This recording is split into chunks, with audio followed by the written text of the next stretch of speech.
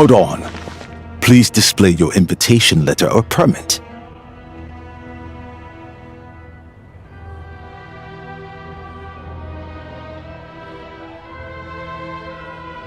Glupov does not accept meeting requests without a prior appointment. You'll have to apply per the advertised booking process and wait until your invitation letter is issued.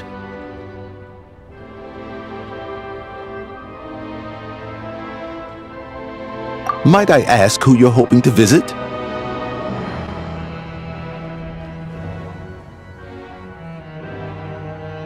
Another one who thinks the rules don't apply to them. I don't understand why people think they can just talk their way in here. You don't just show up and land a meeting with the Harbinger. But I have to go through the motions for protocol's sake. Honestly, it's such a waste of time asking when I already know what the answer's gonna be. Wait a moment. I'll pass on your message. If Child is unavailable, you'll have to go through the proper procedure.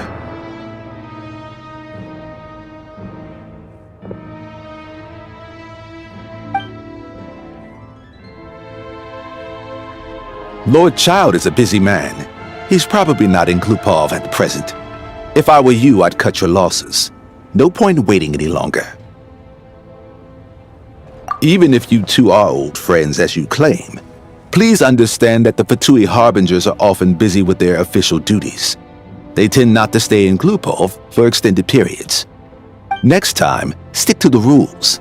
You'll make life easier for both of us, Greetings, Lady Marionette. I'll take care of our guest here. It's his first time in Snezhnaya, so it's no surprise that he doesn't know the rules yet. I trust no choice words have been exchanged. No misunderstandings I should be aware of. No, Lady Marionette. No incidents to report. Whew, that was a close call.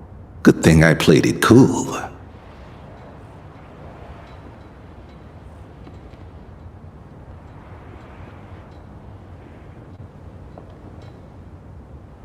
Is that right? Good to know. Wait, where's Paimon? Under the weather? That's hard to imagine. She's always buzzing with energy. I take it she's still adapting to the climate. Happens to a lot of people. It's even colder here than in Nodcry. Has she seen a doctor? I can get you one if you need. All right then. Well, let me know if you run into any other problems.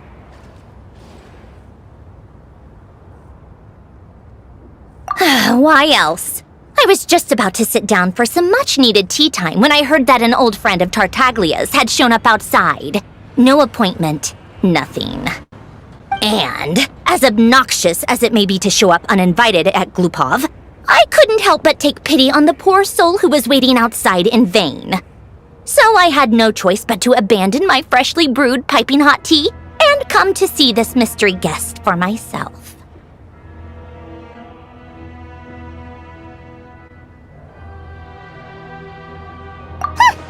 Well, I felt our time working together in Nodcry warranted some courtesy. I couldn't exactly let you freeze to death out here in the wind. Unfortunately, I can't invite you inside either. The rules of Glupov wouldn't allow it, and as a harbinger, I have to lead by example. On the plus side, Snezhnograd actually has some class, unlike Nasha Town. Torchlight Books has a very nice selection of teas and cakes, so we can catch up there. Your treat, of course.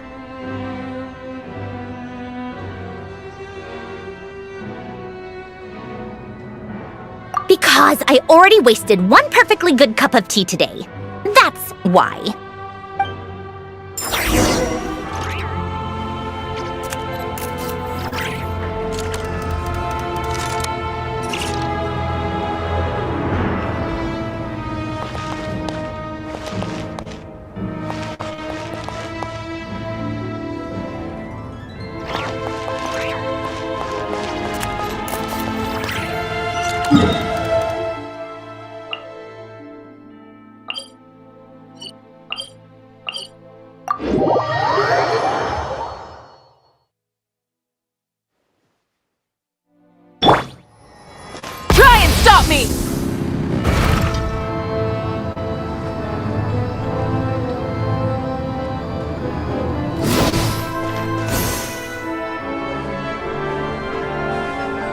I've ordered for the both of us. No objections, I assume. I'm sure you trust my taste. Okay, let's get down to business. I'm guessing you don't actually have any urgent business with Tartaglia, per se. You just want information, right? Wanna take a guess?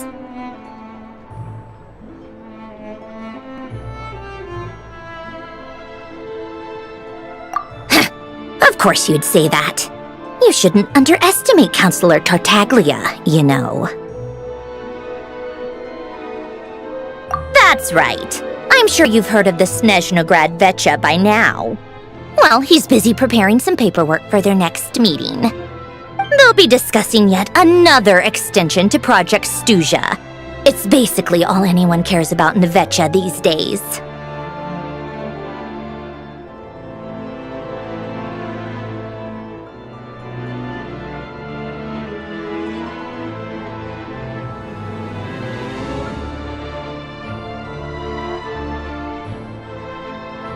Yeah, he's more of the shoot first, ask questions later sort, isn't he? It all started with a very detailed letter that Capitano left for the jester, Piero. before leaving for Natlan. In that letter, he detailed the future arrangements for his subordinates. All of his key people were reassigned to Tartaglia. I guess he'd already prepared to leave us for good all the way back then. But Piero didn't reveal the contents of the letter until the events in Natlan had concluded.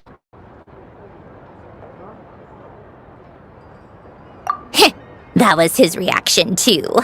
Why me? With a bewildered look on his face. He'd always assumed Capitano looked down on him. He was a man who kept his thoughts to himself and barely spoke to him the whole time they'd known each other. But he occasionally brought Tartaglia along to my tea parties back in the day. So to the rest of us, it was clear that Capitano had quite a lot of respect for his young comrade. By the rest of us, I mean my tea party regulars. Arlecchino, Rosaline, and... actually, not Columbina. She was probably oblivious to it. Anyway, then the Liu's situation happened. Normally, it took a lot to get under Capitano's skin, but that time he was furious. It's not really my place to talk about it, though. You can ask Tartaglia about it sometime. Basically, Tartaglia probably had the wrong idea about Capitano all along, right up until Piero revealed the letter he'd left behind. Capitano believed that despite Tartaglia's immaturity, he showed great potential. Plus, he possessed a kind of purity rarely seen among members of the Fatui.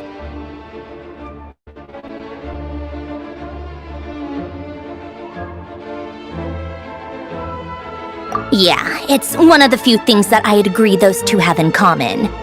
But there's one other reason why Capitano chose Tartaglia to assume command of his troops.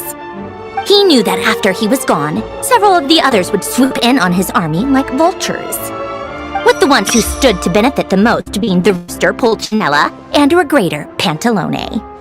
Once they divided Capitano's troops between them, they'd be more powerful than ever. No one would be able to stop them. So, you can see why Capitano chose to hand that letter to Piero, right?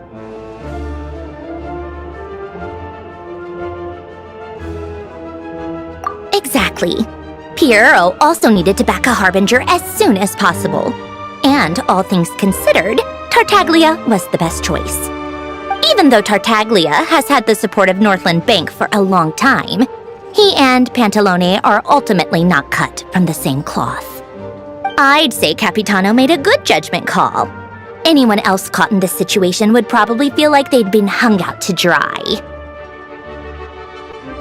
His best course of action will be to distance himself from any shady business, while still maintaining friendly relations with Pantalone, but seeking Pulcinella's support at the same time.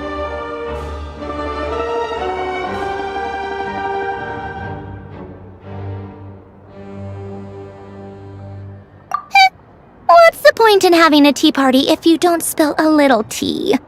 Besides, none of this is confidential anyway. Ask any journalist out there. They'll give you all the lurid details. You'll see it firsthand if you ever sit in on a session of the Snezhnograd Vecha. All the factional strife, whether open or unspoken, it plays out for all to see in that one little room. Having a voice in the Vecha is the only way to steer policies in your favor. So, every person in that room represents a particular interest group. Pantalone, for instance, represents the financial sector, and Tartaglia represents the Fatui soldiers. Personally, I have no interest in political jousting, but since I have a number of engineers and researchers under my command, I have to make their voices heard. Then there's Pulcinella, the linchpin of the Vecha. He represents politics itself. Everything involves him, so nothing can bypass him. Any issue that comes up, he knows how to mediate. That's what the Tsaritsa values most about him.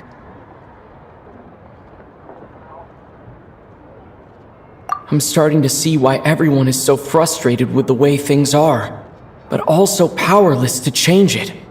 A complex web of interests connects all parties involved, and the Tsaritsa sitting at the top adds another layer of complexity. It must be nearly impossible to come up with a perfect solution. All right, I'm done carrying this conversation. Time for you to answer a question of mine. You must have known that you can get info you needed from me. So why was Tartaglia the first person you asked to see and not me? Huh? Jealous? As if. Wait. Oh, I think I know what it is. Columbina passed on my message to you before you left Notcry, right? I only meant you should be mindful of which side you're on. Is that actually why you didn't ask for me? Because you took that to heart? Fair enough. It's not your fault. I blame all these politicians I've been hanging around with lately. Always beating about the bush when they talk. I guess it must have rubbed off on me. Anyway, just ask for my help next time, okay? Little things like this are no problem. Lady Marionette. What now? Can't you see I'm on my break? Whatever it is, just leave it on my desk. I'll look at it later. Sorry to disturb you during your break, ma'am, but I'm afraid it's an emergency. Isn't it always? I've told you before, fixing the tracks and transporting ice blocks does not constitute an emergency. The equipment in Svietlo-Lidovka is in urgent need of maintenance. With how the weather's been recently, we suspect that the cause is a buildup of snow, exceeding the maximum weight limit. The supports on one of the machines broke and fell, awakening a dormant beast and leaving many of the ice miners trapped in a nearby ice cave. Luckily, Odette's team was nearby and launched a rescue operation, but we're still facing a severe manpower shortage for both the rescue and engineering teams. I guess that's it then. Our tea party will have to end here. I'm the only engineer you'll need.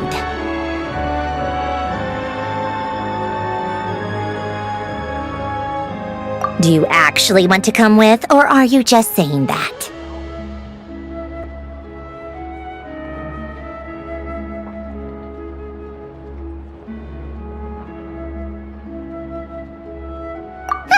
Nice of you to return the favor. I'll have a couple of people look after Paimon. They can let her know that you had to step out for a while. Given how urgent this is, I'm sure she'll understand. And honestly, I'd rather have your help than anyone else's. Between your skills and experience, you'd be reliable help. Then let's go. You, take 2 people to Pavoy restaurant. Find his room and watch it like a hawk until we get back.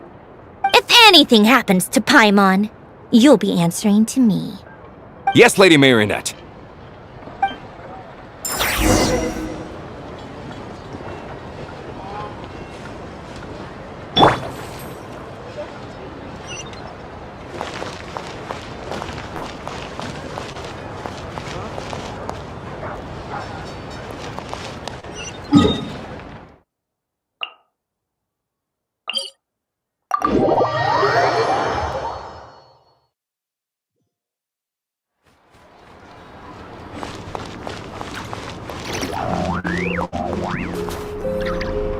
They weren't exaggerating. This is really dangerous. It's a good thing only one of them broke. From what I've been told, most of the trapped miners are over in that direction. Yeah, you do that while I check the rest of the equipment. I'll evacuate the people around here as I go. Meet me back here as soon as you're done.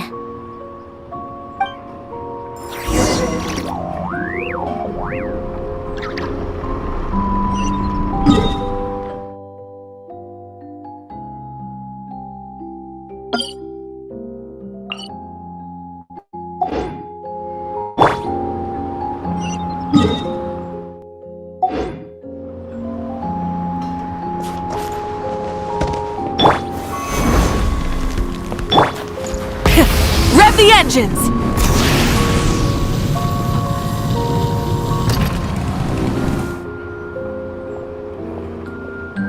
I have to be getting close. Don't go any further.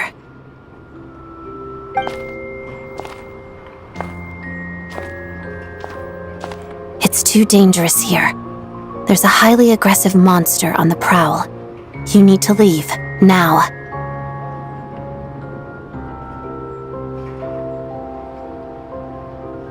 Ah, I see. You're the backup from Snezhnograd. Well, I'm Odette. Good to meet you. Ah, so this is Odette. She was the first member of the Fatui on the scene. There are 5 people trapped in the cave. Monster type is unknown, and so is its location. Let's go. Every second counts.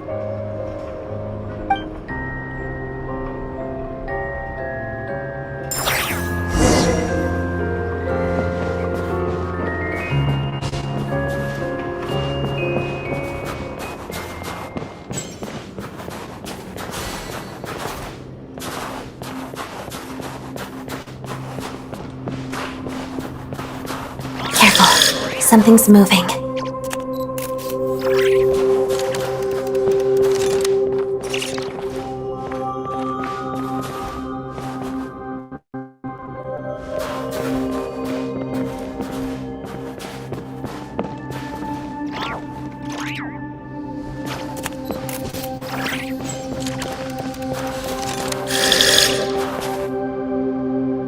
This must be the monster's shadow. Looks like a tough opponent.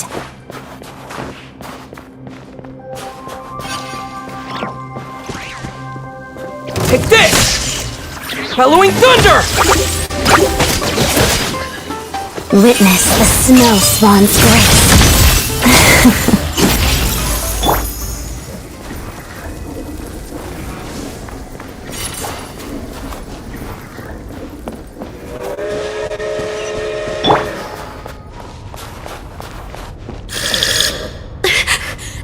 Stay back!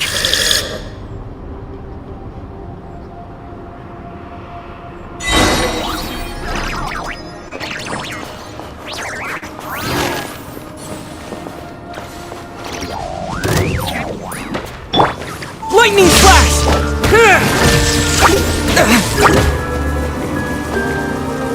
Crystalline adagio. Pirouette. Together.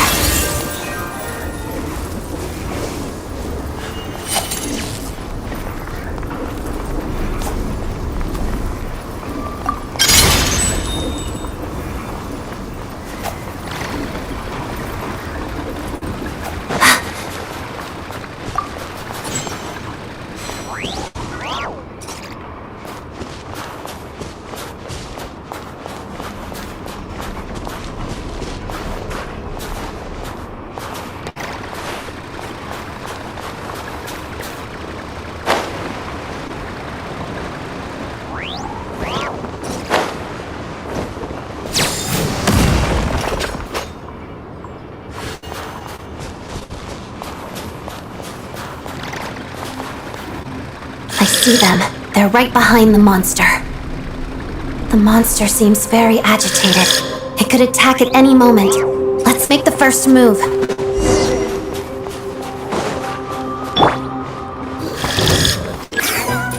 Here! Shadow move.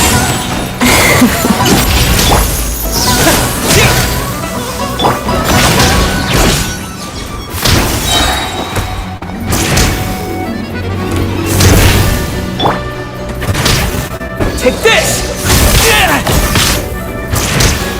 Witness the snow swan's grace. Pas de deux. Bellowing thunder! Lightning flash!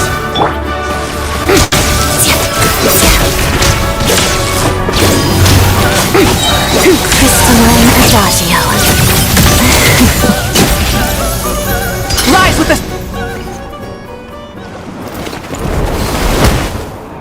Thank you for saving us! We'd have been monster fodder otherwise. Thank you. Thank you. You're welcome. You should be safe now. Follow this route out. He and I will stay behind to watch the rear. Thank you. Come on, let's go. This way!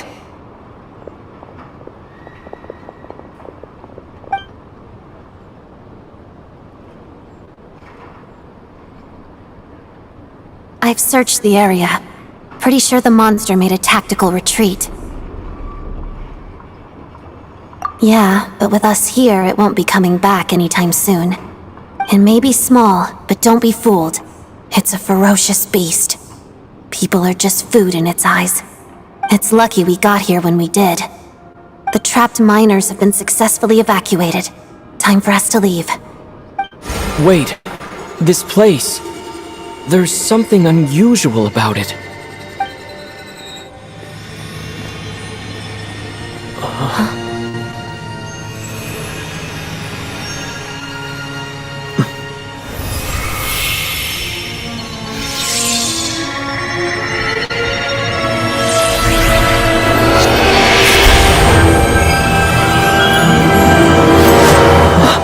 What is that? I don't know. It's back? Guess it has family.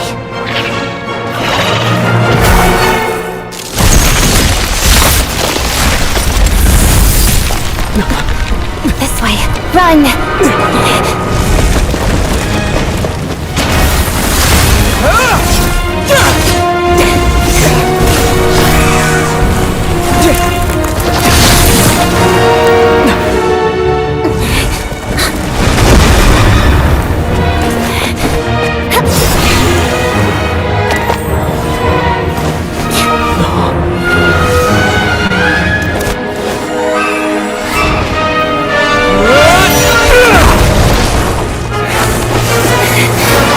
Thanks.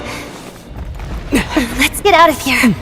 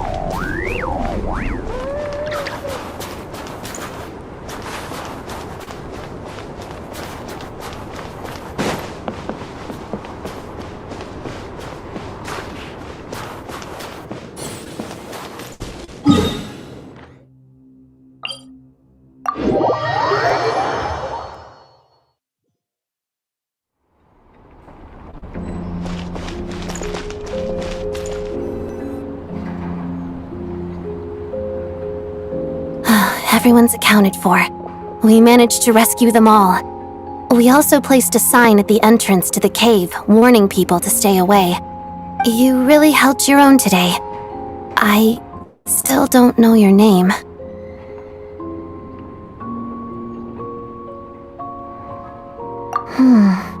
Don't think I've seen you before.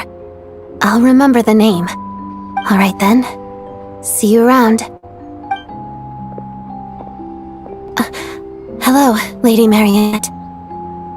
I hear the rescue operation was a great success. I knew I could count on you. What brings you here, Odette? Here for a performance?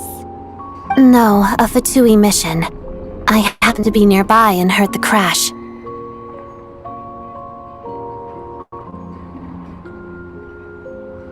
She hasn't introduced herself then. Odette is the prima ballerina of Snezhnograd. She's quite the celebrity. If you ever hear people mention the two crowning jewels of the Korolievsky troupe, they're talking about Odette and the prima donna, Vodianitsa. On top of that, Odette's also a rising Fatui star. It's looking likely she'll inherit the title of the Fair Lady. She learned all her combat skills from Rosaline herself. Used to be one of her most valued subordinates, too. You flatter me, Lady Marionette. If she's Rosaline's protege, that makes me... Never mind. There's no need to bring it up. No point making... How's progress on your end, Lady Marionette? Equally successful. I finished reinforcing all the equipment. Took me a little longer without Polonia's help. But the outcome is the same, of course. Even if the heavy snowfall summoned by that monster lasts for another 3 months straight, this equipment won't give way. All right, now that we're done here, it's time to get out of this blizzard.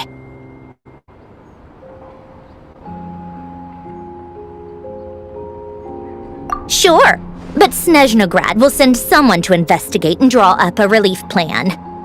And I guess I'll have to write the incident report myself this time, since it involves a mechanical malfunction. First, Pantalone needs to approve the budget, then Pulcinella has to sign off on the plan. Once they've argued it out and reached a compromise, we can move forward. That's the rough process anyway. Could take anywhere from a couple of weeks to a couple of months, depending on how smoothly it goes. Yup, nothing we can do about it. There's a whole stack of incident reports like this back at the office. The snow has eased a little for now, but there's no telling when that will change with that monster still at large. Fuel for heating is in short supply, and relief is weeks away. There's no immediate threat to life, but still, it just feels like there should be a better way. Hey, quit daydreaming. Let's get back to Snezhnograd. When did you get a new sword? I found it in a cave. It handles pretty nicely.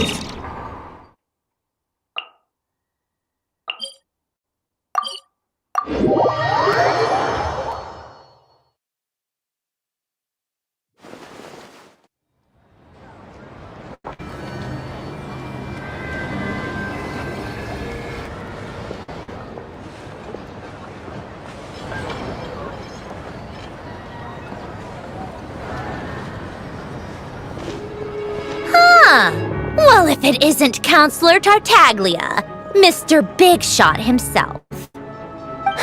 Go easy on me, all right? I'm still recovering from the interrogation the real Big Shots put me through. Hey, comrade, it's been too long. I heard you came looking for me earlier. Nicest surprise I've had in a while. Good to see you too, Odette. I'm guessing you guys just got back from Sviatlo-Laidovka. How'd it go? Crisis averted? It went fine. How about you? Any new developments? Not really. Same as ever. Growing opposition to Project Stuja, and the usual rebuttals are starting to ring hollow. The results of the mock vote were pretty dire. Pulcinella was fuming. I've never seen the old man so angry. That's not good news. It takes a lot to rattle him. Yeah, obviously if push comes to shove, there are ways to crack down on dissent. But... Sorry, I have to ask something. This is going to sound blunt, but may I? Huh? Of course, fire away. It sounds to me like everyone's tearing their hair out trying to figure out how to deal with opposition to Project Stuja. But what exactly is this project's purpose? And how can it be so important that even people like you two refuse to stand up for the ordinary people of Snezhnaya? Interesting. I gotta hand it to you, comrade. You sure don't mince your words. Excuse him? What does he mean, refuse to stand up for ordinary people? Oh my gosh. How does he dare speak to the Harbingers like that? Are you interrogating us now? It's okay, Sandrone. Let me explain. I think I understand where he's coming from. If I could, I'd take your side right now. In fact, my position's very similar to yours. I've only held back on casting a dissenting vote in the Vetcha because the Tsaritsa would never let me get away with it. Still, I have a responsibility to the Fatui armed forces, so I do what I can to make their voices heard. Most of them are just regular folks from small towns far from the capital. I'm sure you've seen how much those kinds of places are struggling right now. Oh, and for what it's worth, I'm from Arepasak myself. Things aren't going so swell there either.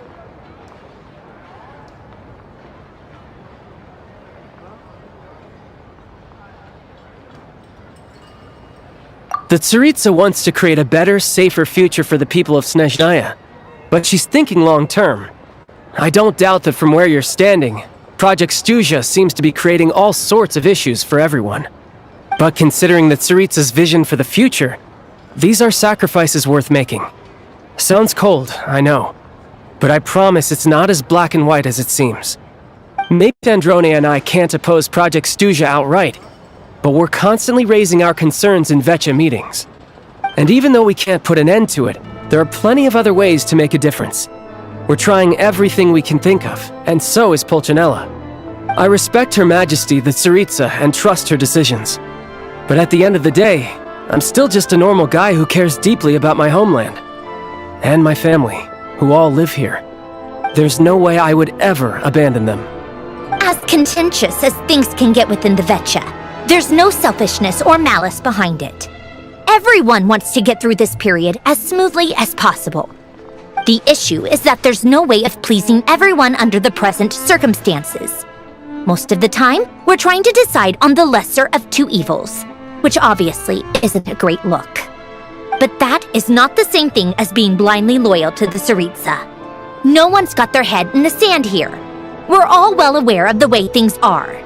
We're just doing our best to make it work. In fairness to Sandrone, she rushed to Svietlo Lidovka's aid the moment she heard that people were in danger.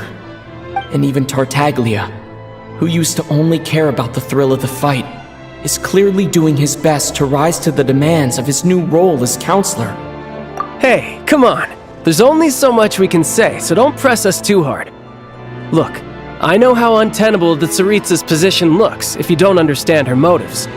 Maybe you've heard already, but she's currently leading her army on a campaign to the east to defeat the monster that's been causing these brutal blizzards. Striking that monster down will be a significant step in dealing with the present energy crisis. As laser-focused as she is on realizing her lifelong ambitions, she's still putting time and energy into taking down this powerful monster. To me, that says a lot. If she thought Snezhnaya and its people didn't matter in the grand scheme of things, why would she waste her time on something like this? Thanks. I meant every word I said, though. I wasn't just trying to placate you. I've already done more than enough diplomacy for one day. I still think this adventurer raises a very important point. Our two harbingers have made their positions very clear. But there are many others in the Vetcha who must feel trapped and forced to vote against their conscience. I think it's a very valuable quality to be willing to speak one's mind, despite the risk of offending powerful figures.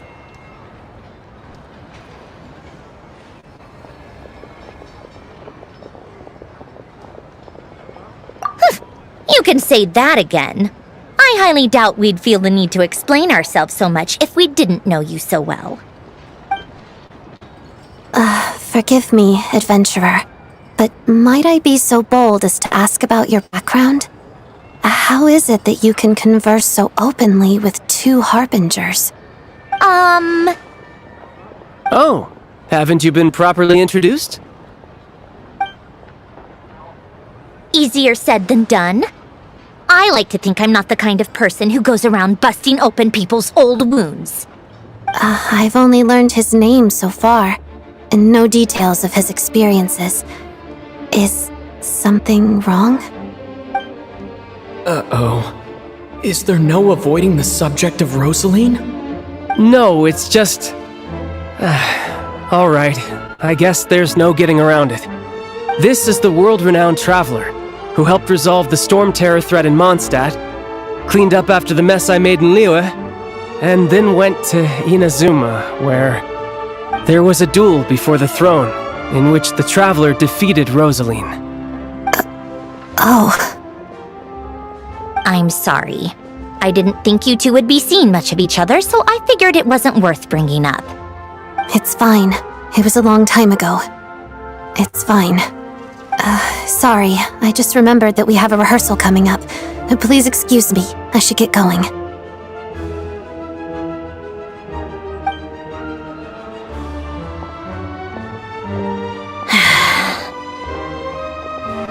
I've mentioned this to you before, remember?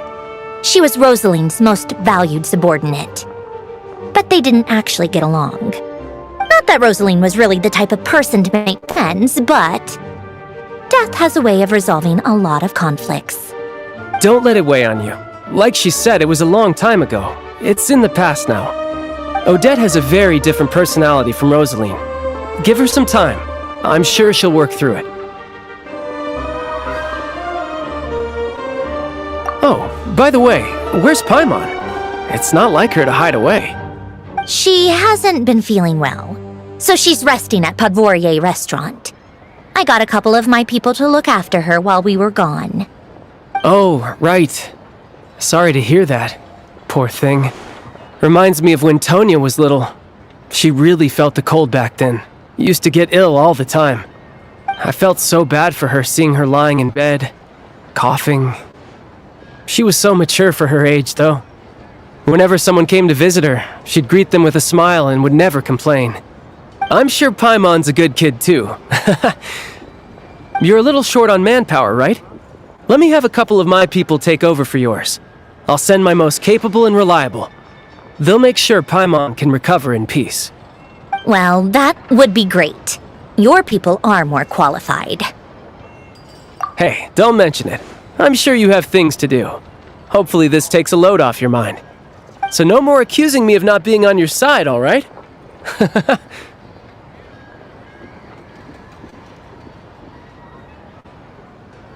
Already? That was quick. I'm afraid I can't help you there. Our director's recent movements are confidential. Even we're not in the loop. If you hadn't told me, I never would have known he'd gone south. I assumed he'd been in Glupov this whole time.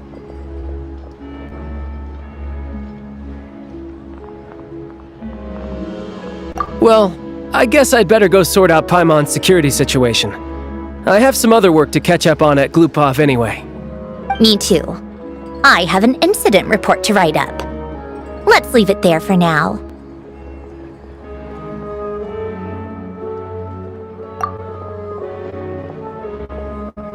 I guess everyone's in a difficult position. But Tartaglia's right. I have things to do. Things I want to do. And things I ought to do. To start with, I should ask Alosha if he knows any way to help Svietlolaidovka.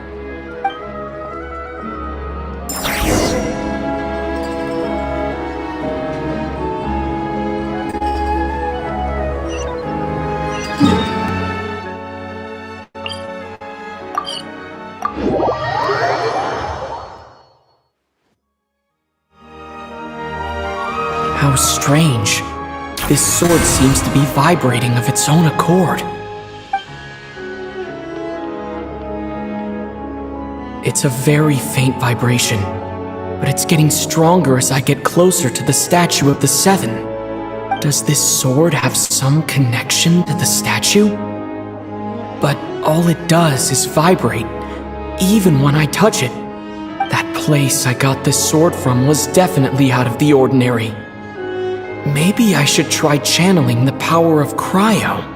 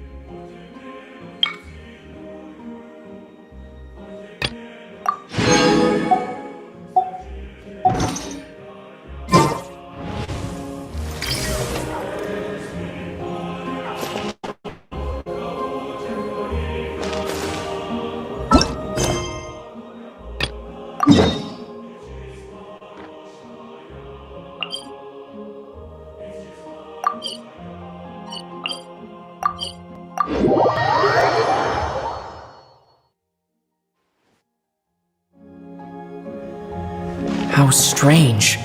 This sword seems to be vibrating of its own accord.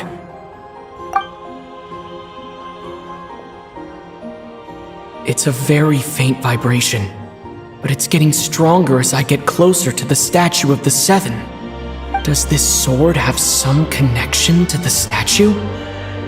But all it does is vibrate, even when I touch it. That place I got this sword from was definitely out of the ordinary. Maybe I should try channeling the power of cryo.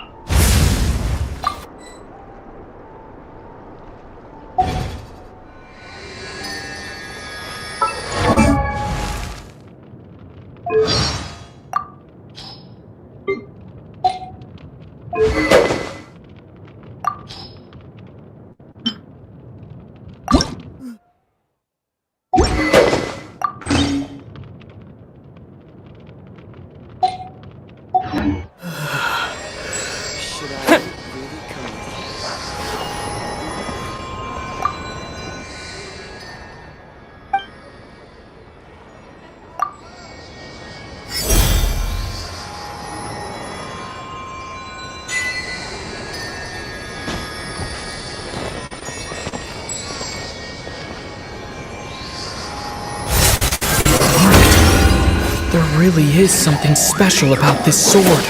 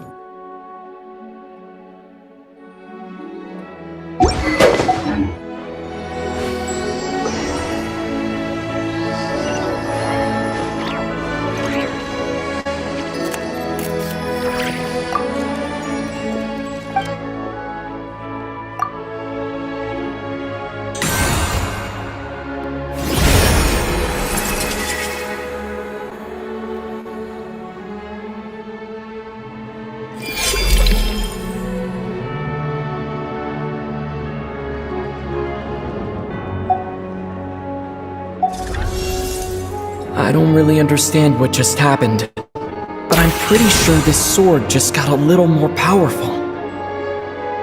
I'll have to try the same thing again when I come across another statue of the Seven. In the meantime, I'd better go find Alosha.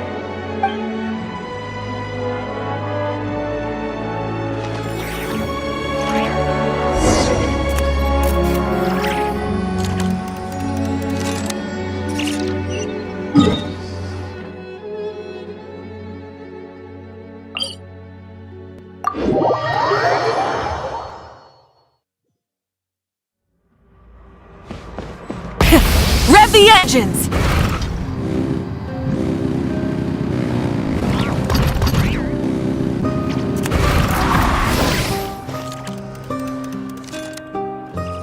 Hello there. How can I help? Ah, sure thing. Give me a second, I'll go fetch them for you.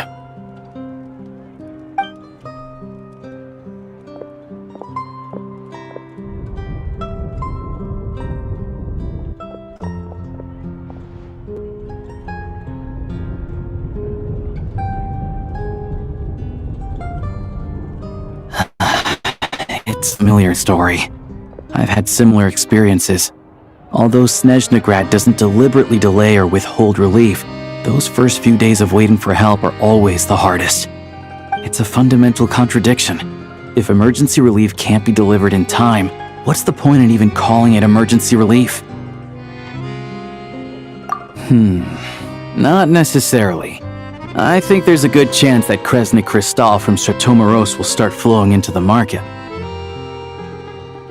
When we resolve Stratomaros' energy issue, it's like we open the floodgates. A huge backlog of crystal is now available to the townspeople. There's no way they can use it up at once. A lot of them will probably stockpile it and slowly work their way through. Probably a good idea, since energy prices are only going to keep rising. But there will always be people who urgently need Mora. Exactly. At the current prices, selling crystal is an easy way for an ordinary person to make a fortune. Hey boss, how much do I have left in my account? 1 second, let me check. So, you're planning on buying the crystal out of your own pocket? Yeah. I don't know if I have enough, so I'll chip in a little extra and buy as much as I can afford. No, it's fine. You're new to Snezhnaya, and you have your own living expenses to worry about. Besides, you're already providing the train.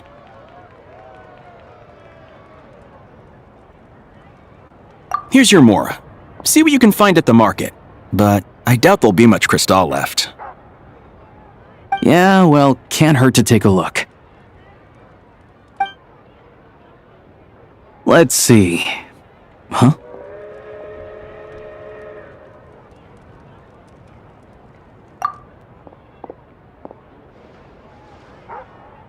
Oh, Alosha, and...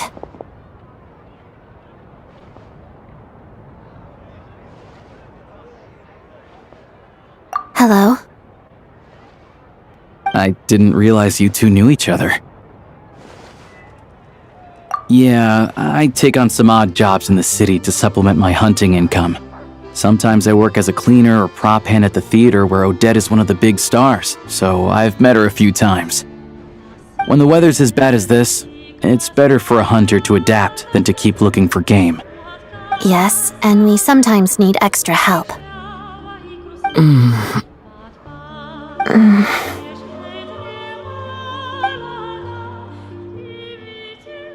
Wait, why is the atmosphere so awkward? I thought things went pretty smoothly in Svietlolaidovka. So, what brings you here, Miss Odette? Looking for some new props? No. After I got back to the theater, I couldn't stop thinking about the situation in Svietlolaidovka. It bothered me so much I couldn't focus on my dancing. So I decided I'd come here and see if there's anything I can do.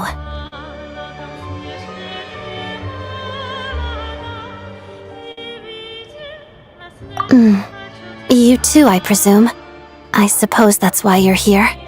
I didn't feel comfortable expressing my true opinions in front of the Harbingers. Not least because ordinary Fatui like me don't even know what Project Stuja is all about. Without knowing the full picture, I can't make sense of it. And at some point, if things aren't making sense to me, I can't just keep going along with it. So many people feel the same way. They wish they could do something, but all kinds of reservations hold them back. Explains why groups like the Roadcott are springing up to fill the gap. Yes. Well, that's one option. But there are risks to consider with organizations like that. The Fatui does not encourage their activities. Right, because things can get out of hand, and it's hard to hold the right people accountable when they do. I've heard about a few cases like that. Sandrone said Odette was on track to inherit the title of the Fair Lady. If so, she'll be able to find out what Project Stuja is really about. Still, it's probably a little soon to ask her about that. There may be more to the story. What's on your mind?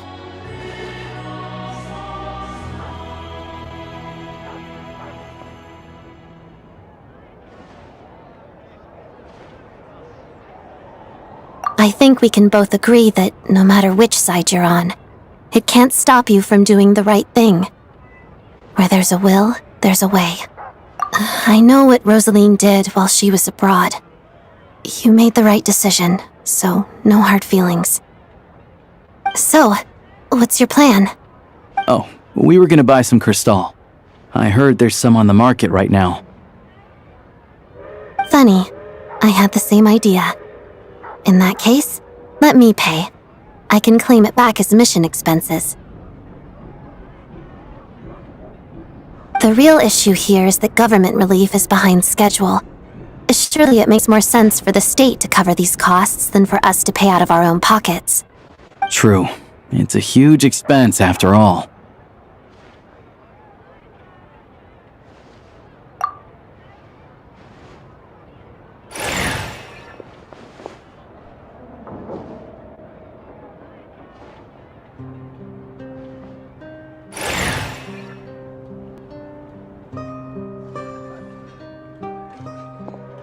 Let me see. I'll take it all, please. And I'll be needing a receipt. Right. Choose mission budget under the expense category, but be sure to specify emergency rescue operation in the description. Otherwise, the normal reimbursement limit will apply. Let's book this train. Regulations say that if we need to transport Kresnik Crystal during Project Stuja, extra carriages can be added 1 hour before departure.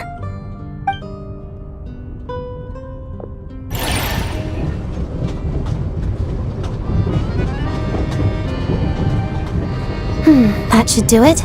The train will be escorted to its destination by Fatui guards. This is my first time seeing you handle Fatui affairs, Miss Odette. It seems you're as skilled an officer as you are a dancer. You flatter me.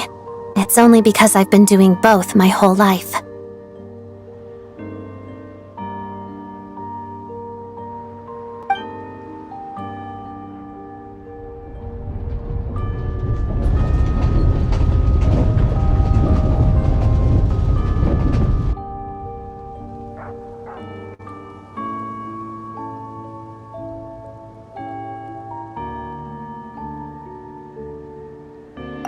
Anyway, I bet you've been non-stop today, am I right?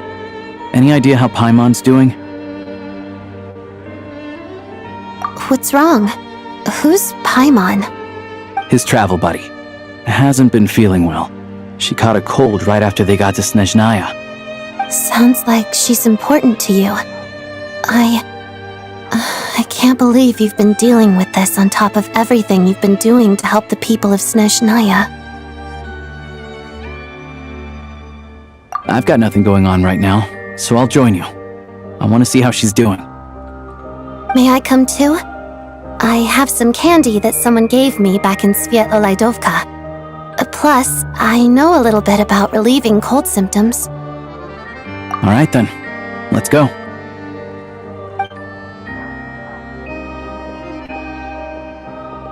I still don't know what the deal is between these two, but at least the tension seems to have vanished.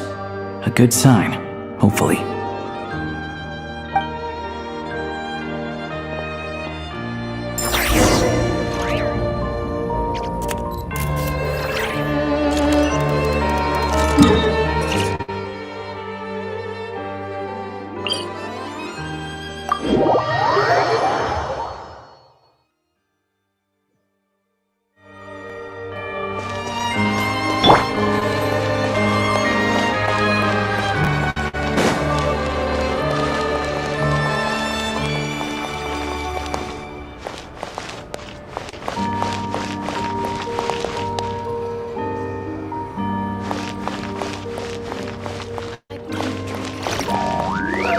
Can I get you anything?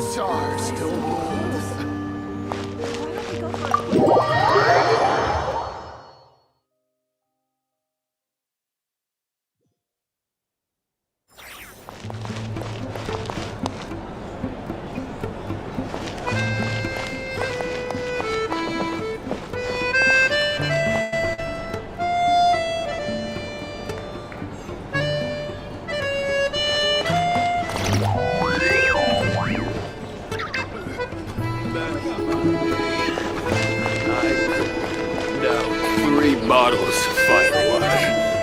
And then go out. All right. Enough already. We'll drink some.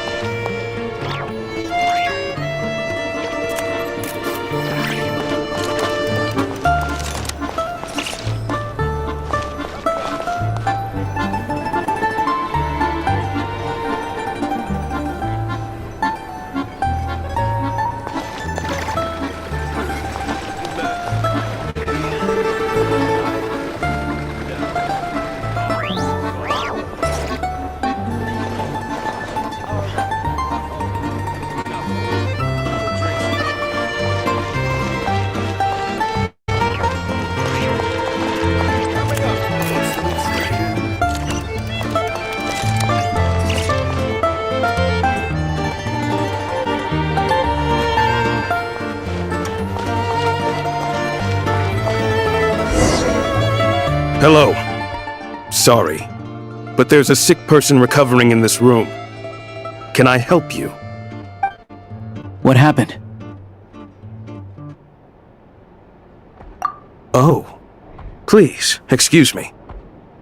Are you the Traveler? Could I take a quick look at your Adventurer Handbook? Master Child said I should verify your identity.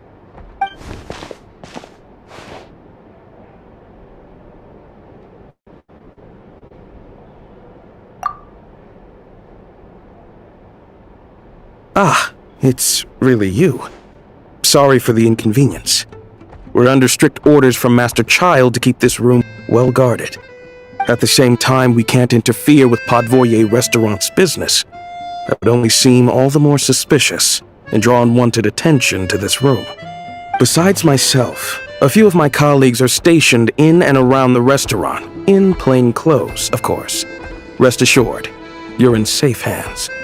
I didn't expect such a high standard of protection. Well, Master Child handpicked us for this special assignment. We're not about to let anything go wrong. Anyway, I won't keep you any longer. Please, head inside.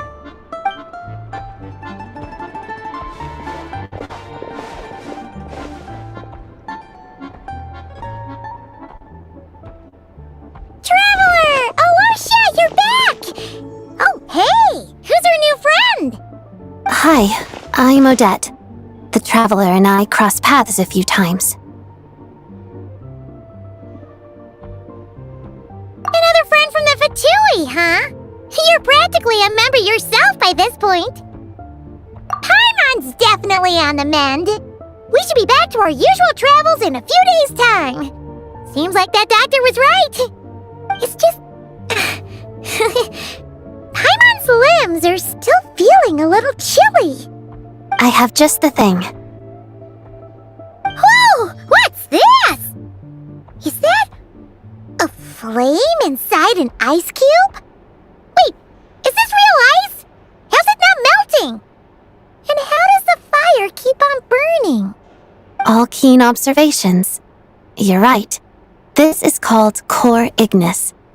Whenever I've caught a cold in the past, I found I recover much more quickly if I place this by my bed.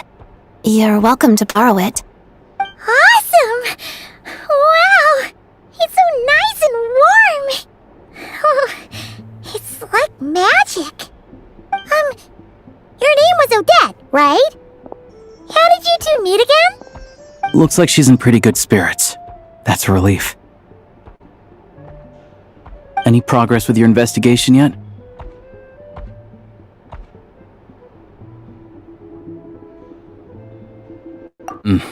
No surprises there, I'm sure.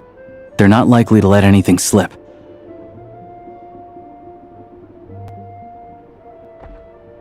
Rokot, huh?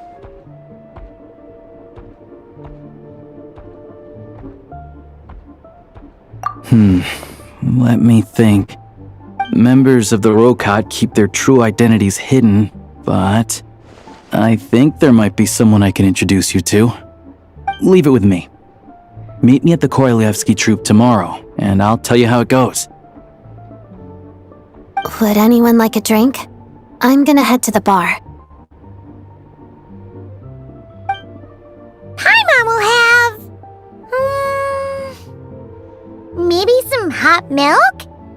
Yeah. Paimon's in the mood for something warm. Enough with the secret chat, you two. Let's catch up properly in a minute. Paimon wants to know everything that's happened today. It'll be kinda like Tabletop Troop. No reason why listening to a story can't be an adventure.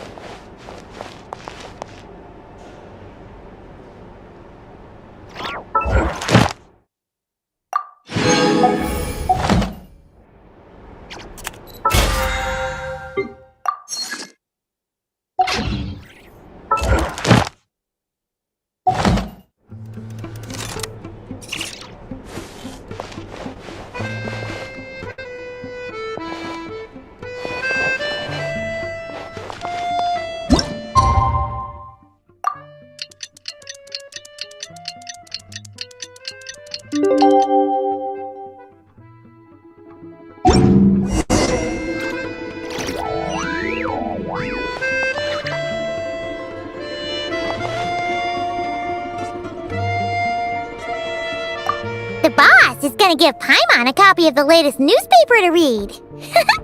That should keep Paimon entertained.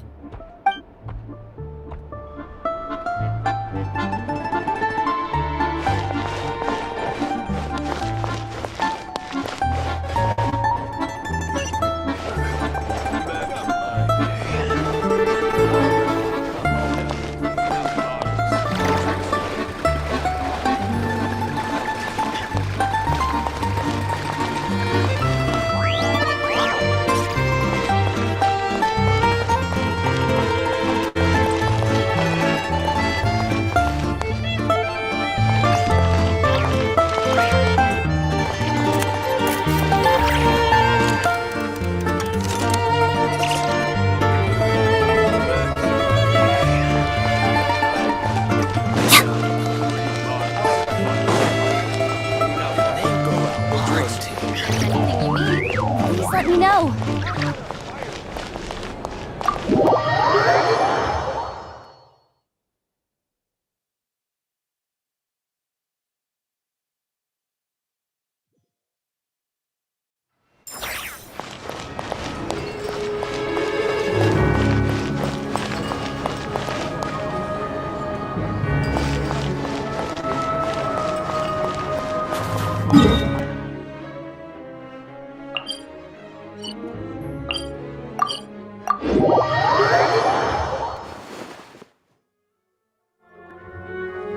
Ah, you made it.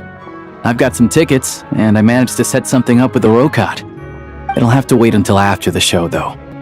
Happy to stay and watch? I doubt you've pleasure. Here, this is the way in.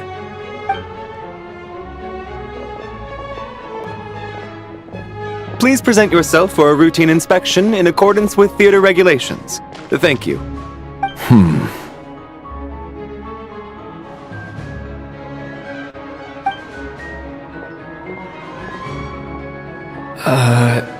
Is that guy with the Fatui? Looks like he's waiting for something. Okay, all done. Thank you for your cooperation. Please proceed through to the theater.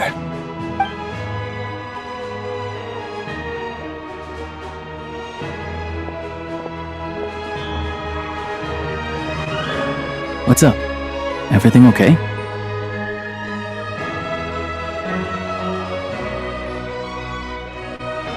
Snezhnaya's business and political leaders are always passing through here, so it makes sense that security's tight. Still, it's a little unusual to see the Fatui's Armory Palace guard here. You saw him, right? The guy right at the back. Strong, silent type. His name's Valeri. He's part of the Special Assignments Battalion, but I only ever see him here for one thing: to look for a guy named Mitya. Supposedly a researcher, though he never seems to put much time in at the office. The theater is one of his favorite places to hang out when he's playing hooky from work. But that's not for us to worry about. Let's go. The show's about to start.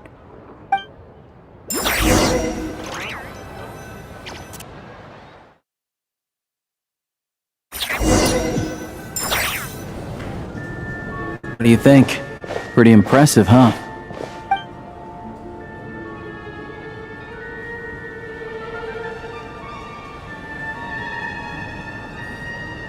Oh, the one in Fontaine? I hear it's iconic. Never seen it for myself, though. Here we are, just in time. Sorry, coming through.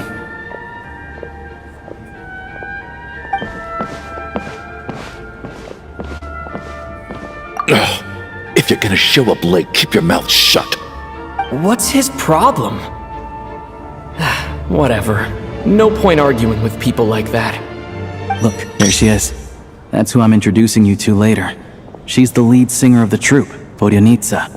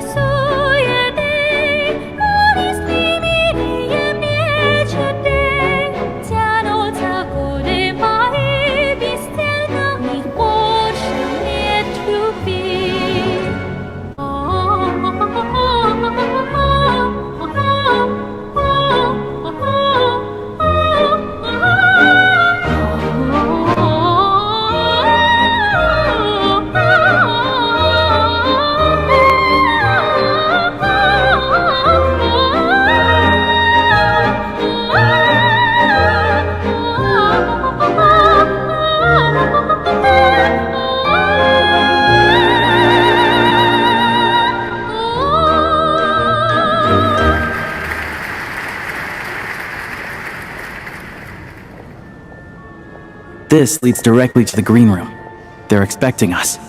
Vodyanitsa will be waiting for us there.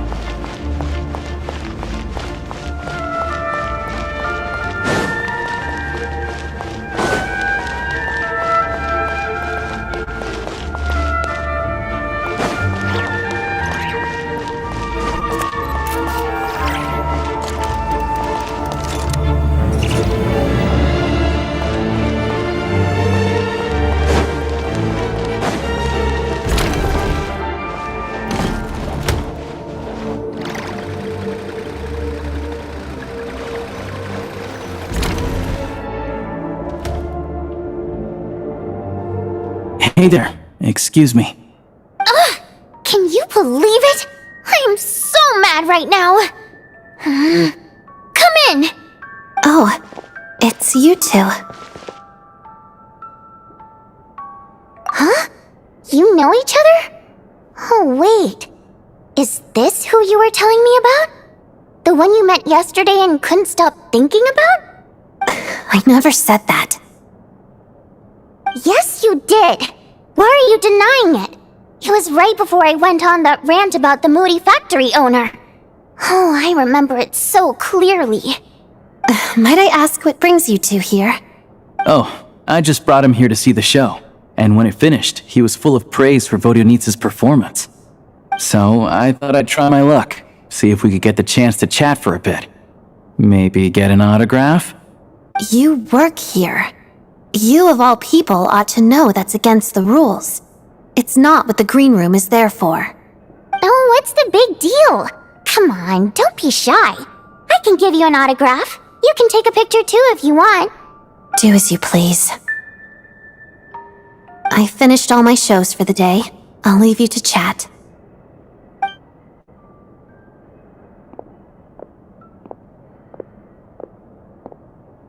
wasn't making that stuff up, you know. Odette's just too proud to admit it. She thinks very highly of you, and so do I. You did the right thing in Svietloladovka. We're good. Odette's out of earshot. I'll lock the door. Confidentiality, of course. The Rokot is very strict on that. Whoa, Alosha! Not out loud! Not with an outsider here! Relax, I've taken care of it. Look at this. The President's reply sent this morning. Wait, so he's been approved to join? You told me last night that you wanted to get intel from the Rokot. Unfortunately, Rokot intel is only available to members. But ever since you set foot in Snezhnaya, we've been working together. I've seen the way you work, your character, and your motives. Everything about you is perfectly in alignment with what we're trying to achieve in the Rokot. So I figured I might as well cut to the chase. I wrote a letter to the President explaining your situation, including just the right amount of detail. His approval came very quickly. Of course, it's still your decision whether you want to join or not. We'll respect your choice. Well, assuming Odette was telling the truth and she didn't misjudge you, I guess we don't need to worry about you blowing our cover. Still, you gave me a real fright. I didn't know that's why you came looking for me. So, that stuff you said about admiring my performance. Now you're talking. That's what I like to hear. Anyway, let me give you a quick rundown of how things work. Like I said, the Rokot is a covert organization, and we hide our identities. Members typically don't meet in person or even know each other's identities. This helps us maintain a high level of independence and secrecy. Because of this, members are basically free to decide their methods without constraints, so long as the outcome of any activity doesn't violate the organization's principles. After all, we don't have any ostensible contact with each other. This way, if anything goes wrong, no one else will be implicated. Beyond the freedom to choose how you operate, it's also your choice whether to act at all. We have plenty of members who have yet to take any action. In short, joining the Rokot in and of itself won't place any restrictions on your activity in Snezhnaya. There's a code of conduct you can read if it interests you. But basically, as long as you don't plan on using your anonymity to go around doing evil, you'll be fine. I tried reading it 5 or 6 times. Never made it all the way through. Even the most lackluster script makes for more interesting reading.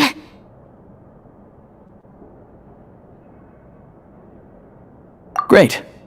Then I'll go grab an official application form. Be right back.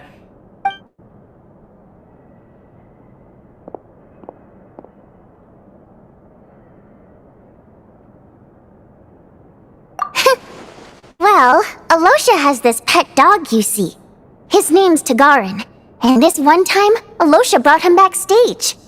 Tagarin took quite a liking to me, so I played with him for a little bit and fed him some treats. Then, the Rokot was out on a mission one day, and even though we were all in disguise, Tagarin recognized me right away. Just a coincidence, really. We didn't report it to the higher-ups, though, to avoid dealing with the fallout. Like my job at the theater, for instance. I really needed to make ends meet. By the way, what were you complaining about just before we came in? Did everything go okay with Chuganov? Everything did not go okay. That's why I was so mad. I tried to make some small talk with him before I went on stage to fish for intel about the Iskra manufacturing plant. But he wouldn't take the bait. No matter what I said, he kept dodging the question. And then he started complaining.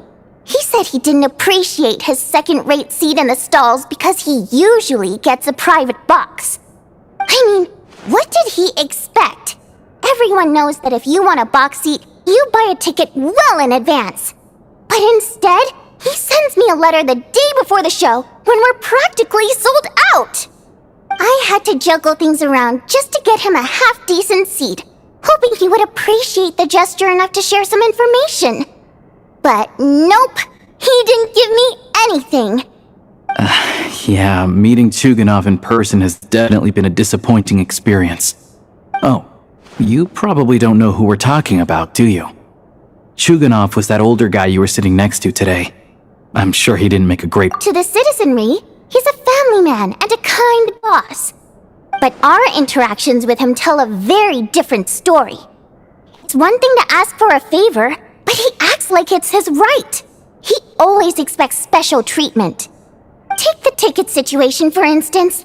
I've actually gotten him a private box in the past. But not only was he not even grateful, now he's acting like I've sold him short this time. Not to mention that he's never paid for a single one of his tickets. And another thing, if he's such a big family man, why doesn't he bring his wife and daughter to see the show once in a while? I've never seen them here, not even once. Calm down, Vodyanitsa. If you won't do it the easy way, we'll have to try the hard way. But first things first. Here's your application form. Go ahead and fill it out.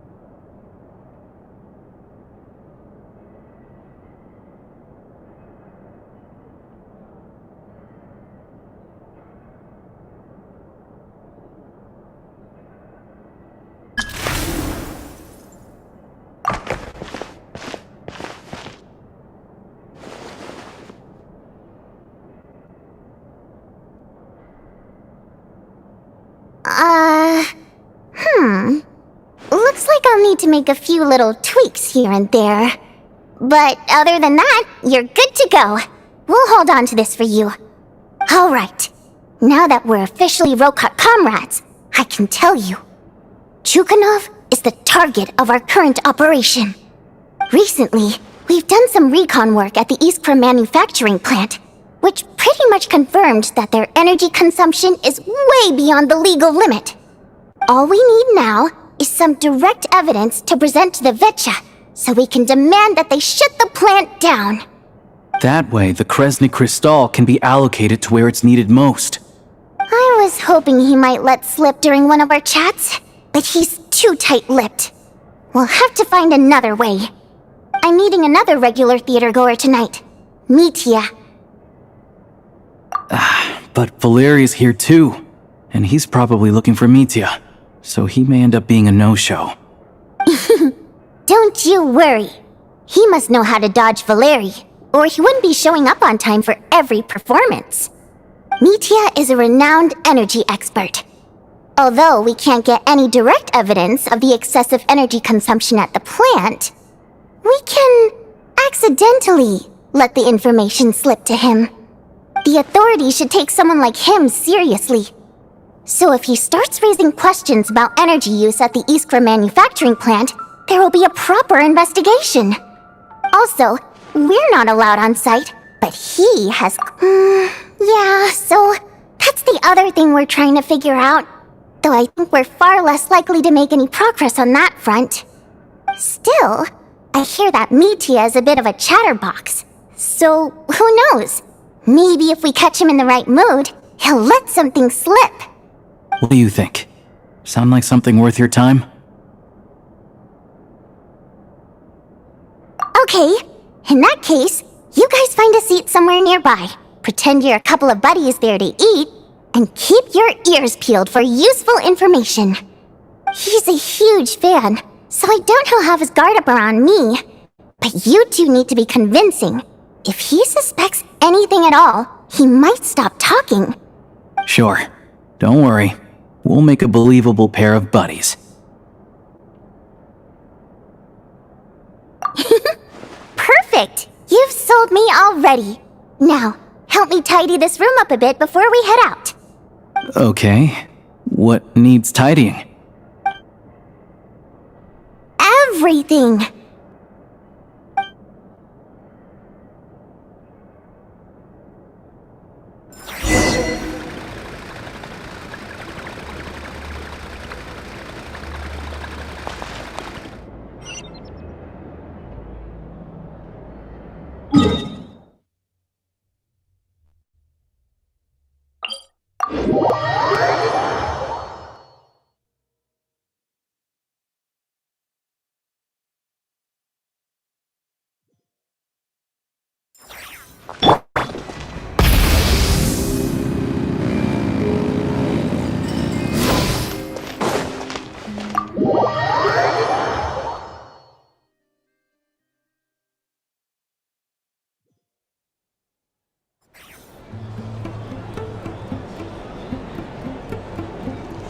We come here often, so we shouldn't stand out. Let's sit here. Now, it's up to Vodyanica. Let's see how the conversation goes.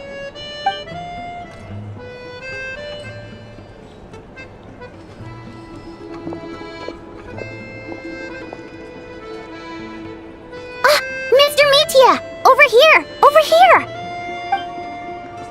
Oh, sorry. I got a little held up on my way here. Now we have even less time than we planned.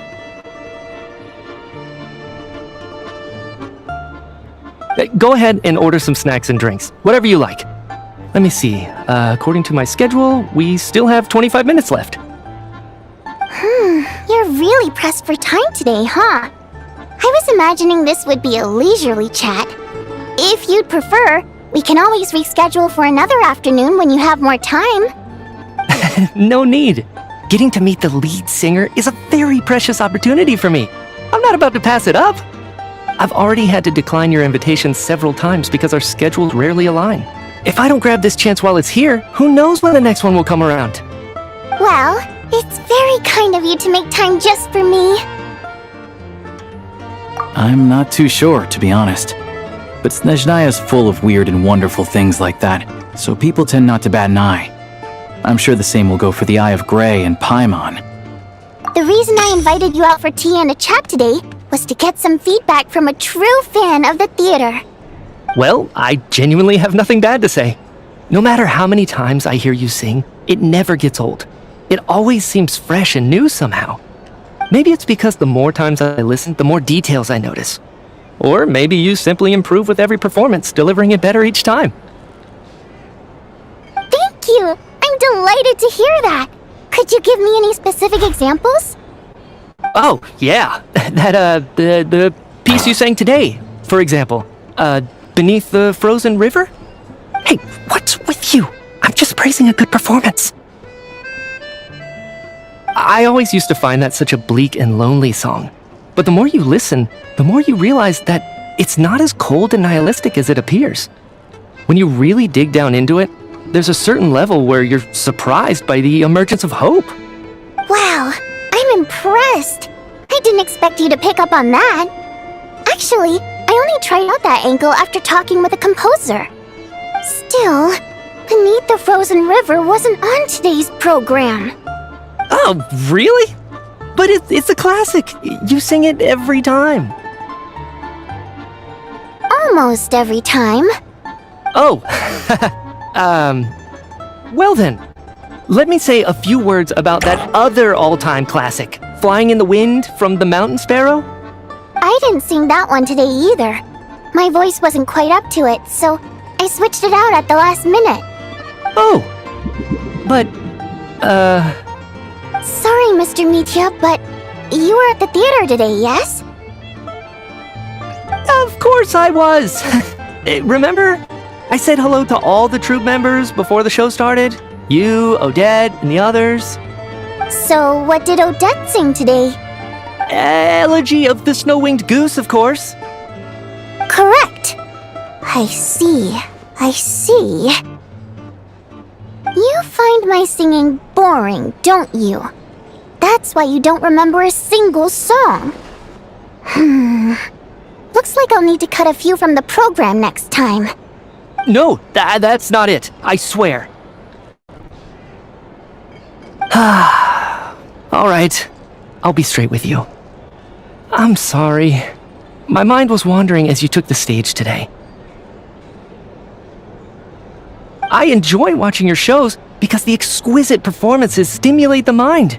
It always sparks some inspiration for my research. So, whenever I get stuck at work, I come to the theater for a change of pace. Odette's dance during the Elegy of the Snow-Winged Goose today was simply incredible. It got me wondering what she's been going through recently. That look of sheer defiance in the face of utter tragedy? It was so inspiring. I started scribbling in my notebook right away. Not that I made a ton of progress in the grand scheme of things, but I still think it was productive. By the time I snapped out of it, the entire show had finished. So what you're saying is, you didn't listen to my singing at all? Unfortunately not. I'm sorry, I don't know which is more disrespectful. The fact that I don't always come for the show itself, or the fact that I missed your performance. Seems like things are getting a little awkward. Nitya just stepped into a conversational minefield. If there's one thing Vodyanitsa doesn't like, it's people who show disrespect for her performance. This meeting was so hard to set up. Don't tell me it's already falling apart. It's fine. I suppose this is affirming in its own way. At least, it shows that her performance really touches people's hearts, right? Don't let it bother you. It certainly doesn't bother me. She's showing a lot of restraint.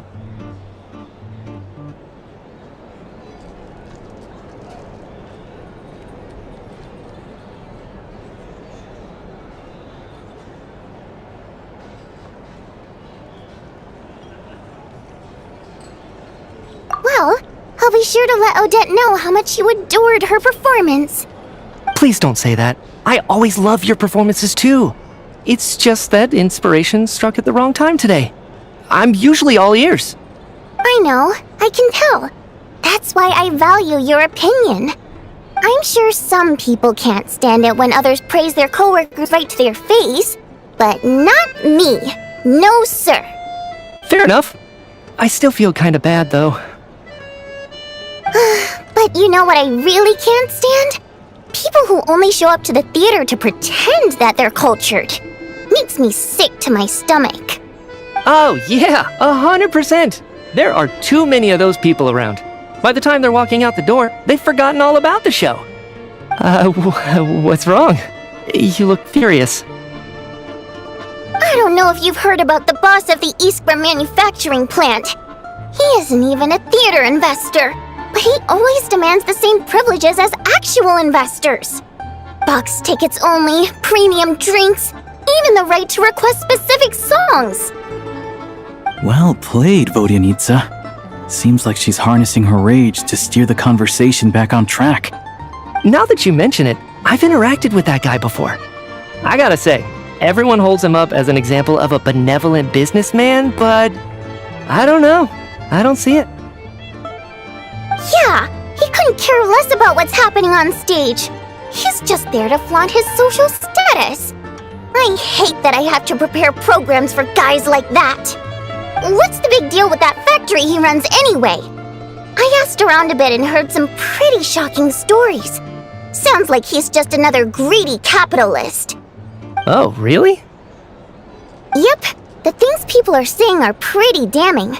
Low wages, insanely long working hours, equipment running around the clock. And as if that's not bad enough, he also strictly forbids his employees from giving any kind of interview. Project Stuja has now been extended so many times, we're at the point where crystal rations for the common folk are barely enough to survive on. Yet he even wants to get his greedy hands on them just to boost his own profits. If the rumors are true, He's in serious violation of the law. Interesting. So you've heard about it too. What?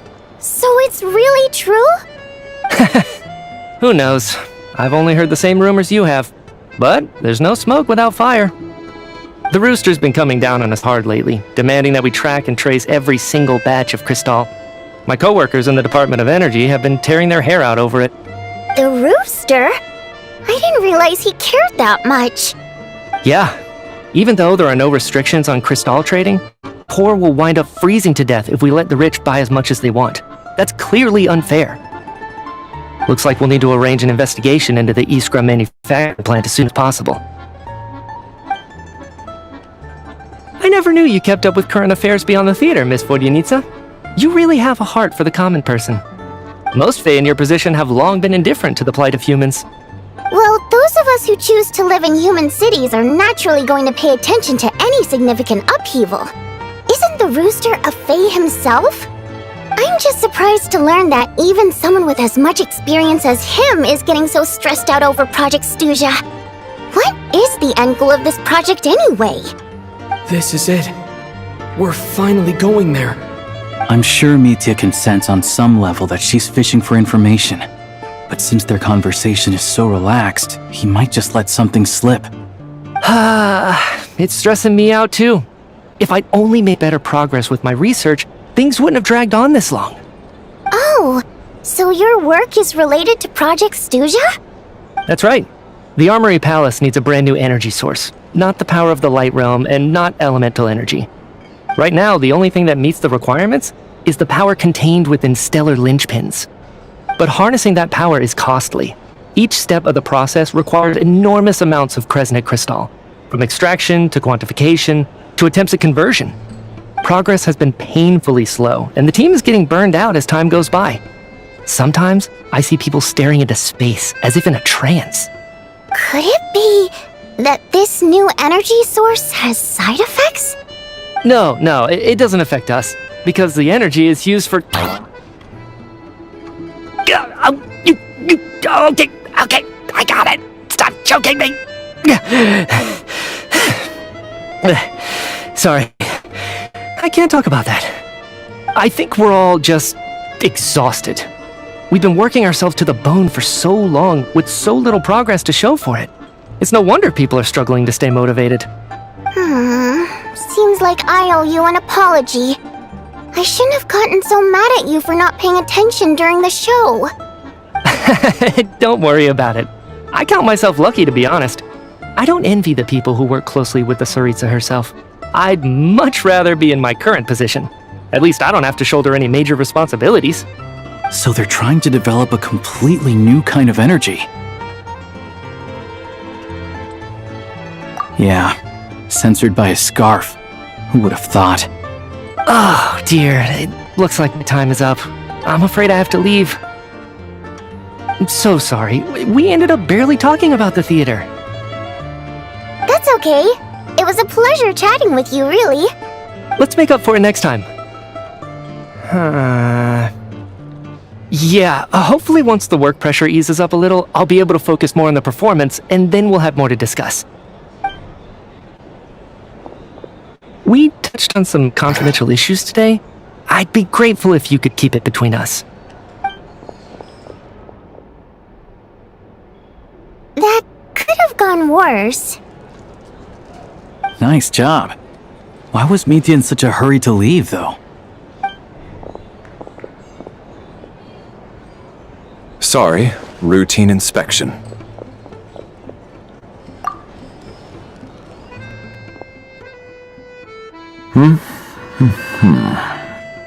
Okay, let's go. So he wasn't rushing to get back to work. He must have calculated that Valeri would find him here in exactly 25 minutes. That's frighteningly accurate. One of the main duties of the Special Assignments Battalion is to ensure that important figures stick to their schedules. Alright, time for us to get going too. Excuse me, check please. We'll settle our check too, then. Oh, hello there. Mr. Mitya paid the check before leaving. He also asked me to pass on a message. He said it was an honor to share his tea break with Miss Vodyanitsa and her two friends. Wait. So he knew we were here all along? This raises a lot of questions. Did he...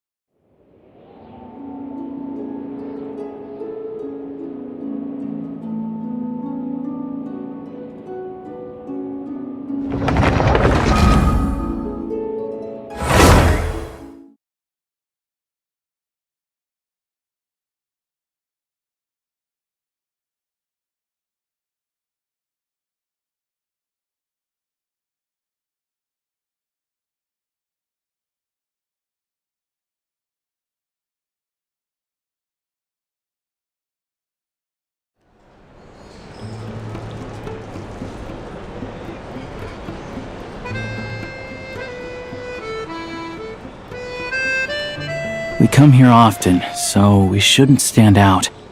Let's sit here. Now, it's up to Vodyanitsa.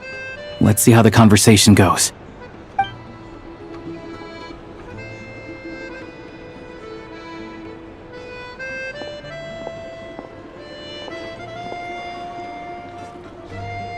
Mr. Mitya! Over here! Oh, sorry. I got a little held up on my way here. Now we go ahead and order some snacks and drink. Yep. No, I've already had to. Well, it's very kind. I'm not too sure, to be honest. The reason I Well, maybe it's because the. Thank you! Oh, yeah. Hey, what? I always used. Wow. Still. Oh, really? Almost Oh. I didn't sing that. Oh. Sorry, Mr. Of course I. So what? Correct. You find my. No, All right. I enjoy what. So, whenever Odette's danced, that look of not that I made a ton of. So what you're. Seems like things are getting Mitya just. It's fine. Don't let it bother. She's showing a lot of restraint. Well, Please don't say that. I know. I'm sure some. Fair enough. But. Oh, yeah. I don't know if you've heard box tickets. Well played. Now that you mention. Yeah. What's the big deal? Oh, really? Yep. The Project Stooge, if the rumors are. Interesting. What? The rooster's been. The rooster? Yeah. Looks like we'll need to. I never knew you kept most Fae in your position. Well, those of. I'm just surprised to. This is it. I'm sure Mitya can. Oh. That's right. Right now, the only. But harnessing that power. Progress has been. Could it be? No, it doesn't affect us. Because the energy is used for. Okay, I got it. Stop choking me. I think we're all just. So they're trying to develop a complete. Yeah. Oh, dear. I'm so sorry. That's okay. Let's make up for it next. We touched on some confidential issues today. I'd be. That could have gone worse. Nice job. Why was Mitya in such a hurry to leave, though?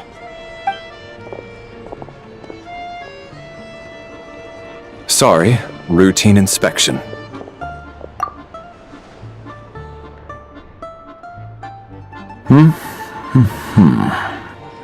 Okay, let's go. So he wasn't rushing to get back to work. He must have calculated that Valeri would find him here in exactly 25 minutes. That's frighteningly accurate. One of the main duties of the Special Assignments Battalion is to ensure that important figures stick to their schedules. Alright, time for us to get going too. Excuse me, check please. We'll settle our check too then. Oh, hello there. Mr. Mitya paid the check before leaving. He also asked me to pass on a message. He said it was an honor to share his tea break with Miss Vodyanitsa and her two friends. Wait. So he knew we were here all along? This raises a lot of questions. Did he deliberately mention the new energy source so that we'd overhear it? Maybe his work isn't confidential after all. Maybe the key here is the purpose of this new energy. I guess that's the next thing to look into.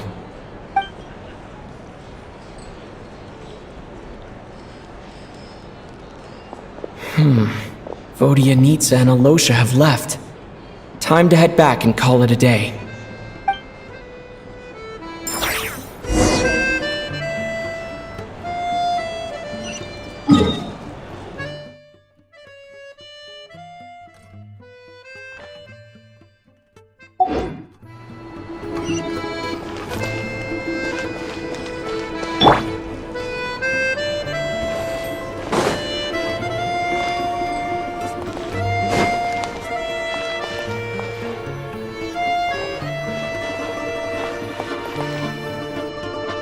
You're back! Here pretty early today.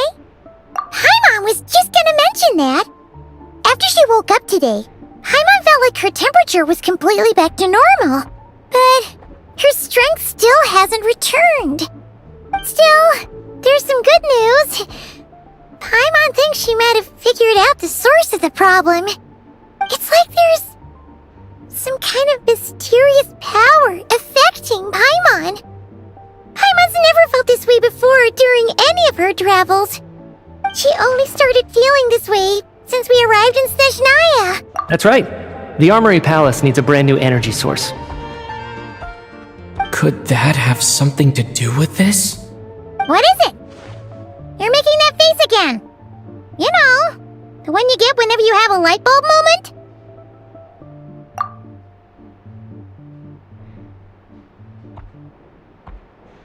So, they're trying to develop a new energy source here?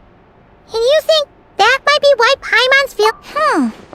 Well, Mitya denied that the energy they're researching has any side effects. Although, he did say that people working on the project have been having issues with their concentration and short-term memory. But even so, those are completely different symptoms from... it's pretty faint, so it's kind of hard to tell. But, if anything, it seems like it's coming from roughly the same... Sure, Paimon's with you there. But how, though? The robot only has a limited amount of intel. Oh, great point! They argue about Project Stuja every day. If we could sit in on one of their sessions, we might pick up some new leads. Good idea! Oh yeah, while you were out, Paimon tried all the yummiest looking desserts in the Potvoria restaurant. This one seemed right up your alley. So, Paimon saved some for you. Come try it once you finish writing your letter.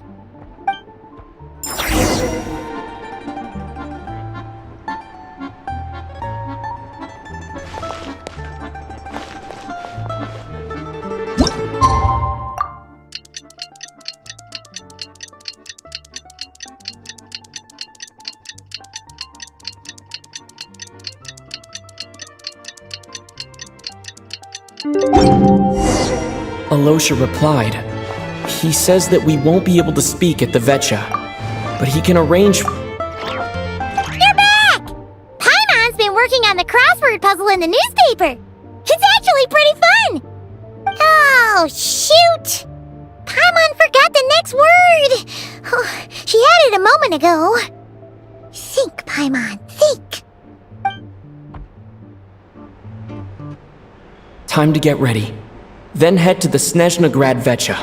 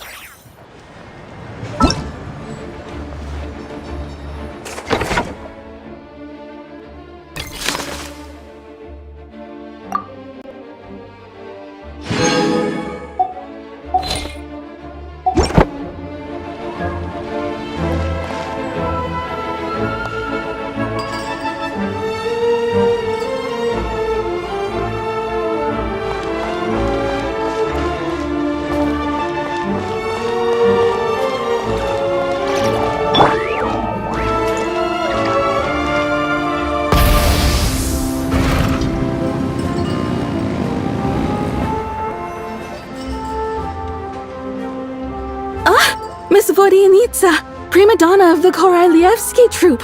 What a surprise meeting you here! Will you be sitting in on a session of the Vetcha? Sorry, I'm not taking interviews today. Oh good, you're here. The session's about to begin. Let's get inside. Please wait, Miss Vodyanitsa. Could you introduce me to your new friend?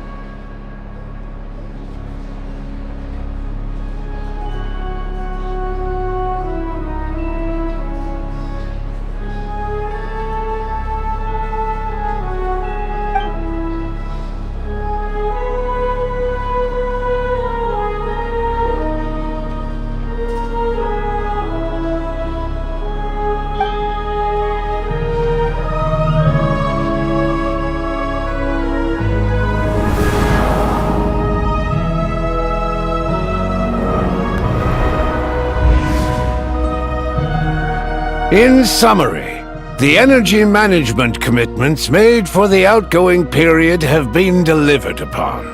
Furthermore, both the production and consumption of Kresnik Crystal show clear signs of stabilizing. The relevant agencies have assessed the present circumstances and determined that the status quo can be sustained until the next period. For detailed statistics, I would refer you to the industry reports that have been distributed to all persons present. It should also be noted that while the recent blizzards have led to a significant increase in people's energy expenses, this is strictly a short-term phenomenon associated with a remotely located monster. Her Majesty the Tsaritsa is giving her full attention to this matter. We should have every confidence that it will be dealt with swiftly and conclusively. A financial report on disaster relief is also present in this report, courtesy of Pantalone. They cover the same old ground every single time. The rooster never seems to mind, but everyone else is getting tired of it. There's a general lack of trust. People aren't seeing any tangible benefits that affect them directly. Of course, none of that will be reflected in any of the reports on the table. Yeah, if it weren't for these hard copy documents, I could have at least made something up. Oh, don't mind me. I'm just out here trying to hit my interview quotas. Bring out the kvass. Ever read it? Best-selling newspaper in town. If I remember correctly, you guys don't even have a sales permit. You have to sell from stalls on the street. Okay then, best-selling street stall newspaper in town. Still counts.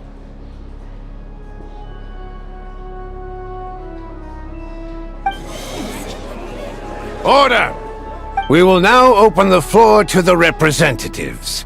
If there are no further substantive issues to discuss, we will then proceed to a vote on this motion. Snezhnaya has a long tradition of treating members of the Fatui armed forces and their dependents favorably.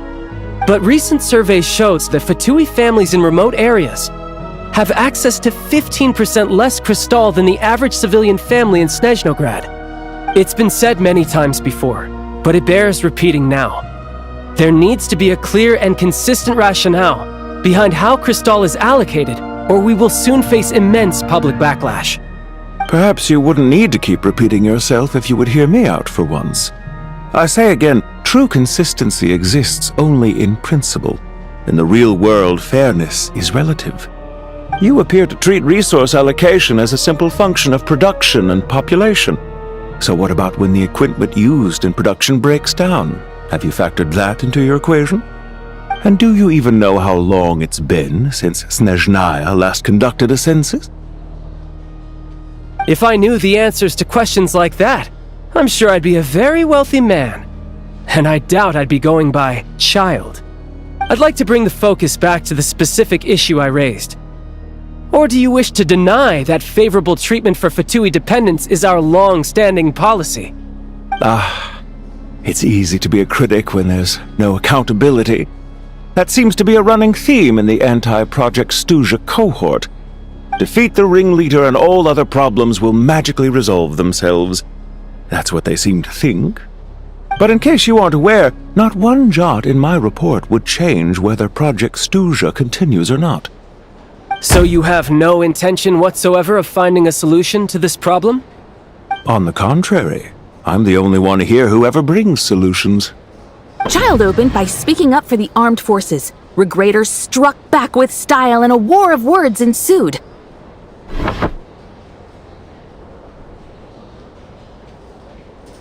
Our reporter was live on the scene to get the audience's reaction as it all unfolded. Who do you support? The people have spoken! Regrator delivered a deft rebuttal to Child, as we've seen so many times before. But how could Child take this lying down? Now you see why they don't have a sales permit.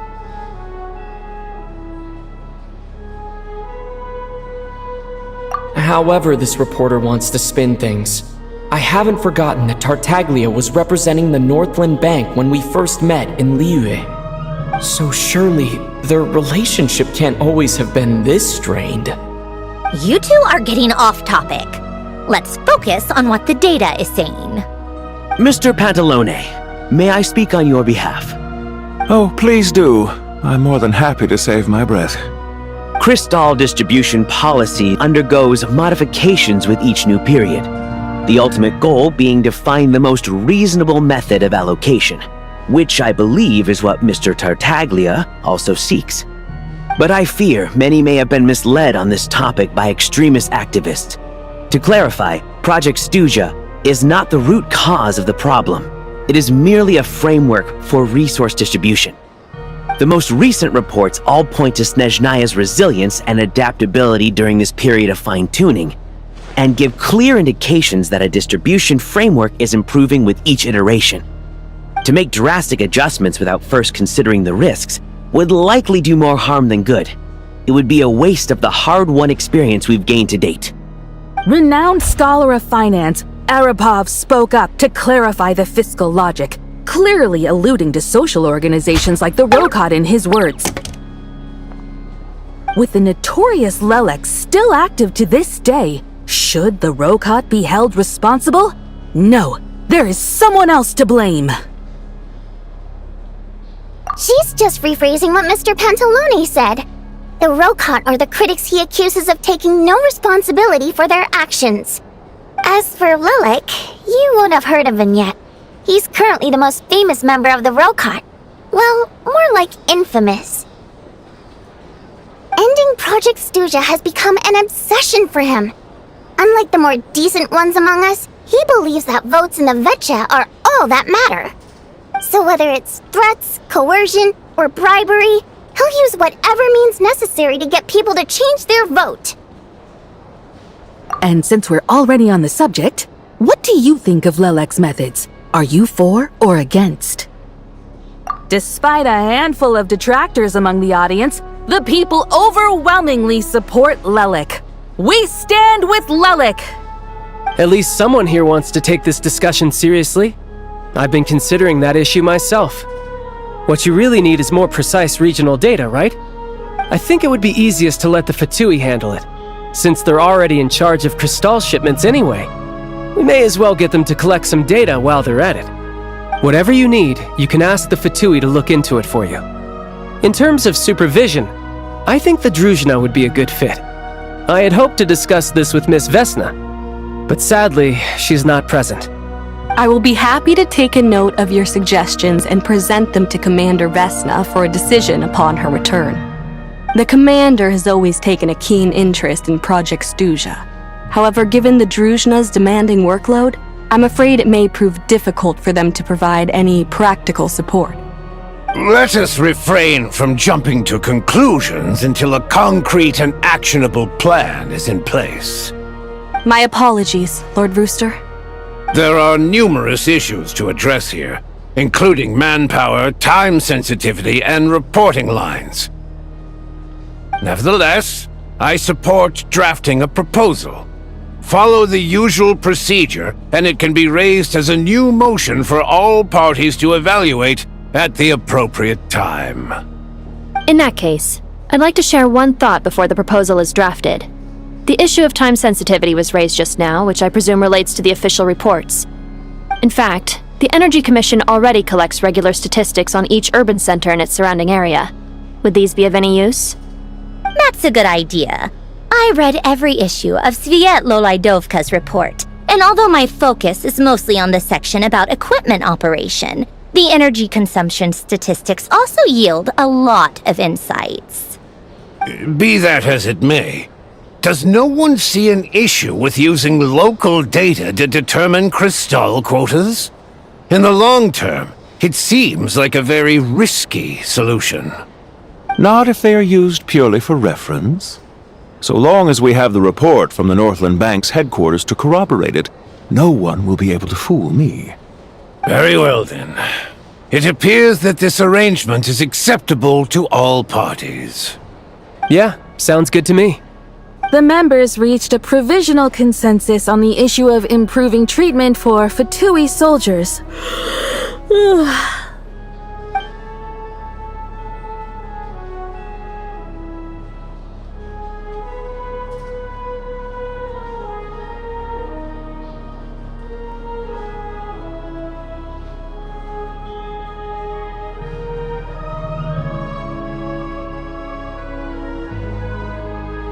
Today, the prima donna of the Korailievsky troupe attended a session of the Snezhnograd Vecha in the company of a dashing young man. The question on all our minds is, what is the true nature of their relationship? Write anything like that again, and I'm revoking your permission to interview the troupe. Got it?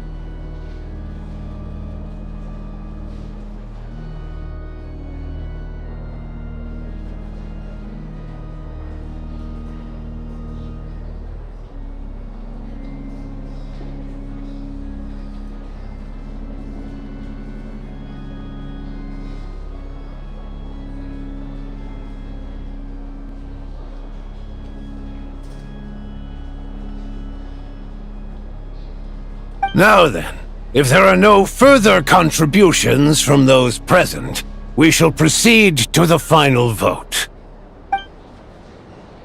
Hey, check it out!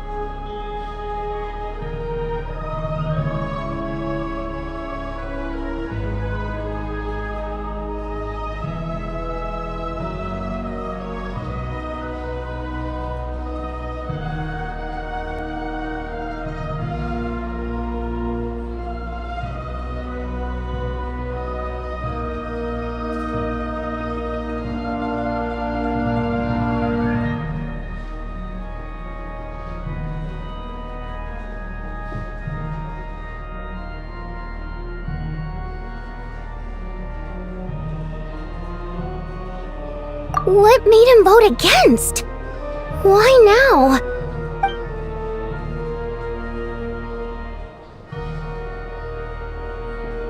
The votes have been tallied. Those in favor of continuing Project Stuja total 61%, securing a clear majority. That was too close. The margin has shrunk yet again. Chuganov was a huge loss. I'll bet Lelek is behind this.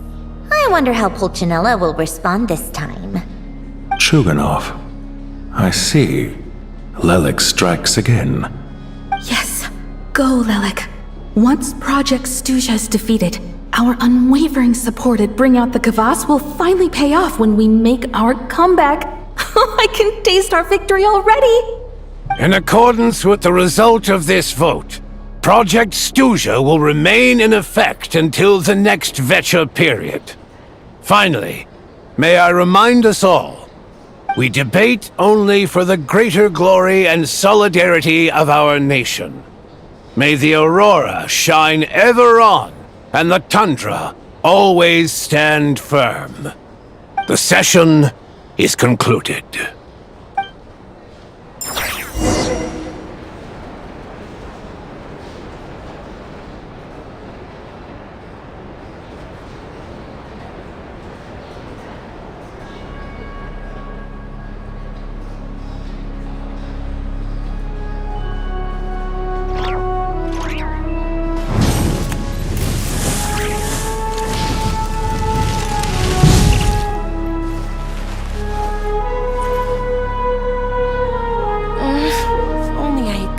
In a romantic time like that.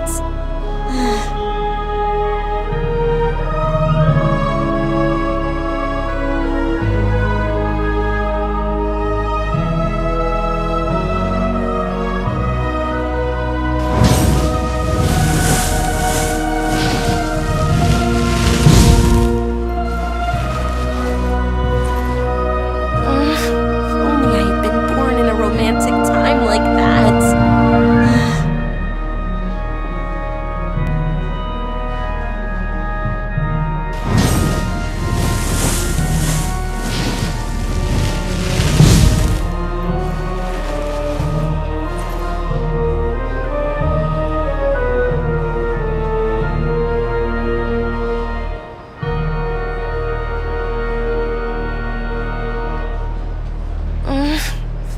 Exploration and trials. Like that. Adventuring is right up my alley.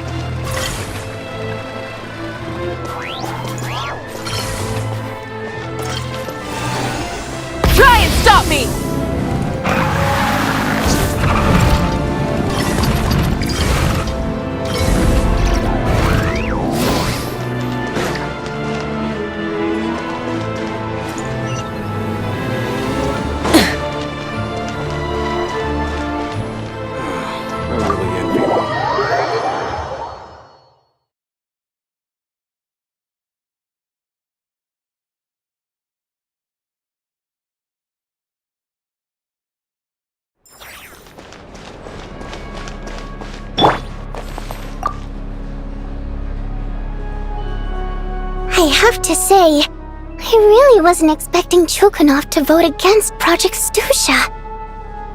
Well, in principle, Snezhnaya's business and political elites ought to be the ones least likely to oppose it. As we heard, Project Stusha is basically just a resource distribution framework that requires everyone to cut back during the winter. But even if the policy got cancelled, the Tsaritsa's energy needs wouldn't suddenly go down. The extra demand from the public would have to be filled from somewhere. So logically, the factories would have to take the hit.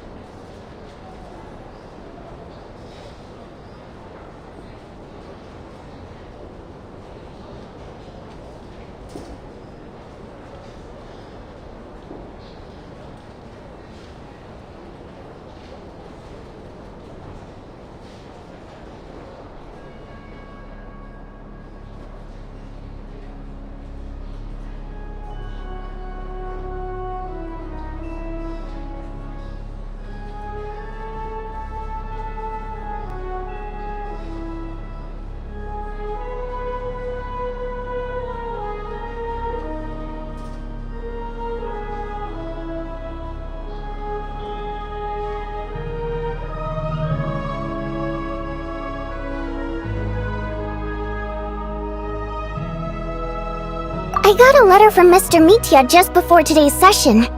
He said he's confirmed that there are issues around overtime and excessive energy consumption at the Iskra manufacturing plant. In a situation like this, once the Rooster receives the report, he'll order the factory to halt production and submit to an investigation before issuing a penalty. But that's a week-long process, and thus didn't make it onto the Vetcha agenda this time. I don't think he suspects anything so far.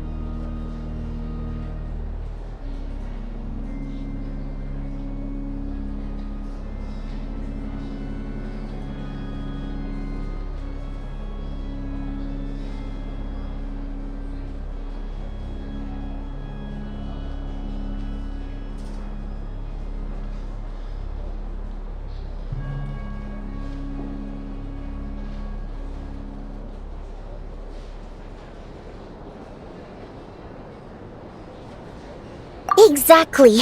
And as you know, he's a very selfish person. I was originally gonna try and flip him after he received notice of the official sanctions. My plan was to convince him that the whole thing was completely unfair. Rather than just sit back and take the hit while his factory stopped production, he'd be better off voting to end Project Stuja. At least that way, no one else would be able to make any money either, because all the factories would suddenly have more limited energy to work with. But now, he's already voted against it, which means someone must have used more forceful means to change his vote, just like with everyone else who flipped.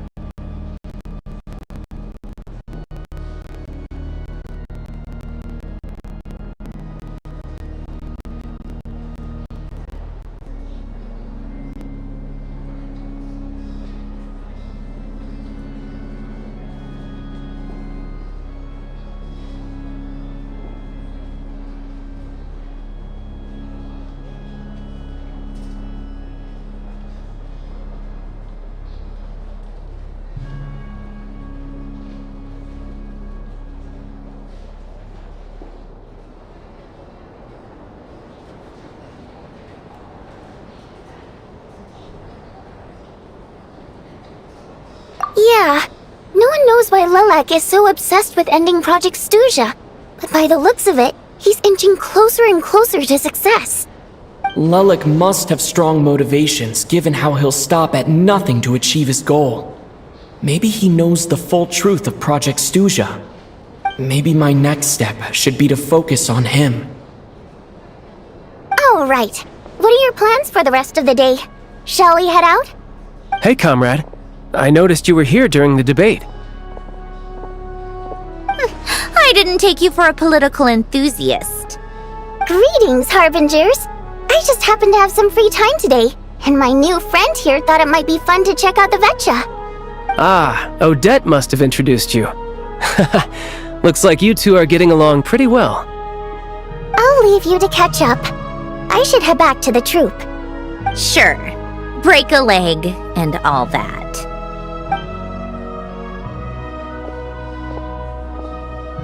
Thought it might be fun to check out the Vetcha, did you? Things are never that simple with you, Traveler. There's no way you're here for kicks and giggles. Tell me I'm wrong.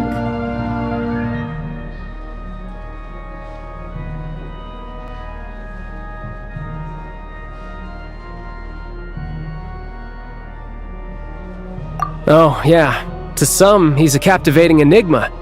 To others, he's the bane of their existence. No one ever thought that some anonymous nobody from the Rokot could cause such a stir.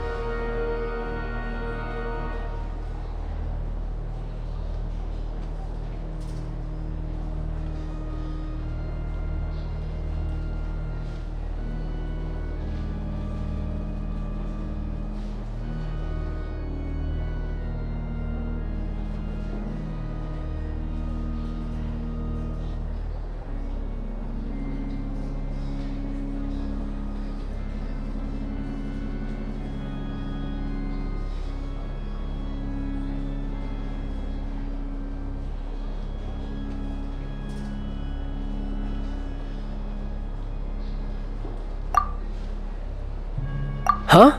You want to look into Lelik? Then I'm sure his days of anonymity are numbered. What do you think, Sandrone? Fine by me, I guess. If the Traveler actually manages to expose Lelik, it'll be doing Pulcinella a favor.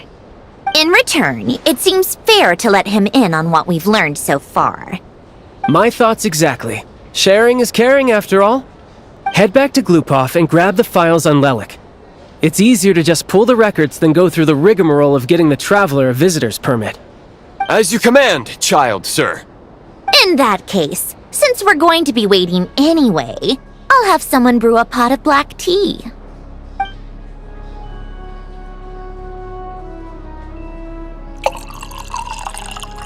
One common thread among the many incidents Lelik has been involved in is that the victims are all too scared to share any real information about him. Clearly, he must have threatened them in some way.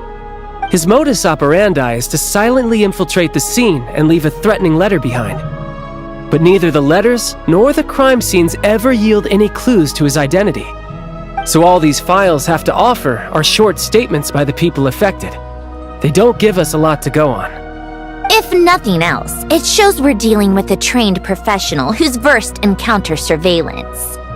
Yes, and to that point, he often strikes in highly secure locations. The victims are high-ranking and influential people who take their personal security very seriously. Somehow, Lelik slips right into their rooms without making a sound. There's never any eyewitnesses, nor the slightest trace of a break-in. If he can get in and out undetected, it means he can strike without warning. Not that that's ever happened so far, but the thought is enough to scare these people sleepless. It's hard to believe that a human being could pull this off flawlessly every time, so they switched the focus of the investigation to Faye. Unfortunately, no one's found anything yet.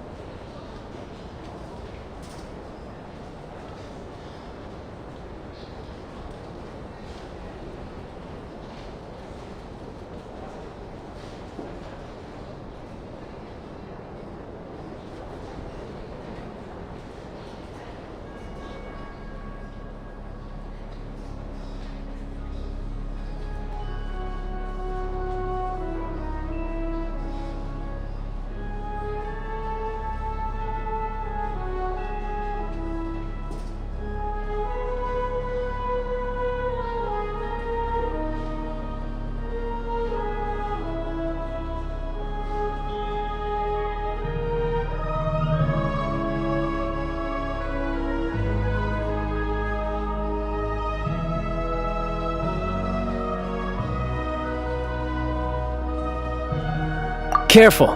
Don't underestimate me. Although truth be told, I'd probably find it hard not to blow my cover. Direct confrontation is more my style. We haven't ruled out the possibility of Lelik being human. It's just, there can only be a handful of people in all of Teyvat who'd fit the profile. Faye, on the other hand, plenty would have the ability, but few would have the motive.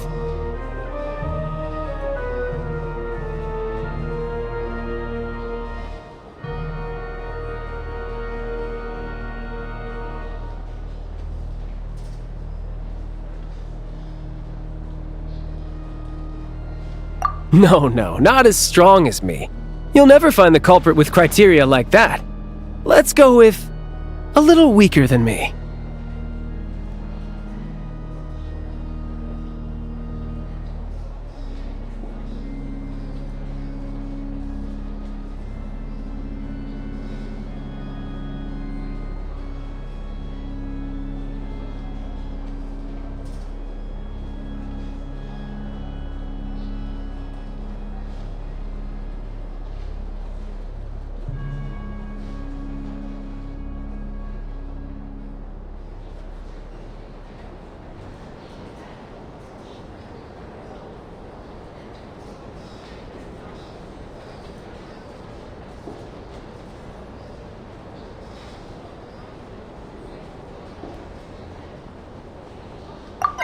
Oh, you hit me right where it hurts.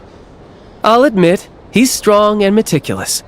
But can we at least limit this to candidates who have something to do with Snezhnaya? He's just trying to find a reference point. Stop getting fixated on who's stronger than who. But that's the most important thing. In my opinion, anyway.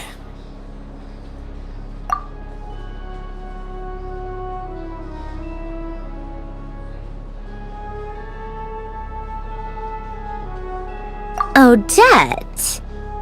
Yeah, that seems about right. Her skills are solid, and she's always calm under pressure. Except she's Fatui, so the likelihood of her working against us is pretty low. But yeah, much more accurate than your previous example, at least. No, wait a moment. Maybe we should interrogate that assumption.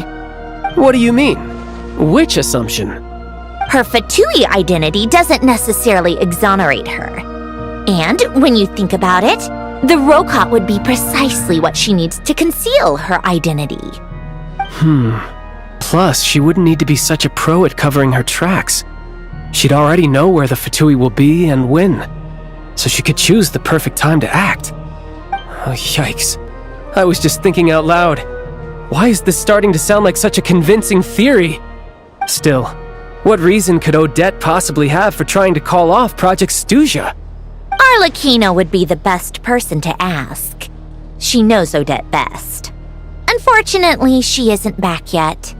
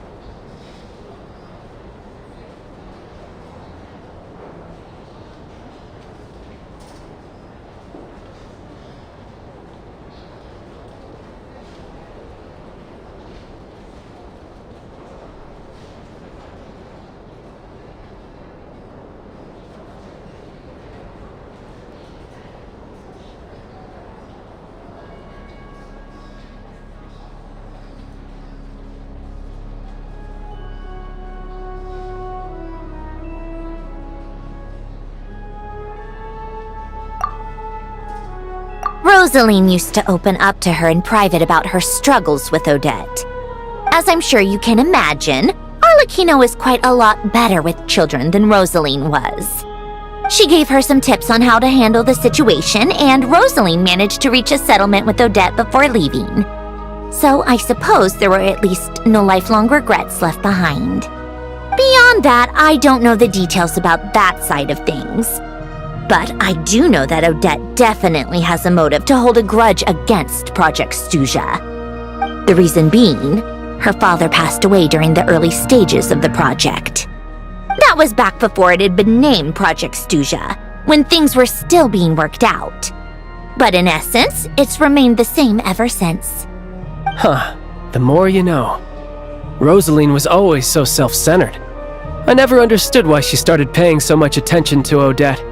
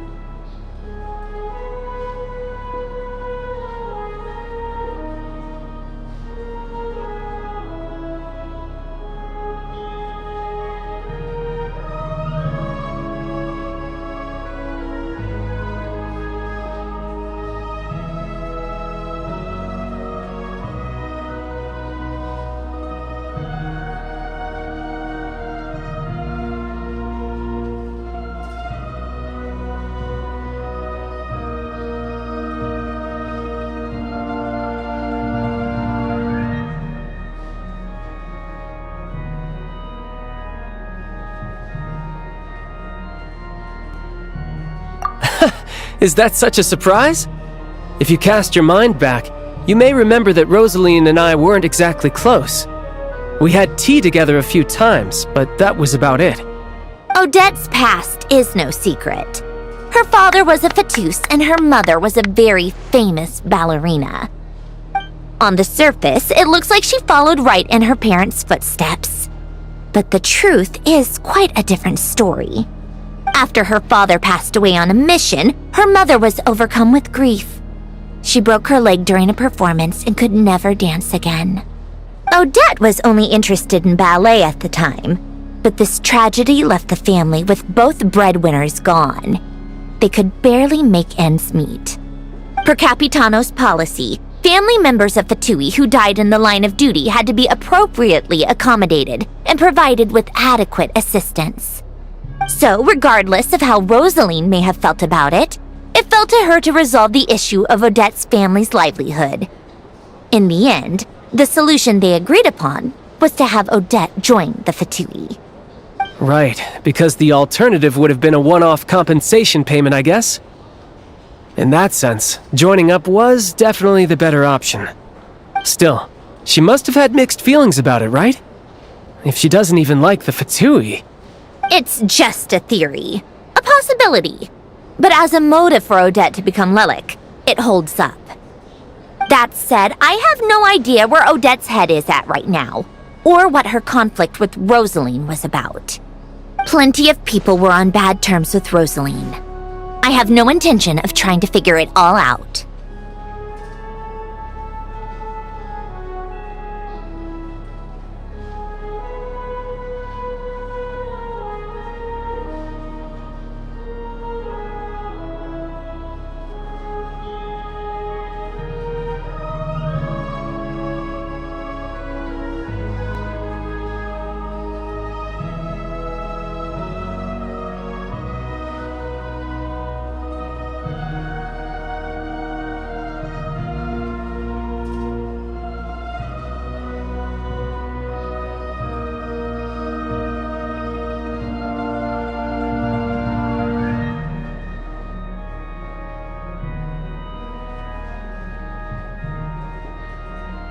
Yes, but there's not much point in discussing that now. Yeah, back to Lelik. Since our investigations so far have turned up next to nothing, we've got nothing to lose by trying a new angle. Funnily enough, Tonya and I had actually made plans to go to the theater tomorrow to watch Odette's rehearsal. Unfortunately, thanks to this Lelik situation, I'll be stuck working overtime again. Which means you can go in my place. No point wasting the ticket. Plus, you'll get to meet Tonya.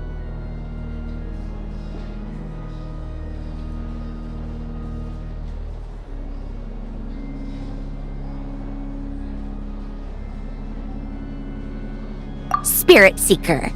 Quite the classic ballet. It was passed down through Odette's mother's family for generations, though it hasn't been performed in years.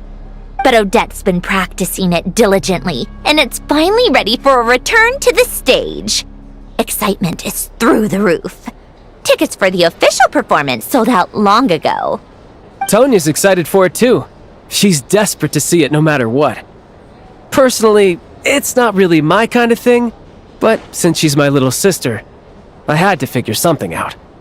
I've actually seen it several times before. The story's pretty straightforward. The lead character follows a trail of clues left behind by a spirit, gradually recovering her memories along the way. It's a tale of love and regret. So not exactly reinventing the wheel, at least by today's standards. But when that classic melody kicks in and the lead character begins to dance, it always gets me. It really is beautiful. Not an easy dance to do justice to, though. I know it's always been Odette's dream to perform this piece, but I'm not sure she's really ready. In that case, I think that even if she is Lelik, we should wait until her performance is over before we respond. I'll let you take it from here, comrade.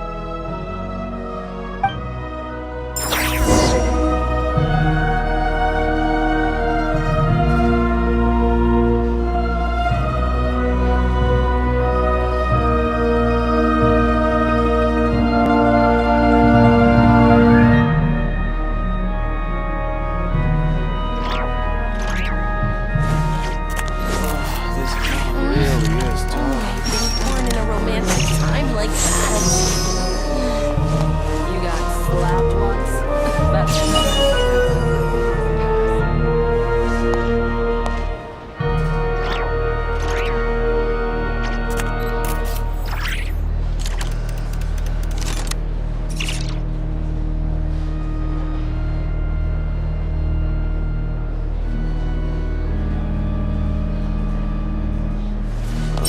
This job really is tough. I've been born in a romantic time like that.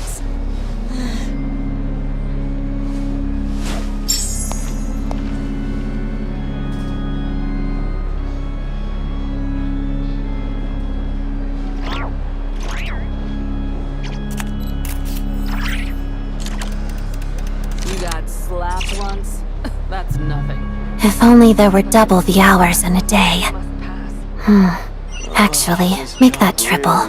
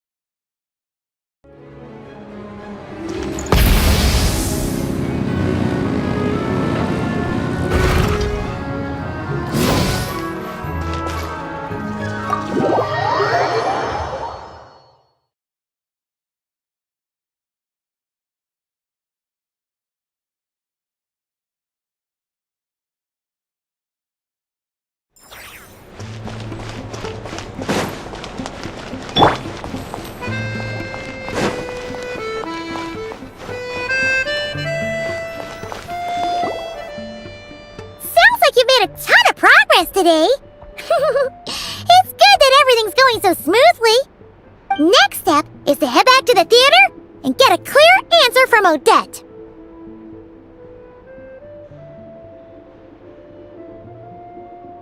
Either way, Paimon doesn't get the sense that she's a bad person.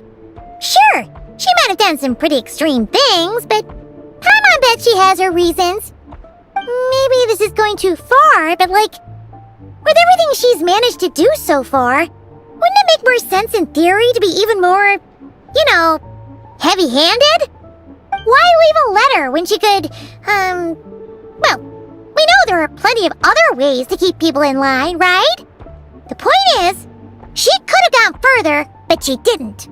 So, if it is her, she's got some principles at least. Yeah! Well, all you can do is follow the facts wherever they lead. No change, really. But that thing Paimon told you about yesterday? Paimon feels like she can sense it more clearly now. Hearing you talk about your day makes Paimon itch for an adventure. If only she could be there with you so we could experience it all together. Yeah, I wish you could be there too. I'm not used to adventuring alone. But don't worry, we'll get to the bottom of this. Guess it's just one of those things. Never mind. Paimon will behave herself and keep resting.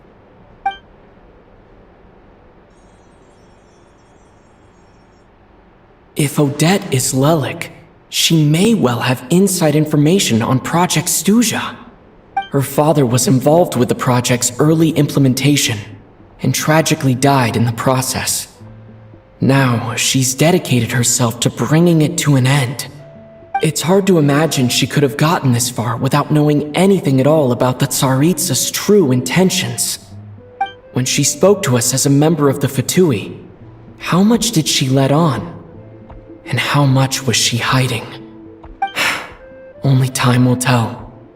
Maybe tomorrow, everything will be answered. Hey look! It's snowing! Could be a tough day ahead. Make sure you wrap up warm tomorrow.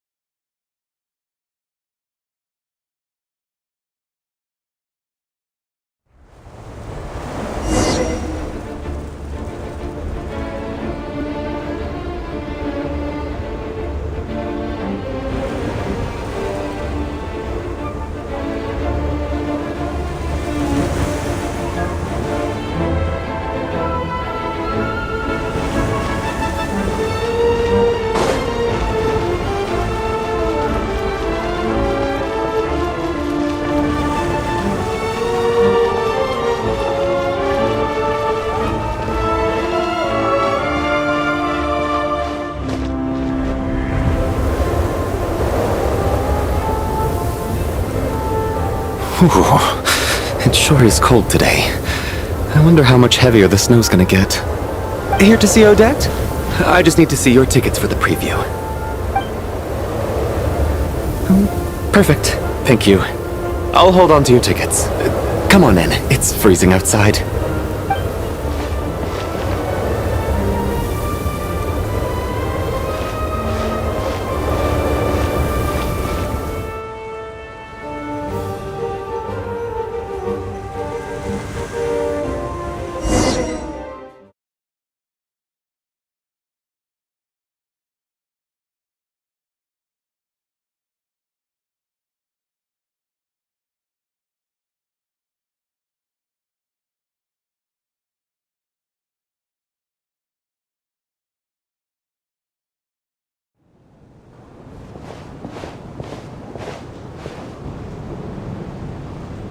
I think I'll leave the Lelic question until after the show's over. Then I'll go find Odette.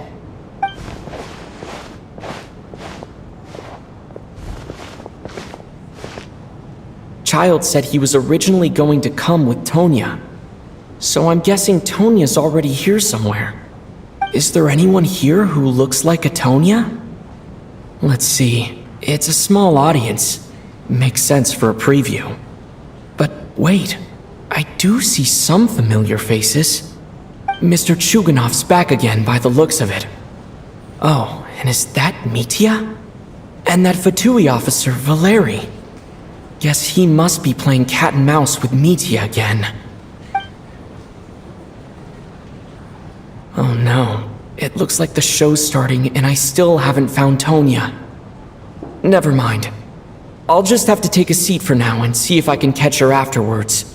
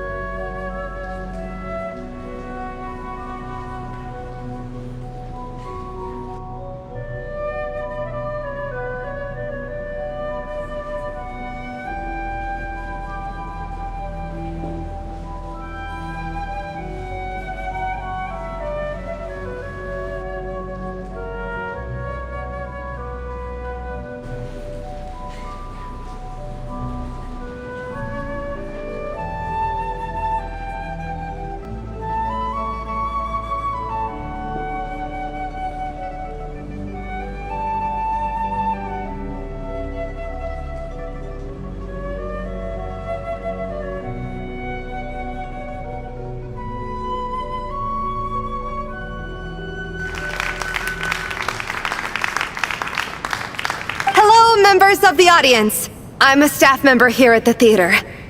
Today's performance was a very special one for us, as it marks the first attempt in a long time to revive the classic Snezhnayan ballet, Spirit Seeker. To commemorate this occasion, we would love to take a group photo of the cast, crew, and audience members present today. Could I kindly ask the audience to please come up onto the stage?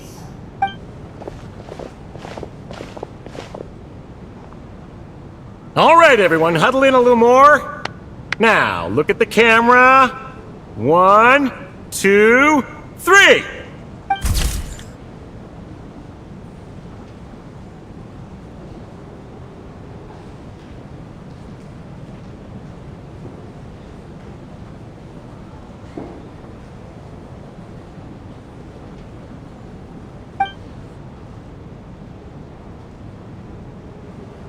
Are you quite satisfied, Mr. Energy Scientist? I rather hope you don't have any other escape plans to add to my workload today. What are you talking about, Sarge? This was simply my way of inviting you to watch Miss Odette's new show with me. And wasn't the performance spectacular? In the future, I heartily encourage you to take a leaf out of my book. Find some soul-nourishing pastimes to enrich your time outside of work. It was indeed a fine performance, but I must correct you on one point. This is not time outside of work. These are working hours. Working hours and non-working hours are just a social construct. Human technology can never advance if we're too rigid in our thinking, Sarge. May we leave now? Already? I mean, I was kinda hoping to soak up the atmosphere for a little longer, but... No? Okay, guess I'm pushing my luck. Didn't seem like too much to ask, but fair enough. Off we go then, Sarge. Back to the land of working hours. Lead the way.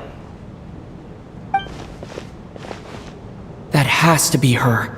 She's the only person in the audience around Tonya's age. Excuse me, are you Tonya? Huh? Your brother's busy today, so I took his ticket. Don't worry about him, he's fine. Oh, okay. Sorry for the trouble. What's wrong? Are you sick? No, I'm fine. It's nothing. Maybe she caught a cold on the way here because of the weather.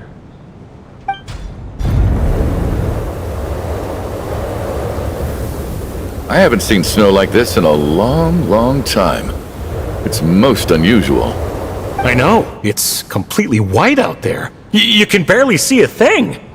I've never seen such heavy snow in my life. Let's wait it out for now. You'd be lucky not to freeze to death in this weather, let alone find your way. Well, look at that. Maybe we shouldn't be in such a rush to get back after all. What do you think? Let's wait and see. Why do you need to take it so seriously? Fate has given us this wonderful chance to take a break. We owe it to ourselves to make the most of it. Come to think of it, there's a small inn not far from here that always keeps plenty of extra blankets on hand for guests. I know the route well. Shall I head over and borrow a few blankets? That way, anyone in a hurry can wrap up warm for the journey back. Just remember to return them next time you're over this way. Sir, there's really no need to go to all that trouble. Hey, it's no trouble at all. Wait here, I'll be right back. What a kind gentleman. Very good. My wife and daughter are waiting for me at home, so I shall be heading back as soon as I get my blanket. So... are you expecting us to go back to the Armory Palace wrapped in blankets too? Don't worry about that. I made arrangements in advance. Should I not return to the Armory Palace within 3.5 hours after Operation Showtime begins, an armed squad will be sent to collect us. They will escort us back. You are one of our key military personnel, so any weather-related risks must be eliminated. Operation Showtime? So, wait. Every single time you drag me back to work when I sneak out, it's a whole official operation? I gotta say, you've really turned this into quite a moral dilemma for me. It's snowing pretty hard out there. I think you should stay here for now. You seem a little under the weather. Sure. My brother might come pick me up in a bit anyway. time to get to work. I should head backstage and find Odette. I need to look her in the eye and ask her about Lelik. Excuse me, are you looking for someone? Ah, a fan, I'm guessing? Today is just a dress rehearsal, so Miss Odette won't be meeting with fans. She's taking a well-earned rest right now. Sorry, but that area is currently off limits to everyone except the cast and crew. Bad timing, I guess. Well, I might as well stick around. I doubt Odette will be leaving before the snow lets up in any case.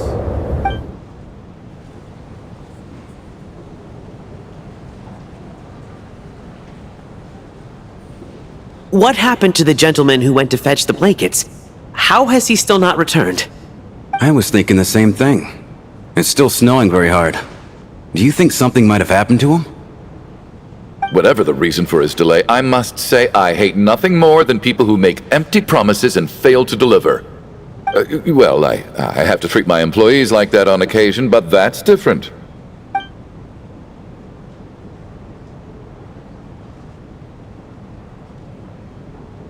You seem anxious, Mr. Valeri. It's been nearly 4 hours since I left the armory. The army should have arrived to extract us by now. They know how much I despise tardiness and disrupted plans. There's simply no reason that they shouldn't have shown up by now, barring exceptional circumstances. Surely a snowstorm like this one counts as such. Few things in this world can stop the Snezhnayan army, Mr. Mitya. And a snowstorm is certainly not one of them. Why don't you go out and take a look? They might be right outside, waiting for your orders before they dare come in. An absurd hypothesis. I have no intention of leaving your side for even a moment until I have escorted you back to the Armory Palace. This doesn't look like an ordinary snowstorm to me. That guy who left earlier. It looked like he just vanished into thin air. Either that, or my eyes were playing tricks on me. A man-eating snowstorm? Come on. Night hasn't even fallen yet. Spare us the ghost stories.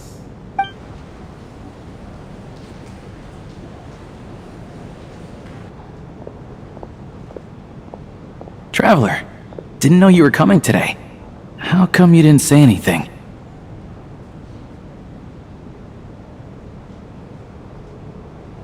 Oh, right. I assumed you were looking for me in Vodenitsa. Odette's still backstage. Whoa, that's quite a snowstorm out there. I've been working backstage this whole time, so I didn't even notice. No wonder the audience hasn't left yet. Is weather like this rare, even in Snezhnaya? Yeah, snow like this. I'm sure I've seen it out in the wild before, but never in the city. Actually, I take that back. I don't think I've seen snow this bad even in the wild. This is something else. It's not normal.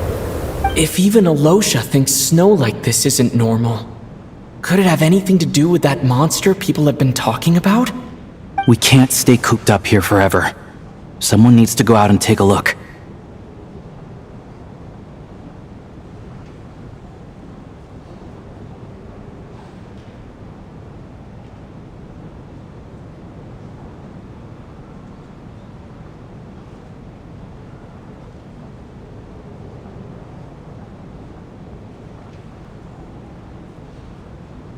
No need. I have plenty of experience with snowstorms. Besides, I work here while you're an audience member. I should be the one to do it.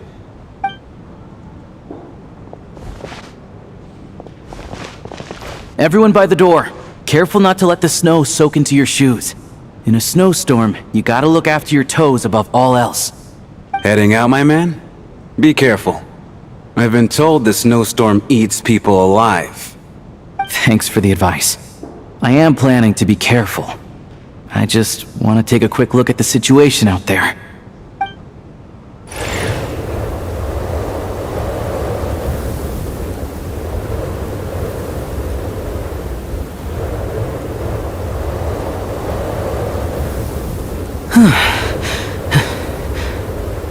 He's back! He's back! How was it? What's going on out there? Did you see any soldiers patrolling the area? Something about this storm isn't right.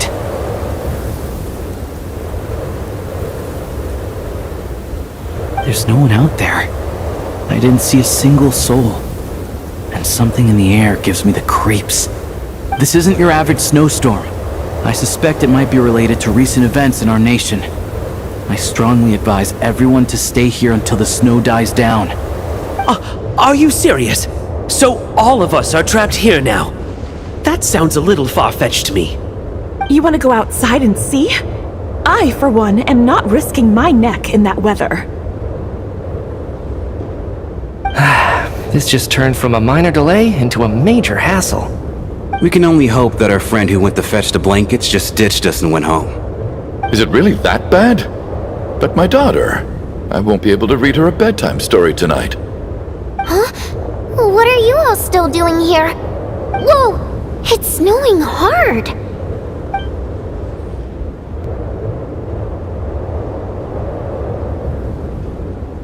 So now we're stuck here? Oh, this is terrible! Luckily, it was just a dress rehearsal today, so there aren't too many people here. On the bright side, the theater's always well stocked with supplies. If the snow still doesn't let up as we get into the evening, you can spend the night here, everyone. At least, I assume that's alright? Odette? Fine by me. This seems like a sensible backup plan under the circumstances. My thanks to the theater for being so accommodating. What are you staring outside and praying for, my man? You anxious to get home too? Oh, Your Majesty the Tsaritsa, I beg you, please do not let tonight's snowstorm stop. This is a golden opportunity to spend the night under the same roof as the two top stars in all of Snezhnaya. It's a once-in-a-lifetime experience. I think I've changed my mind. Sir, if you so much as look at us funny, you'll be seeing stars in a whole other way. Behave yourself, or you'll be begging for that blizzard. It's getting colder. We need to keep the indoor temperature up. Close the door and lock it tight. Let's head somewhere warmer.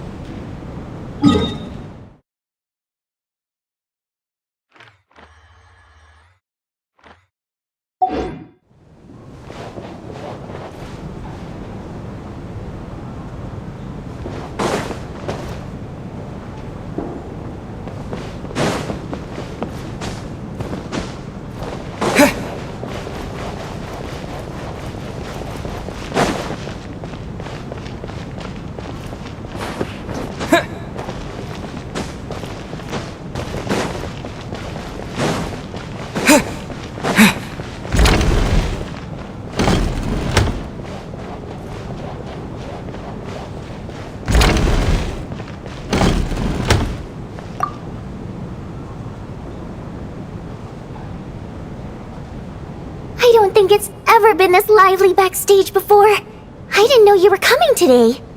Hey, have you seen Chuganov? I heard he was coming today. Have you spoken to him at all? I'm with you. This could be just the chance we need. Yeah, I gotta figure out a way to coax some more intel out of him. I want to know why he suddenly changed his stance on Project Stuzha. What exactly happened before the most recent Vetcha vote? For the Rokad, or just out of personal interest? Shh! There are other people around! Don't say the R word!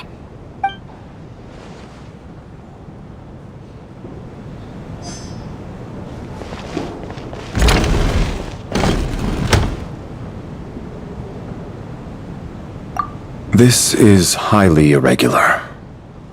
A delay of over an hour during an operation like this theoretically warrants a Harbinger-level response. I wonder what the issue is. The storm, or something else. Sarge, the day you learn to let go and just enjoy moments like this is the day you'll finally understand the meaning of life. Why, hello, sir.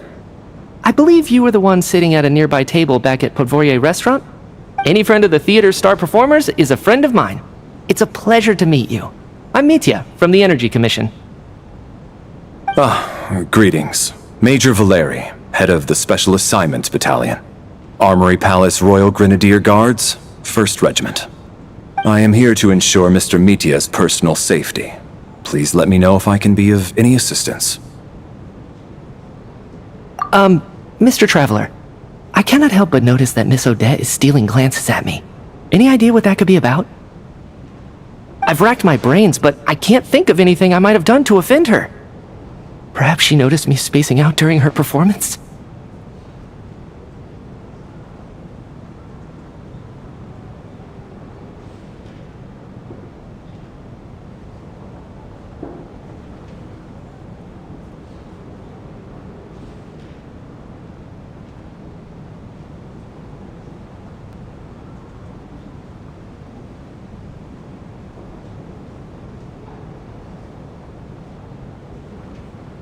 What? You mean I really did do something to upset her?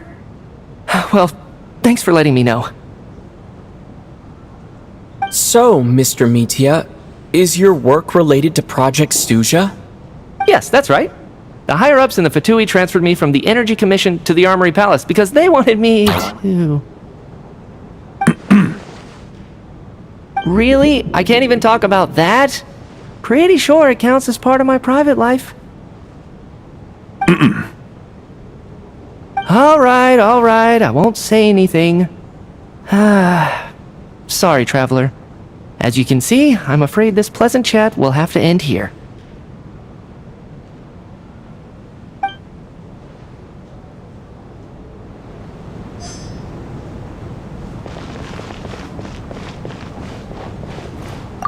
I have to say, even though today was a rehearsal and there were some hiccups along the way, Miss Odette's performance was one of the best I've ever seen, even compared to an actual show. Oh, I couldn't agree more, especially considering the weight of the subject matter. It takes a truly seasoned professional to do justice to a theme like love and regret. Do you think we were coming on too strong? Odette's ignoring us again. What about you? What did you think of today's performance? Oh my, that's very flattering of you. Thank you. I'll make sure to save a ticket for you when the show's performance ready. This doesn't seem like the time or place to bring up the subject of Lelik. I need a chance to speak with her in private. So unfair. Talk about double standards. And now it looks like I've been spotted.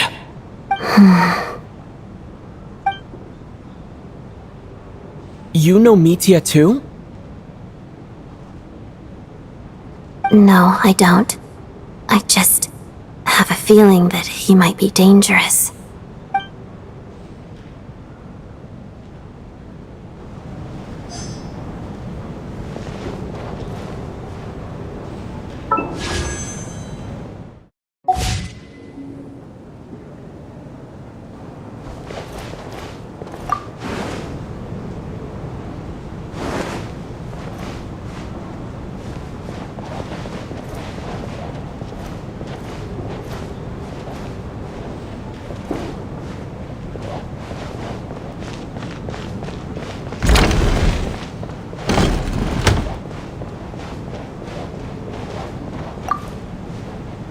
And then there's the aristocrats.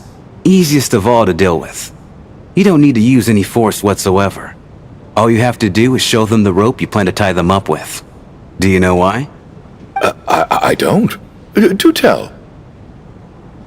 Because nothing horrifies them more than the thought of a cheap, coarse rope leaving creases on their precious million more coat. They'll do whatever you ask to avoid that fate. Unexpected, but funny nonetheless. Tell me another one. Well, look at that. I got myself a new listener. Hey there. Let me introduce myself. The name's Shram, and I'm a mercenary. The kind that gets paid to do odd jobs for rich folks. And I am Chuganov, an entrepreneur. If my name is unfamiliar to you, you will no doubt have heard of my factory, the renowned Iskra Manufacturing. Are you really that famous, Mr. Chuganov? How come I've never heard your name before? Excuse me? Is that a joke? Or are you being serious? Oh, I'll have to ask my rope later. He's probably tied up more entrepreneurs than I've ever heard of.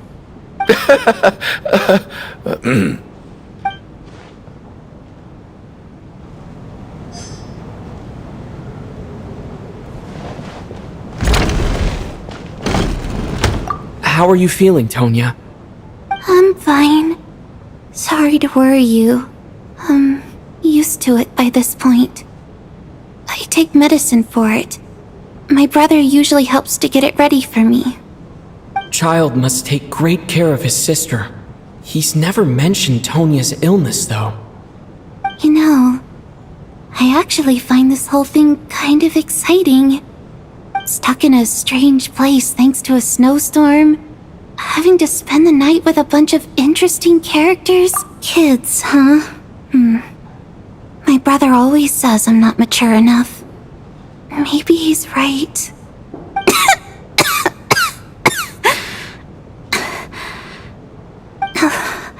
I'm fine, really. Just got a little overexcited. Look after yourself. Otherwise, your brother will come after me.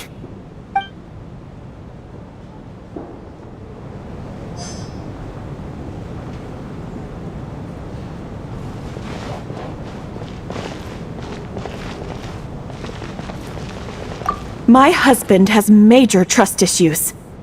To him, I doubt even this snowstorm is a good enough excuse for me to stay out all night. That's the price of marrying into wealth. You'll get used to it. I'm not about to stop you if you want to leave, but don't drag me along. Hello? Can I help you?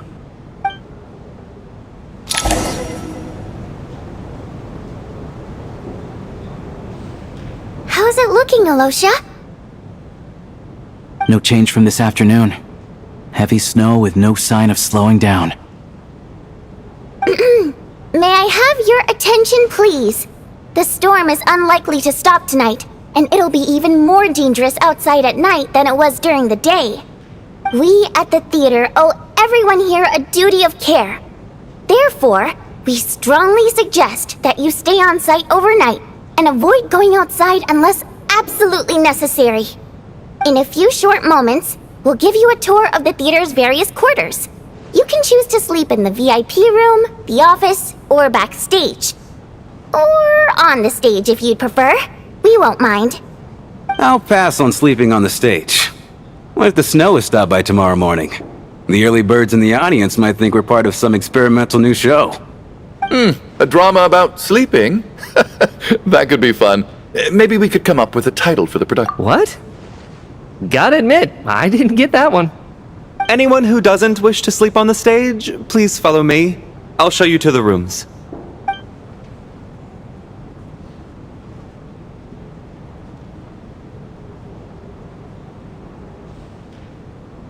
I guess I'll call it a night. Though I feel like I won't sleep very well without Paimon here. I'm sure she'll be worried that I haven't made it back yet. But as long as she looks out the window, she'll probably realize what's holding me up. I wonder if she's feeling any better yet. At least she hasn't been getting any worse.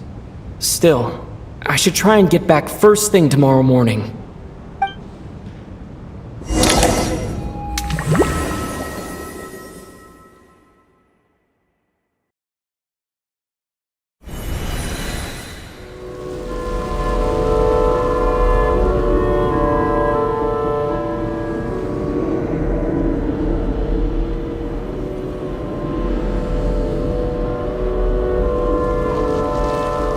finally!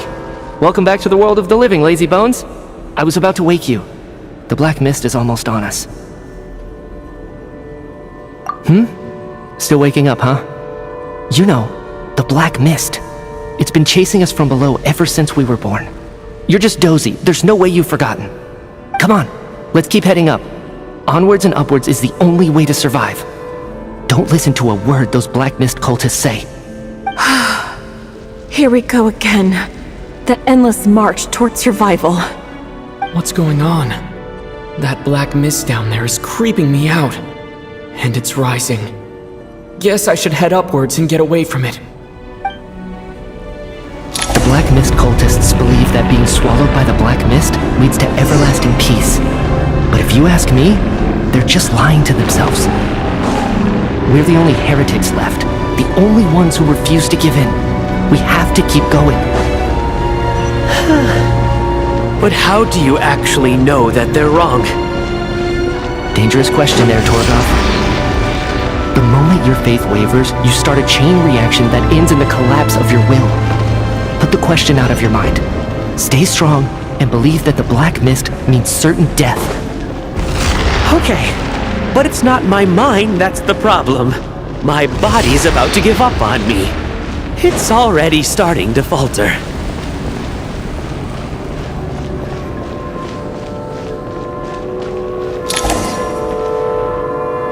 I can't do this anymore. I've had enough of being forever on the run. What's the point of it all?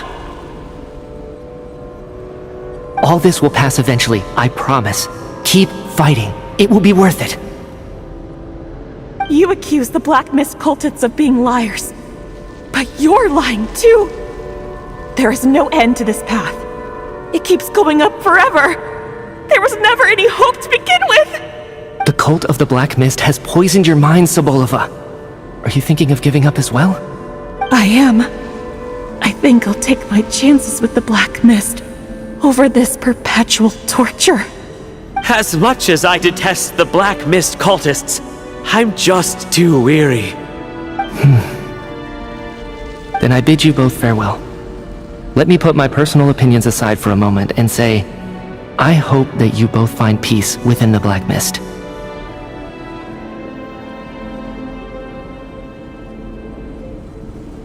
Fate always appears so impossibly complicated.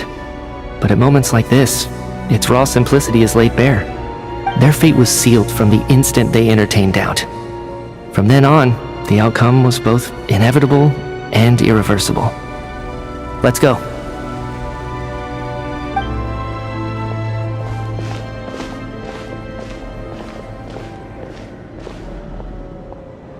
Torgov and Sobolova are gone.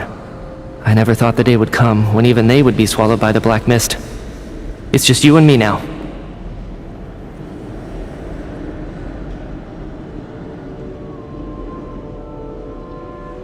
Yes, it looks like it's satisfied. For now.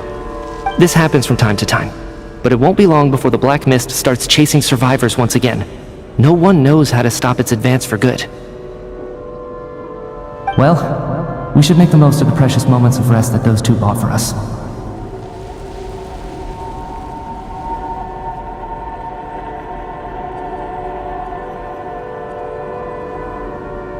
Huh? Are you really that sleepy, traveler?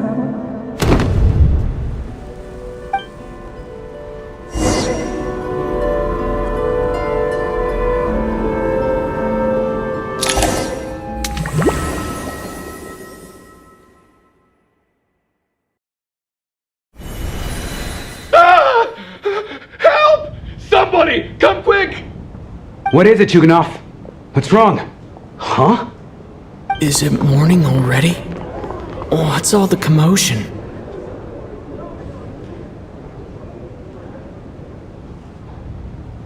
Sounds like it's coming from next door. I should check and see what's going on.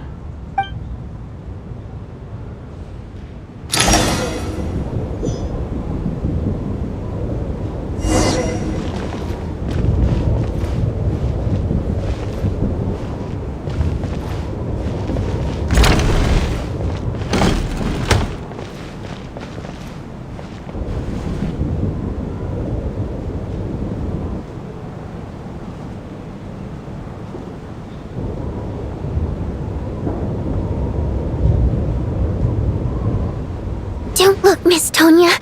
Stay here. Okay. What happened to them?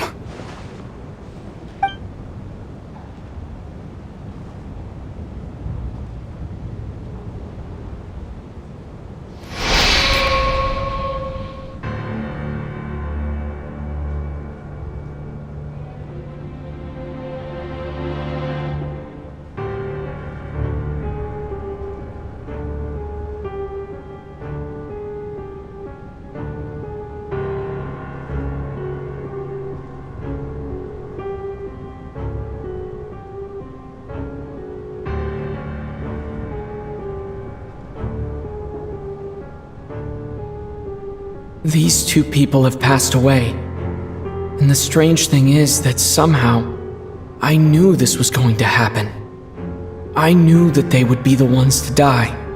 Have I seen this moment before? Or did I have some kind of premonition? I can't remember what it was. Let me take a look.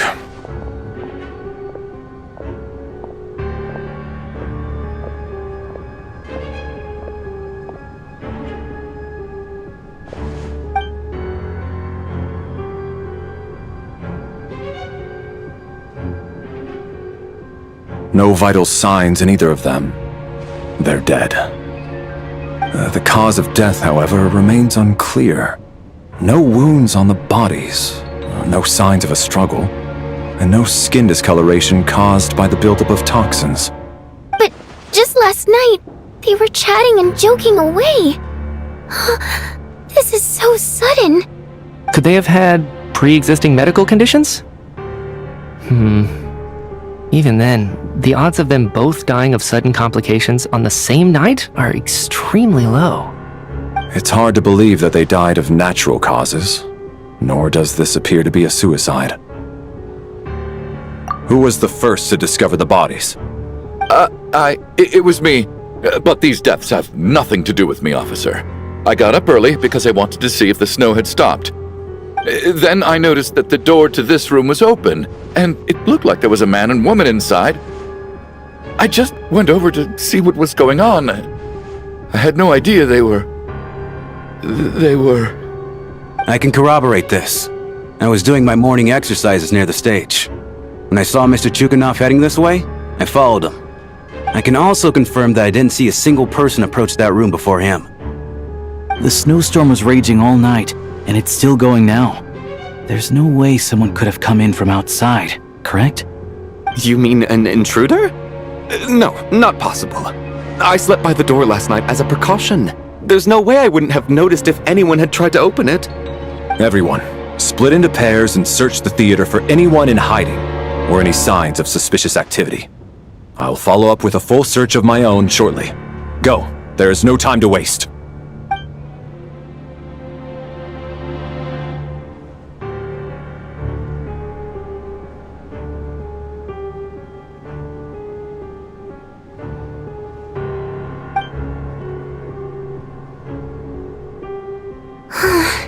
Nothing on your end either?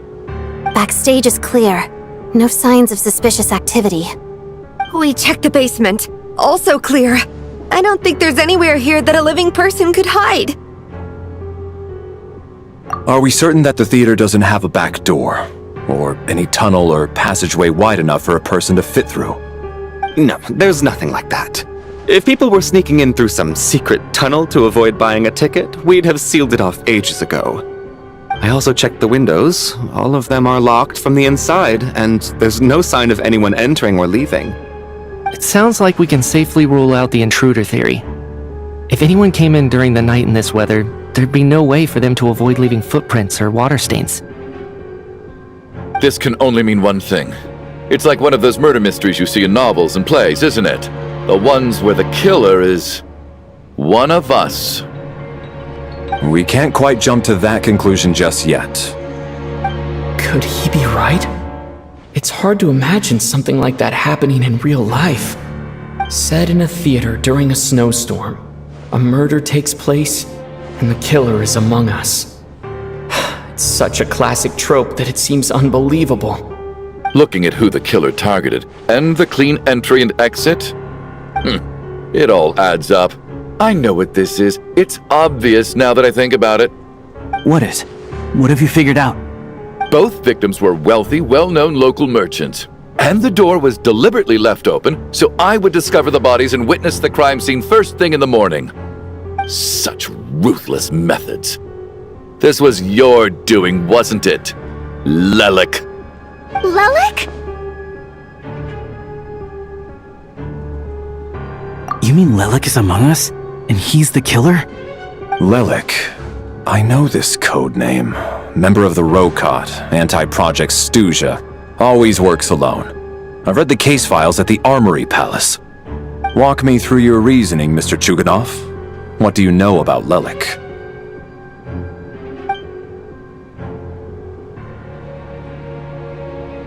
What now, huh? What now, Lelik? What more do you want from me?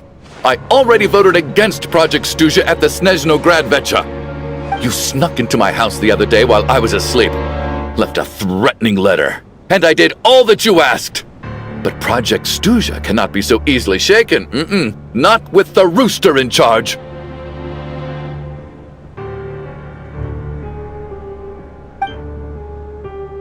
So he really was threatened by Lelik. That makes sense. And now you're resorting to murder to threaten me. Isn't that right? I knew it. The Rokot despises the rich. The lives of the wealthy are but refuse in your eyes.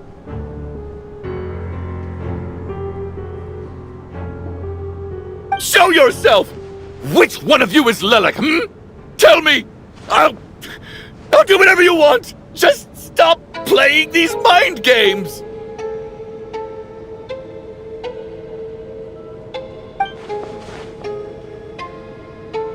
Was this really Lelik's doing? Would Odette really do something like this? If Odette really is Lelik, this seems out of character. But then again, how well do I really know her? I'm probably the only one here with a compelling theory about Lelik's true identity. But if I reveal it now, I'll be putting Odette in the line of fire. What should I do? I don't think it's likely that Lelik killed anyone. At least from the stories I've heard, he's never killed anyone before, and his name has never come up in connection with any murder cases. Besides, even if Lelik did want to threaten you, why resort to such an extreme and roundabout method? It's not his style at all. Vodyanitsa doesn't know that Lelik might be Odette, but her assessment is pretty much identical to mine.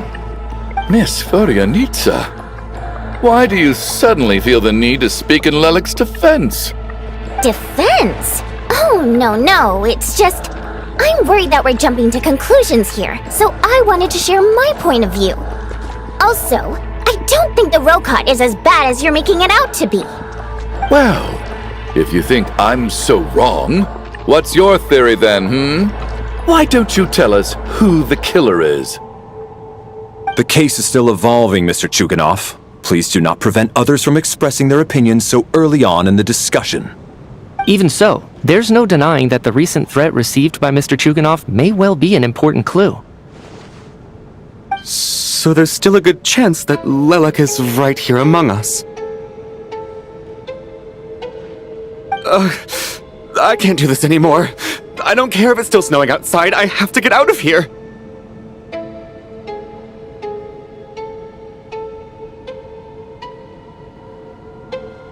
Whoa, take a beat. We all know it's far too dangerous out there. Even the soldiers couldn't get to us. Go out that door, and you might not live to tell the tale. And whoever this Lelik is, they're surely not going to murder anyone in broad daylight. Be sensible, my man. You're safer inside. As much as I regret having to say this, I'd like everyone to cooperate and refrain from exiting the premises until further notice. Because as things stand, every one of us is now a suspect.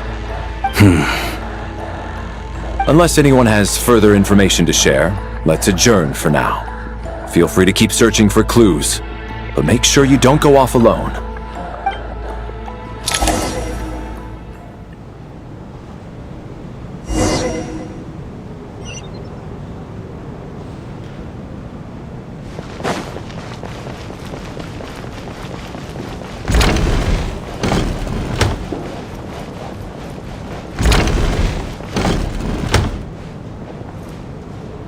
You're right, that was my bad. It was a knee-jerk reaction. I didn't think it through. Luckily, no one suspected my identity. Oh, phew. It's just you. I thought someone was eavesdropping. Since Vodyanitsa and I were on the same page earlier, I think I should share my thoughts with the Rokot members first.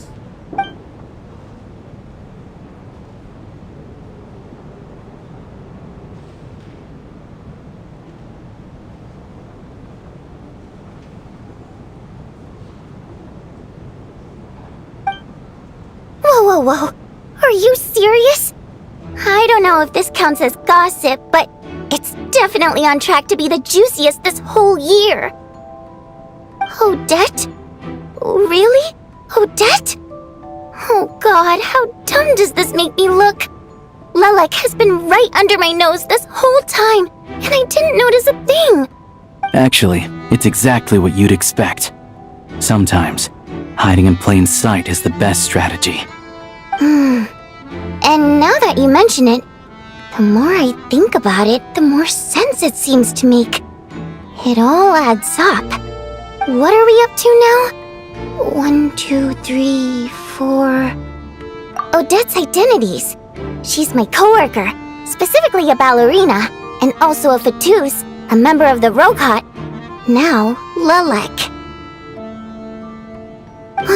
It must be so exhausting. I just want to give her a hug. I guess since I've always known her as a member of the Fatui, it never even crossed my mind that she could be involved with the Rokot, let alone be Lilac. I don't understand. If she's with the Fatui, what reason could she have for being so opposed to Project Stuja? Probably best if you ask her that in person.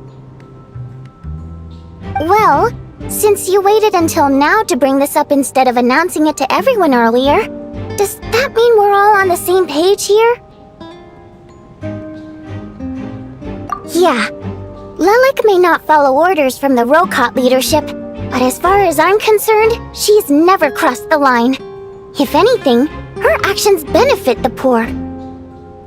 We need to confront her face to face. Do you think she'd really admit to being Lilac? I don't know. We'll have to see how it goes. For now, we'll work on the assumption that she didn't kill anyone, and see how much she's willing to tell us.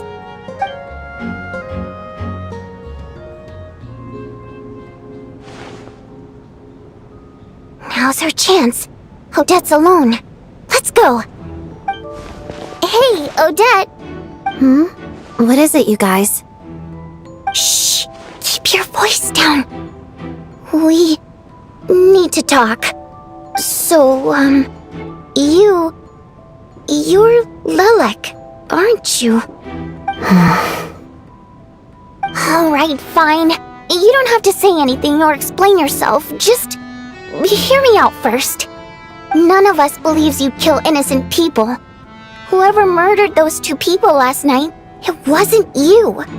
The Traveler was the first to figure out your identity, but he kept quiet during the discussion just now. Still, it's clear where the group consensus is heading. Everyone believes Lilac is the culprit. If your identity is exposed, you'll be in a really bad spot. We're your colleagues, and we know what kind of person you are. I don't want anything bad to happen to you. So, can you clue us in? Tell us everything. The more we know, the more easily we'll be able to cover for you. Alright. Yes, I'm Lilac. And no, I'm not the murderer. And thanks, but I don't need you to cover for me. Actually, I'm planning to reveal my identity. Huh? You're gonna reveal that you're Lilac? Here? That's right. I'll admit I was surprised at first when Chuganov guessed that I was here. It was just a lucky guess, but it caught me off guard. But after taking some time to assess the situation and confirm where everyone stands, I don't believe I have anything to worry about. Are you sure you don't need a second opinion? Given the circumstances... Mr. Valeri! What?!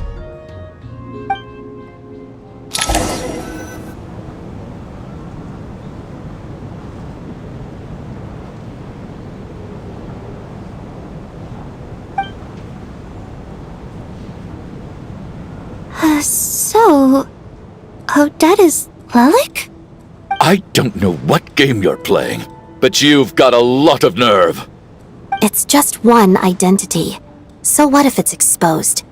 I can disappear and adopt a new identity anytime I please. I made my peace with this when I chose to become Lelik. But more importantly, I promise I am not the murderer, which means that someone else is. So, if anyone still insists that I did this, you'd best produce the evidence now. Otherwise, I suggest that you bite your tongue. Because if you really believe I killed 2 people without making a sound or leaving a trace, pointing fingers at me would surely only make you my next target. Is this really the truth, Miss Odette? That's confidence, all right. I believe you. A real no-nonsense attitude. I can see why Marionette said that she's on track to inherit the title of the Fair Lady. Are you seriously buying this? Hey, officer! She just admitted to being Lelik. Aren't you going to do something about this? I do have one question, Miss Odette. Why have you chosen this moment to come forward and reveal your identity? If I didn't say anything, everyone would be focusing all their efforts on finding Lelik. And that is exactly what the real culprit wants. I don't want to be the scapegoat who lets the murderer get away with this crime. Despite all the accusations, she made the smart choice. A remarkable display of rational thinking under pressure. Clearly, Odette's talent extends far beyond the art of dance. She thought so far ahead. Ugh, why do I always feel like I'm one step behind her in everything? You've convinced me. Dealing with the murder case remains the top priority right now. Let's put the name Lelik and all related incidents aside until further notice. Nevertheless, the group still considers you the prime suspect. I assume you have no quarrel with that, Miss Odette? I understand. You're welcome to keep an eye on me around the clock. I have no objections. Mr. Chuganov? For my wife and daughter's sake, I'll let you off the hook for now. But don't think you're forgiven for breaking into my house and threatening me. Just wait till we get out of here, Lelik. We'll settle the score then.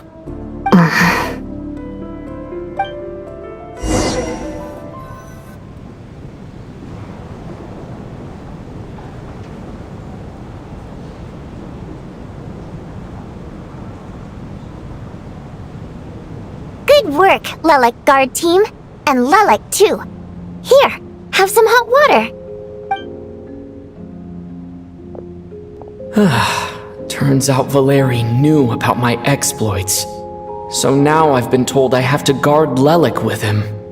Shouldn't you be facing my way if you're guarding me?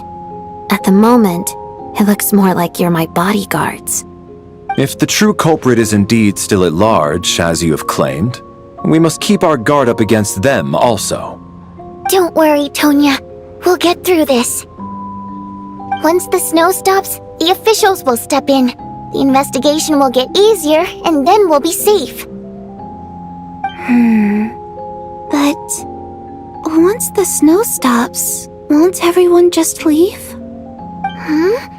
You're gonna miss us, huh? Well, some of us work at the theaters, so we'll still be here. I'll even give you a special backstage pass. Really, Miss Vodyanitsa? That's awesome! You've made a fan for life! Aw, you're so cute, Tonya. Alright, let's swear to it.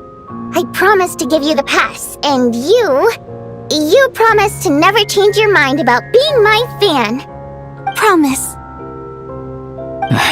Don't indulge her, Tonya. You don't have to swear an oath over things like that. You really do get carried away sometimes, don't you, Miss Vodyanitsa? Hey! Mind your own business!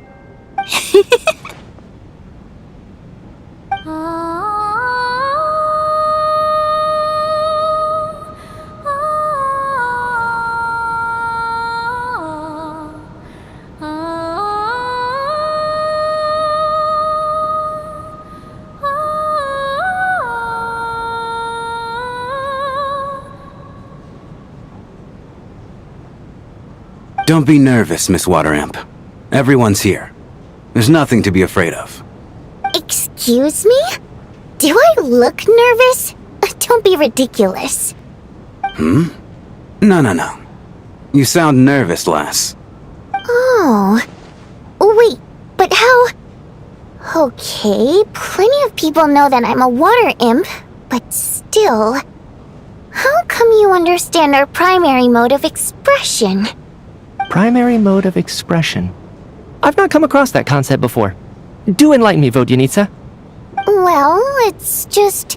We water imps tend to communicate our emotions to each other by singing, rather than facial expressions. The emotions we convey through song take precedence over our facial expressions. So, we think of it as our primary mode of expression. I'm impressed, Shram. I didn't take you for a man of culture, but you're clearly rather learned. It's not about being cultured or not. The thing is, this mode of expression can usually only be understood by other water imps. It's not a simple case of a song sounding happy or sad. And yet, you're clearly human, Mr. Shram. It's really not the big deal you're making it out to be. I think I just have a knack for it. Plus, I have a... very close friend who's a water imp. A delightful lady. But keep that a secret. Anyway, we spent so much time together that before I knew it, I noticed I could understand her expressions. Oh, I guess that makes sense. Still, the fact that you have a water imp friend is even more surprising. I'd better watch what I'm singing when I'm around you from now on. Hey, what are you implying? You're not secretly insulting the audience in your songs, are you? Heavens! Why would I do a thing like that? It's getting late. We should discuss our sleeping arrangements for tonight. To guard against the killer, someone needs to keep watch. I suggest that we don't sleep in separate quarters tonight. It will be safer if we all stayed together. As long as someone keeps an eye on Lelik, I'm quite sure we won't have any trouble. Are you saying that you wish to bet your life on Miss Odette being the killer? Nonsense. Of course not. Then I propose the following arrangement for tonight. The Traveler, Odette, and I will form the Night Watch. We'll sleep in shifts, but two of us must be awake at... An excellent idea. This allows us to handle the Night Watch while also keeping an eye on Lelik. Meanwhile, the rule of taking shifts in pairs resolves the other issue. Namely that we can't necessarily trust the Traveler or Valeri either. I expect that plan took you quite some time to come up with, didn't it? Actually, our field combat manual outlines a similar approach. Although the scenario there involves guarding prisoners overnight during field operations. That being said, I must clarify that I harbor no disrespect towards you personally, Miss Odette. In fact, Lelik's numerous covert operations make fine textbook examples for military agents. I care less about respect and more about the fact that you just robbed me of 2/3 of my sleep tonight. I'm calling dibs on being the first to rest. Good night.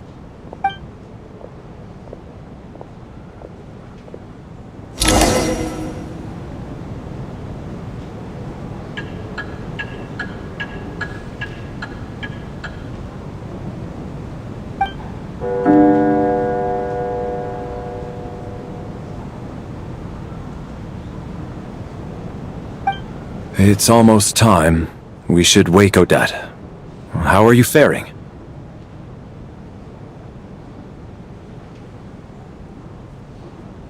Oh, not going to argue with that. I'll take a quick nap. If you start to feel sleepy, wake me up anytime. It's finally time for Odette and I to share the Night Watch. I should wake her up.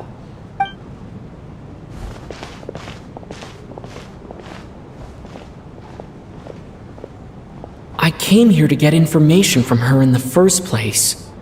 Maybe I should think about what questions I want to ask before she wakes up. How long are you gonna keep staring at me? Couldn't sleep. My mind's been running haywire. Plus, there's something I've been meaning to talk to you about. I had a hunch that you wanted a conversation too. Let's take this chance to clear the air, shall we?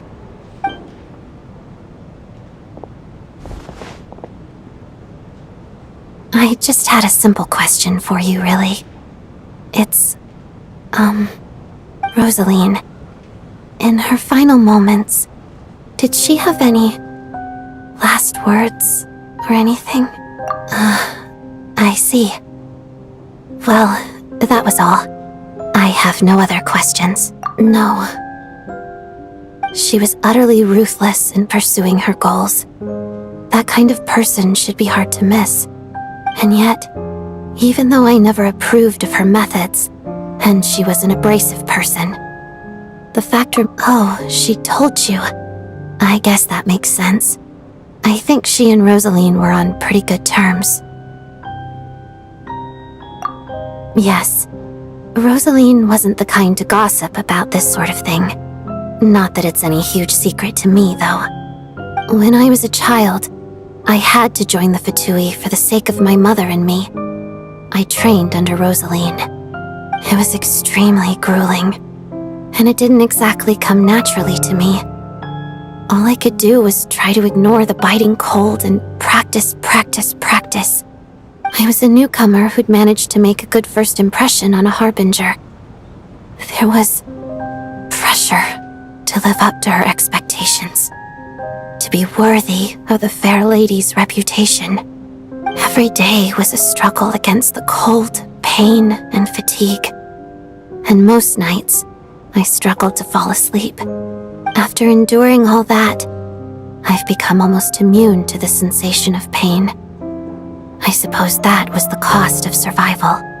Surely, any child who had to experience that would grow to hate her lot in life.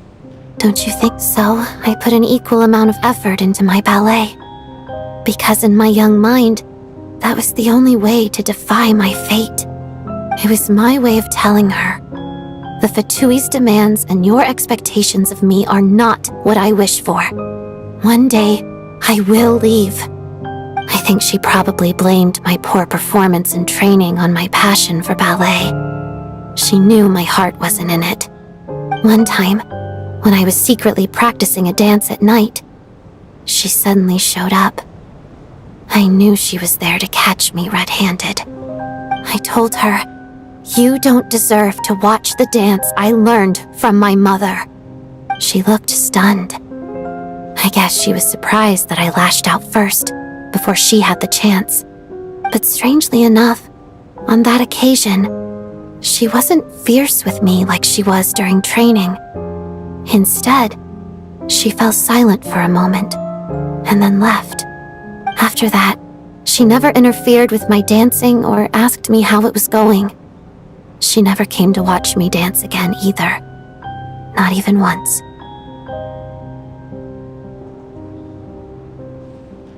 She was. But even now, whenever I take out this core Ignis, I can't help but think of that night. Of the look on her face.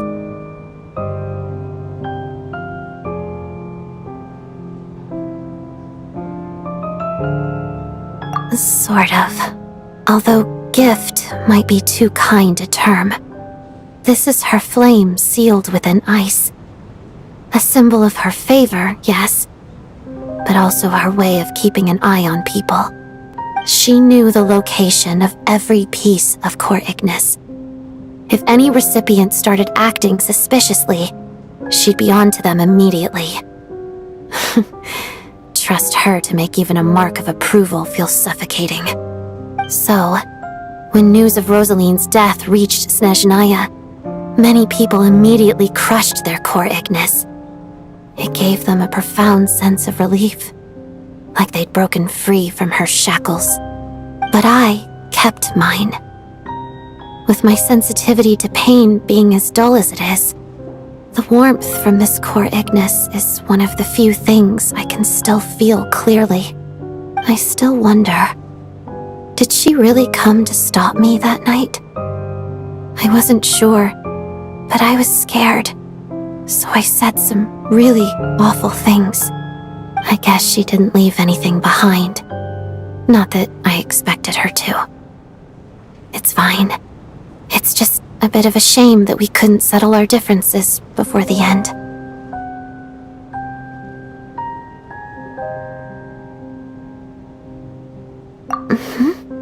She did. Are you sure she was talking about this event?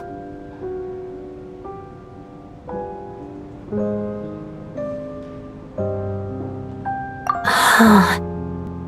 No, she didn't. I didn't even find out that she'd gone to Mondstadt until a while after she'd left. Wait, in that case...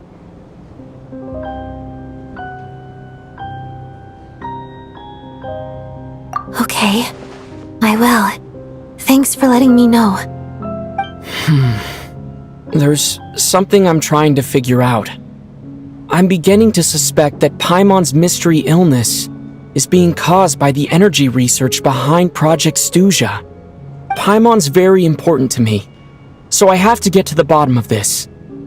I figured that since you're Lelik, you might know something about all this. The ultimate goal of this energy experiment is to create a weapon for the final battle. The weapon's construction was completed in Nodcry. Now, all that remains is to arm it with a sufficiently powerful energy.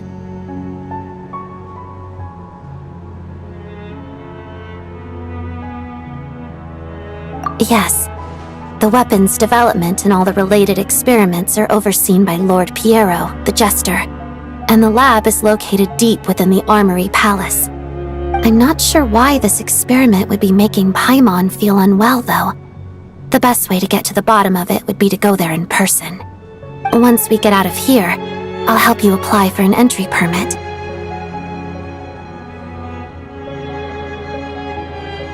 And I'm hardly the organization's proudest member, as you know. You answered my question about Rosaline. I want to do you a favor in return. It's that simple.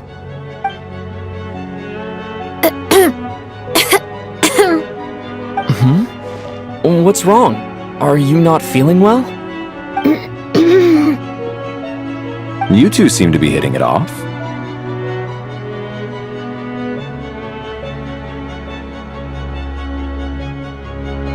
I thought you were sleeping. Of course I was. In the military, one learns to fall asleep quickly, even in the most inhospitable environments. It's vital to staying alert and energized. Why? Is something wrong? Even if he was awake, he can't have overheard us, right? Well, thank you both for keeping watch. Traveler, I'll take over for now. It's your turn to get some sleep. Sure.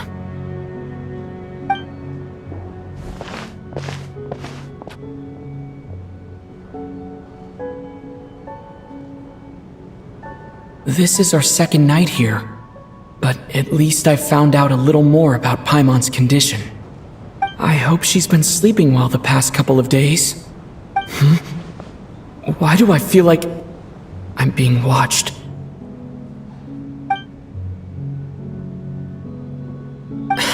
Seriously? Is this payback for when I stared at her earlier? But I thought she was asleep.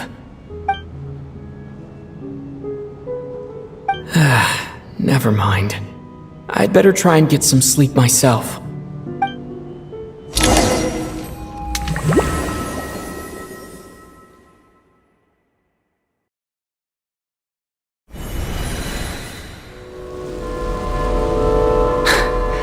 Hey, what are you spacing out for? Are you reaching your limit too? How long have we been walking for? Do you remember? Time's lost all meaning. Ever since we noticed that thing above our heads. What was it called again? A star key? Or key star? Anyway, the person who named it was swallowed by the black mist. Whatever it's called, ever since we noticed it, we've been walking up and up, hoping that as long as we reach it, we can find a way out of this place. But it seems like no matter how far we walk, we never get any closer. Well, we've come this far. You never know. Maybe we're almost there? Come on, enough moping. Let's go. The black mist is catching up.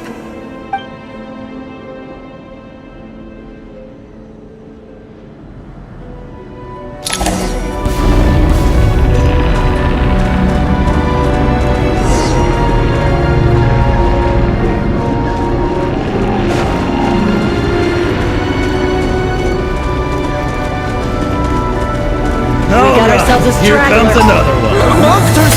Watch out! Not again! I'm proud of how many times we run into them. What the? Careful!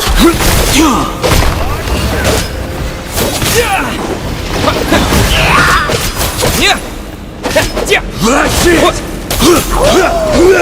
Like that! And cake!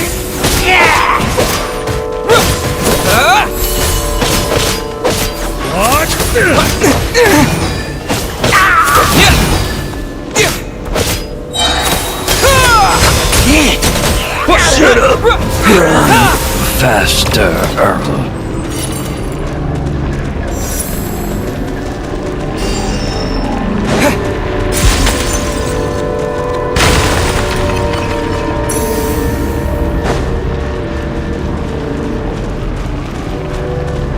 We got ourselves a straggler. Here comes another one.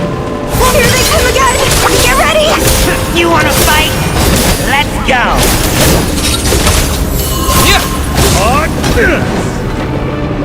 Bombs away!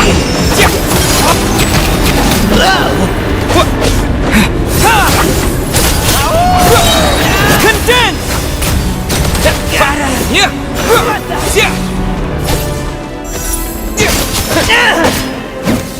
What the? What the? What?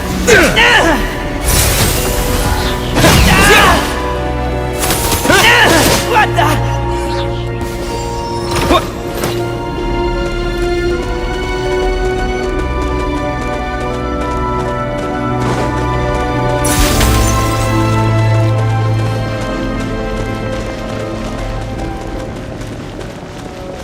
Monsters ahead of us? The black mist behind us? Feels like there's more.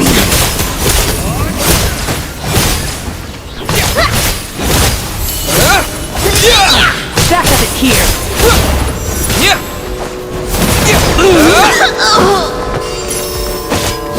That's it! Cake!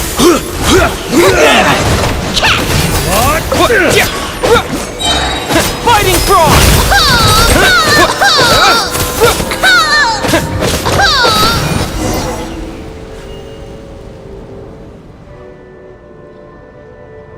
Are you hurt, Coolish? No, I'm fine. It's just... suddenly I don't want to walk any further. I get you. In fact, I reached my limit a long time ago. Sometimes it feels like there's hope where there shouldn't be. Yeah. The hope that the star gives us is the only thing keeping us going. But I'm not sure it's real at all. It may just be a collective illusion. Otherwise, why would it always be out of reach? We know you mean well, but you're only saying that to try and encourage us to keep going, aren't you? Thank you, friend. But enough is enough. Please don't give me any more false hope. Hope is poison in this place. You're going to continue, aren't you? I admire that. I've given up, but I wish you the best. May there come a day that you catch up to the star and leave this godforsaken place.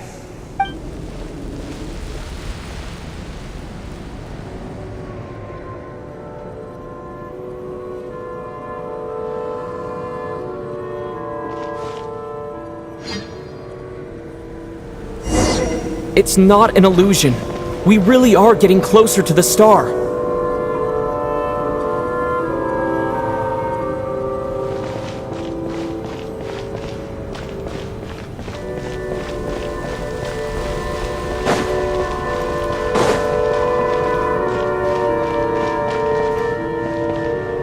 Congratulations. You're the first person to make it here.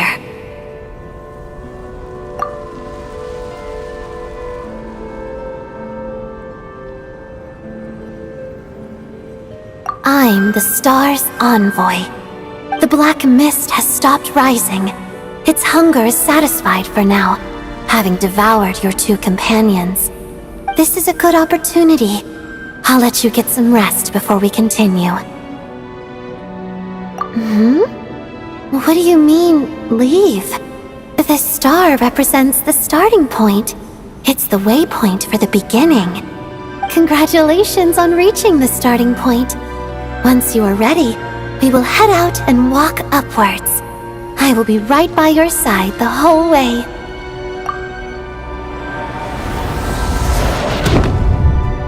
Huh? What's wrong? Hey, don't give up before the journey's even begun.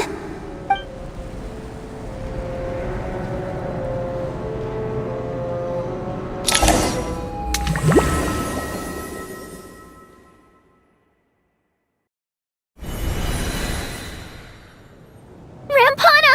Rampana! Is that Vodyanitsa's voice? What happened? Coolish, wake up! Please wake up!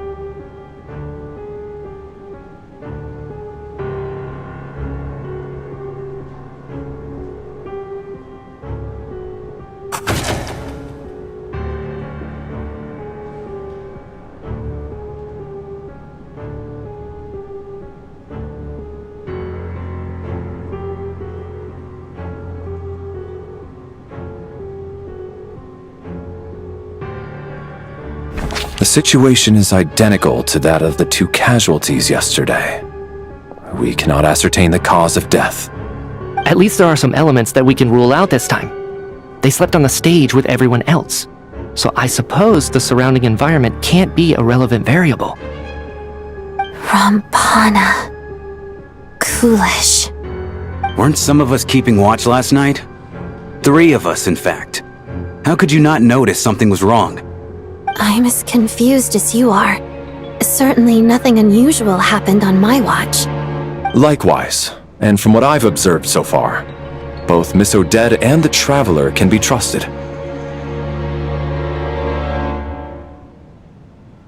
To be honest, I didn't get a wink of sleep last night.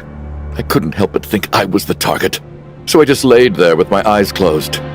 I heard the Traveler and Lelik chatting, but otherwise I don't recall hearing any commotion during the night. Me too. I didn't want to wake everyone up, so I was concentrating hard, trying not to cough. I hardly slept at all. If anything had happened, I'm sure I would have noticed. Then, what could possibly be causing this? Once was bad enough. I can't believe it happened again. I worked closely with Rampana and Coolish for so long. I never imagined that one day they'd... And on this stage of all places... Voronitsa... 4 victims in just 2 days, and we still don't have a single lead. I need to get to the bottom of this as soon as possible. And above all, keep Tonya safe. I'd never be able to look Child in the eye again otherwise. Still snowing? Yes, I just checked. Still no sign of anyone outside either. So we only have ourselves to rely on. If you ask me, this killer can clearly strike whenever they please. The Night Watch was a useless endeavor from the start. Lelik must be an expert in poisoning. Clearly she used some poison that can't be detected on the corpse. Here we go again. Listen, I was already thinking to myself last night, was Lelik's reason for revealing her identity the real story? Well, now I have my answer. It most certainly was not. She's been playing us for fools. You get off on this, don't you? Revealing your identity, only to carry on with your killing spree? That's a hideous thought. One that only a hideous mind like yours could dream up. How dare you! That's enough! Yesterday, you named Lelik as a suspect because the victims were both wealthy merchants. Lelik might have had a motive then, but today's victims were just ordinary people, not to mention that they were colleagues of Odette and mine. What reason would she have to murder them? Let me guess, just to scare you? Who knows? Maybe you don't know her as well as you think. I implore you all to ask yourselves, how many people are there really in this world that have what it takes to kill another person? Not many, I'd wager. Lelik is well known to be a ruthless operator, and now she has revealed her identity. How could it be any more obvious? Everything you've said so far is still just conjecture, which doesn't constitute a concrete lead. You need to back up your claims with some evidence. How can you defend her, officer? What did she say to you while you were on Night Watch? Maybe I shouldn't be so surprised. You military types are always colluding with criminals to target the rich.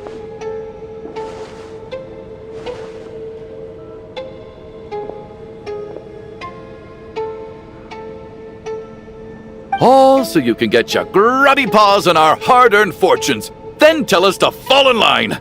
The Fatui, the Druzhna, and the Rokot. Thugs, the lot of you!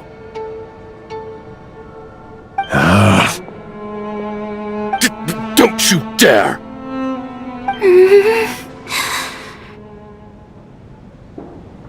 Sir, but... You were the one who told us not to stop other people from expressing their opinions yesterday. 4 people have already died. Only yesterday I was chatting with Mr. Coolish. Then we woke up in the morning and he's... Turning against one another is the last thing we should be doing right now. Little girl. Even if Mr. Chuganov is a puffed-up, pig-headed windbag who doesn't have a clue what he's talking about, he's still one of the victims here, isn't he?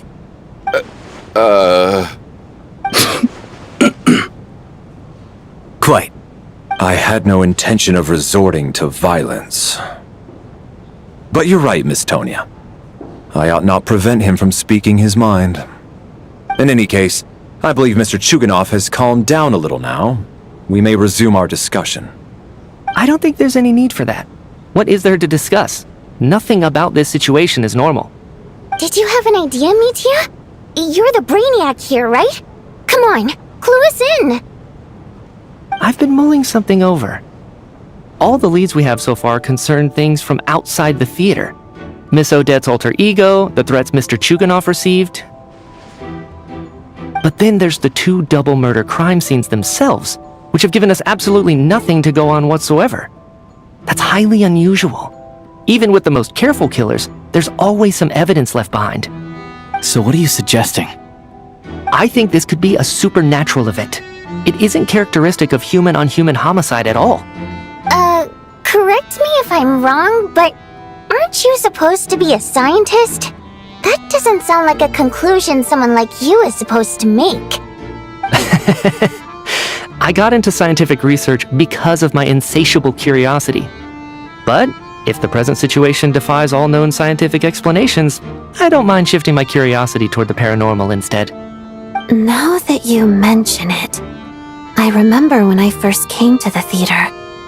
I heard rumors about this place being haunted. Haunted? Yeah, I think I heard the same thing. But I mean, they're only rumors, right? We've worked here for years. Surely we would have noticed any spooky goings-on by now. Well, this has taken an unexpected turn. A haunted theater? If Paimon were here, she'd probably be hiding behind me in fear right now. Why don't we take this opportunity to look for clues again with a more open mind? Maybe a different perspective will help us see something different. Very well. Whether it's criminals or ghosts we're looking for, the same rules apply. Everyone needs to tread carefully. I'll move the bodies into the same room for now.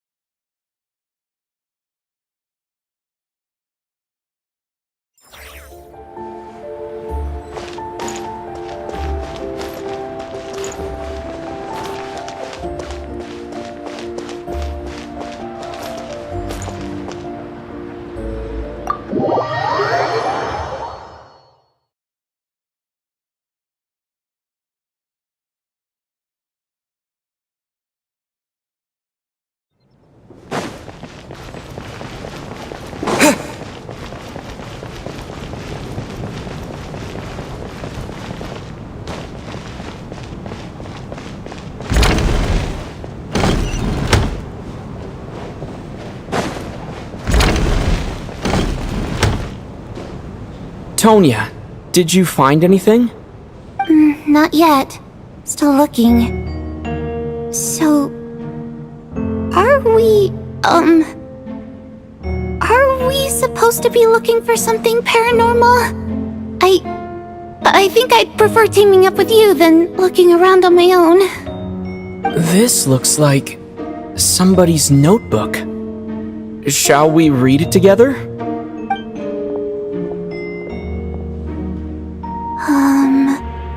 Well, it doesn't look scary or anything, so I guess it should be fine. Alright, let's read it together.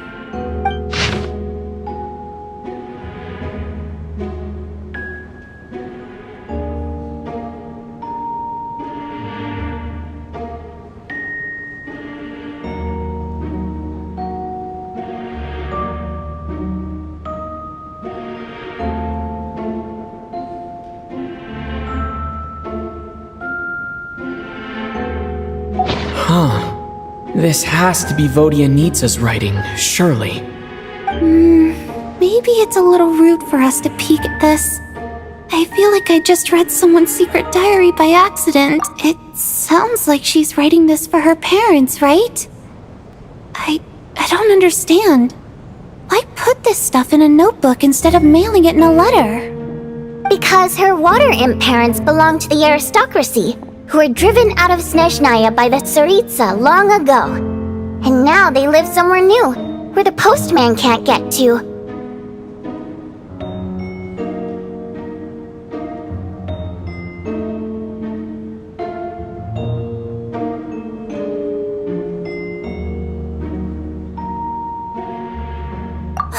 We're sorry! It's fine. My fault for not storing it properly. I can't leave things lying around and expect them to get ignored when everyone's scouring the place for clues. Alright, give me my notebook back. I'll take over the investigation in this room.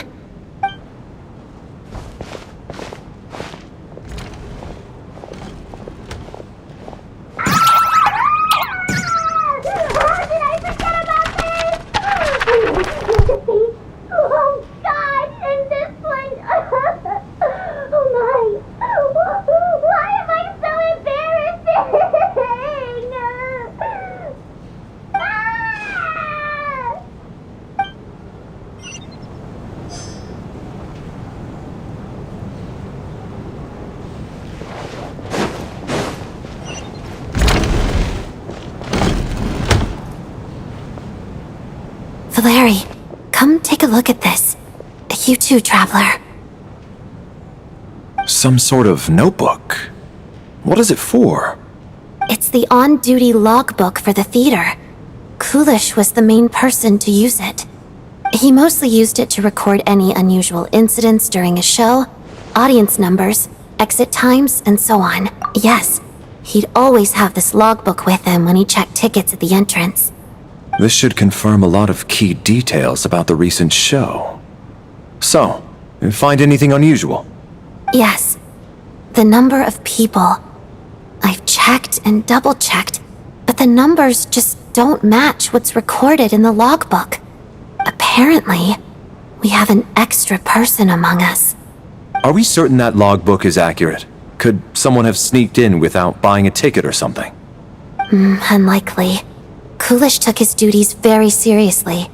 I've rarely seen any errors in his work. Not to mention that this was a dress rehearsal, meaning smaller audience numbers and tighter ticket restrictions than usual. Everything would have been well within his control. We no longer have our tickets with us, do we? They got collected on entry. I assume there's no way we can check them again. Unfortunately not. The theater recycles tickets. Once people are in the door, they don't tend to leave until the show ends, so we collect the tickets at the point of entry.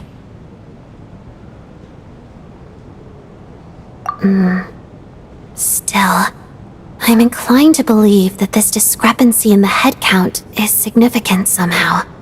Did an extra person just materialize out of thin air?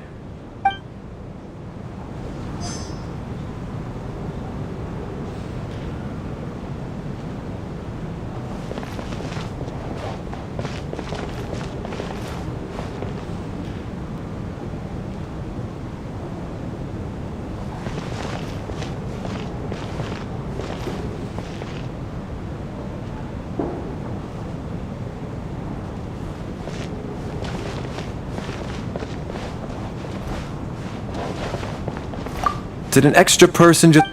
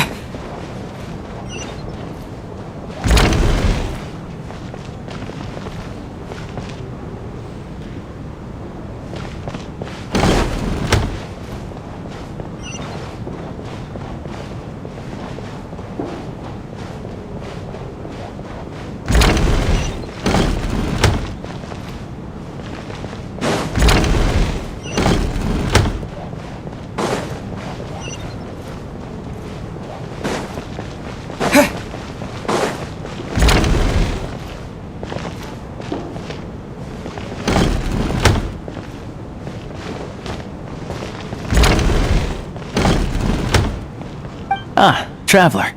Since you're here, come take a look at this. Alosha found it. We're both curious to hear your perspective. It appears to be an investigation report.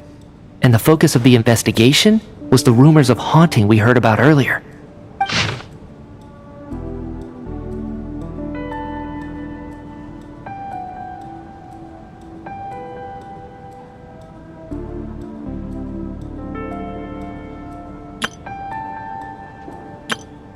An investigation report, huh? Looks quite old. This person's name looks to be of Sumeru origin to me. Was the investigator from Sumeru? The theater manager must have hired an investigator once specifically to look into this issue. But it doesn't look like anyone ever looked at the report. Presumably, the manager wanted to know if the supposed haunting was dangerous while also being fearful of word getting out in case it affected the theater's business. Anyway, the bottom line is, the haunting is actually real after all. It's caused by an obstruction in the ley lines. Is there any chance this is the key to finally making some progress with the murder cases? Ley line problems are pretty unexceptional to me by this point. And while it certainly offers an explanation for the ghosts, it's hard to imagine what connection it could have to these two murder cases. Some of the language that appears at the very end of the report caught my eye. Angel civilization, ley line renovation? My area of research doesn't touch on any of that, so it's completely outside of my wheelhouse. Huh? A piece of paper just fell out from the report. It landed right by your feet.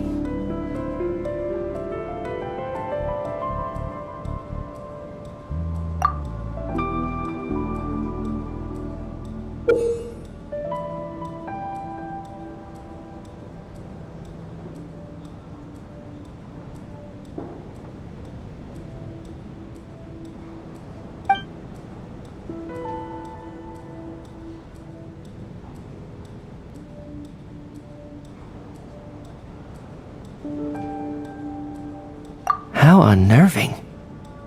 It was tucked inside the report, so it must be a note left by the author. Death is near. Is that supposed to be what's going on here? With us, in the theater? But if so, how did the author foresee it? Could he predict the future somehow? Maybe things are more complicated than we thought. No, wait a second. If we take the report and the note at face value, they completely contradict one another. The report definitively concludes that the hauntings in the theater are harmless and cannot affect the real world. But the note seems to be warning of potential danger. The question is, what exactly does the note mean by death?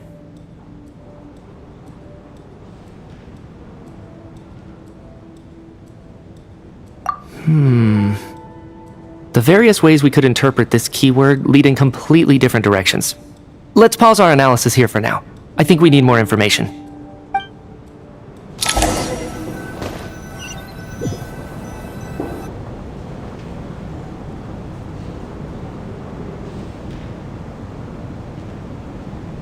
If we take all this together, it's not impossible, is it? If anything, it's the natural conclusion. Oh, I beg to differ. This sounds to me like a product of a researcher's vivid imagination. And perhaps it's because I'm still viewing this through the lens of a typical murder investigation. But still, I'm struggling to be persuaded by your theory. Does it really sound that far-fetched? Alright, well, let's treat that as speculation for now. I do agree with what you've said, so let's go with your idea for now.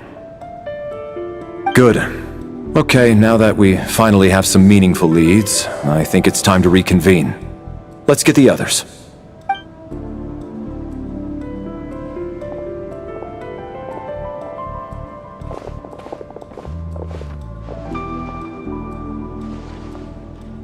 So, that's about everything we've discovered so far.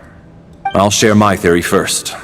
Based on what we've learned from the logbook, I believe the extra person among us is most likely the killer. If the killer had simply bought a ticket, it would have greatly increased the risk of their identity being exposed. I expect he or she either hid in the theater ahead of time, or found a way to slip past the ticket inspection. They then blended in with the group and waited for an opportunity to strike. What about the note found in the investigation report? Any thoughts on how that fits in? The killer may have simply planted it there as some sort of sick joke. I've seen my fair share of psychopathic killers. They love playing cryptic mind games. So, it has nothing to do with the haunting of the theater after all. This theory makes sense to me. If we have an audience member unaccounted for, chances are they didn't come here to watch the show. Could it really be that simple? So, in other words, all we have to do is find out who got in here without a ticket, and all our problems will be solved? Then let me make one thing clear. All the theater staff should be well aware that I came here for the rehearsal legitimately, yes? There's no way I'm the one who didn't have a ticket. It's true. I hear you used every trick in the book to get a hold of that ticket, too.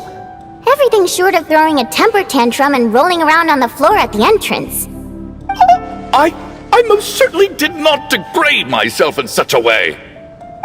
Probably a stupid question, but I might as well ask. Did anyone here get in without having their ticket checked? Hmm?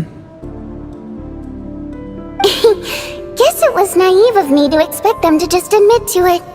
Especially after the unprompted Lelic reveal. Once was already a miracle. Twice would be unfathomable.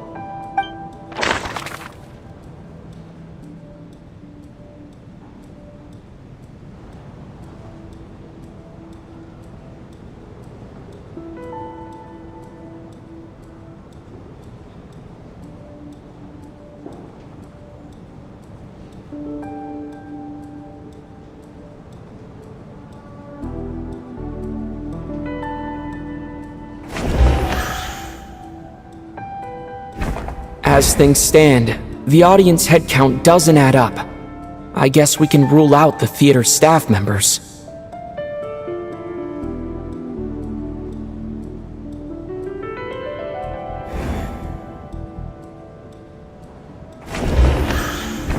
Valeri came to the theater to catch Mitya. Those two should be able to vouch for one another, and their motives are clear.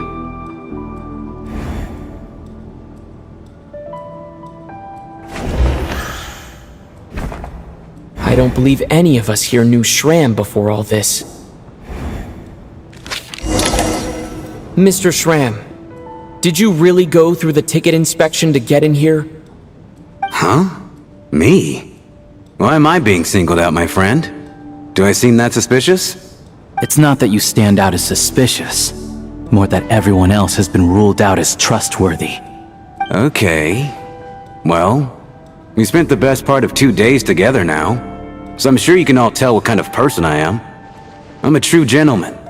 I never dream of doing something like sneaking to the theater without a ticket. Yeah, I have no doubt that you're a good person. But the problem is, none of us here actually know you, so no one can say for sure that you are who you claim to be. Although, actually, what was it you said last night? Yeah, you're friends with that water imp, which is why you understand our primary mode of expression. Last time I checked, there were barely any of us remaining in Snezhnaya, since most of the water imps left. Could you tell me a little bit more about your friend? There's a good chance I actually know her. And I suppose it's also kind of a way for everyone else to get to know you a little better.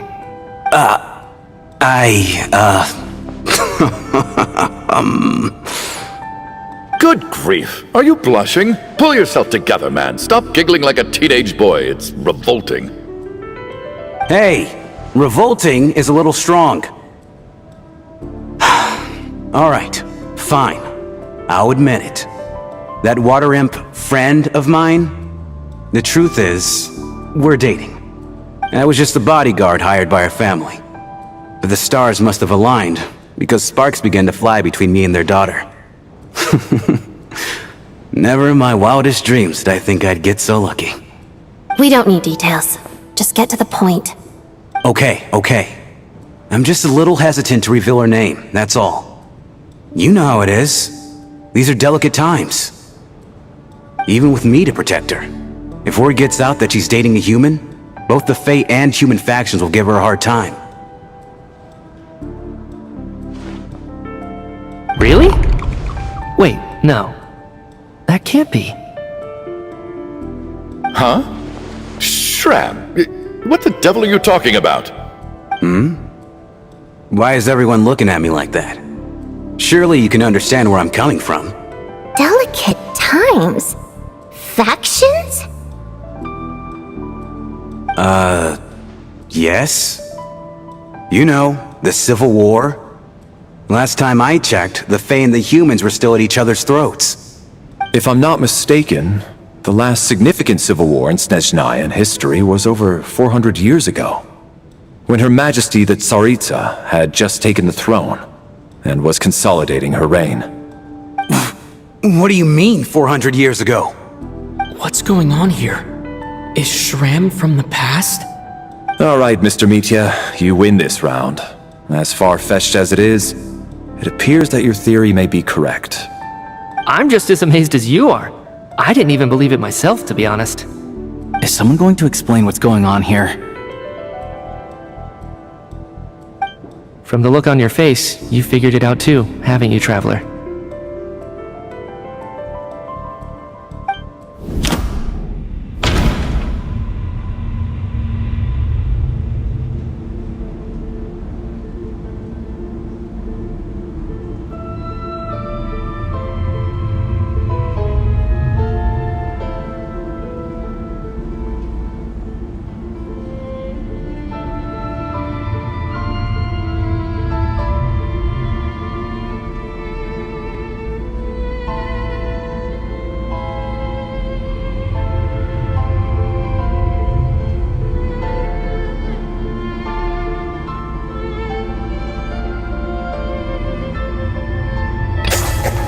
The theater's ley lines have been modified to block souls within its grounds from returning to them. Some souls can even wander this place forever. Mr. Shram's statement, and according to the investigation report on the theater hauntings, Mr. Shram is very likely a lost soul wandering the theater.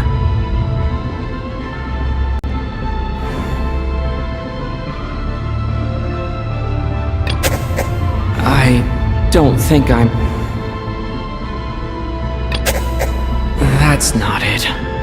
If that's the case, we're... This is Mr. Valeri's hypothesis. If there is no supernatural element... For some unknown reason, the soul that has been wandering the theater due to the ley line issues has joined our group and blended in. Yeah, that must be the immediate reason why the ticket count doesn't match the number of people present.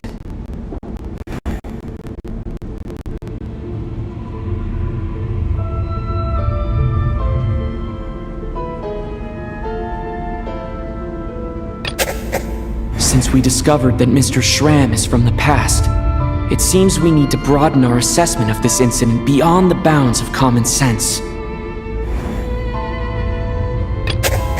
All of last night, Lelik, that is, Odette, was under surveillance, which rules her. The death of those victims is an irrefutable fact. It is the outcome of whatever's going on here. The contents of the investigation report have been verified. There are indeed ley line issues and wandering souls in the theater. Death is near. That must mean that there's a dead person in our... Yeah, the logic is clear now. The investigation report said that there would be souls stuck wandering around the theater because the ley lines were cut off. Mr. Schramm must be one such soul who died in the theater a long time ago. In which case, that also makes him our extra person. So when the note said death is near, it must have been referring to death as in the deceased, people who died a long time ago. Someone who died a long time ago. In short, there's a dead person among us. The extra person we've been searching for is a ghost from the past. You mean I'm a ghost? No. Don't make jokes like that, my man. There must be some mistake. But even if I was dead, I know for a fact I didn't kill anyone these past 2 nights. Yeah, even if all that's true, the report also said the souls inside the theater can't affect reality, right? They're harmless. Then what if the problem isn't the souls at all, but the ley lines themselves? The ley lines have a powerful ability to attract and devour souls. Let's say that the ley lines are like a black hole, constantly seeking to engulf souls. But the souls that don't want to return are trying to avoid being sucked in. Why does this analogy sound so familiar? What happens when the black hole can't achieve its goal? I'm only speculating here, but what if it ended up swallowing innocent souls by mistake, or intentionally taking other souls to compensate? That could explain why we weren't able to determine a cause of death. If you're right, and their souls were devoured by the ley lines, it does make some sense. It does seem to explain a lot of the things we couldn't make sense of. Does that mean it's true? Except there's no concrete evidence. Mitya's relying on a lot of logical leaps. Still, it seems like the best explanation we have under the circumstances. Alright, so how could Schramm not know that he's dead? Seems a little unlikely that he hasn't noticed anything unusual even after several days interacting with us. On the contrary, it's perfectly normal for a soul to wander the theater for centuries without questioning their existence or reason for being there. It's simply what's natural for them.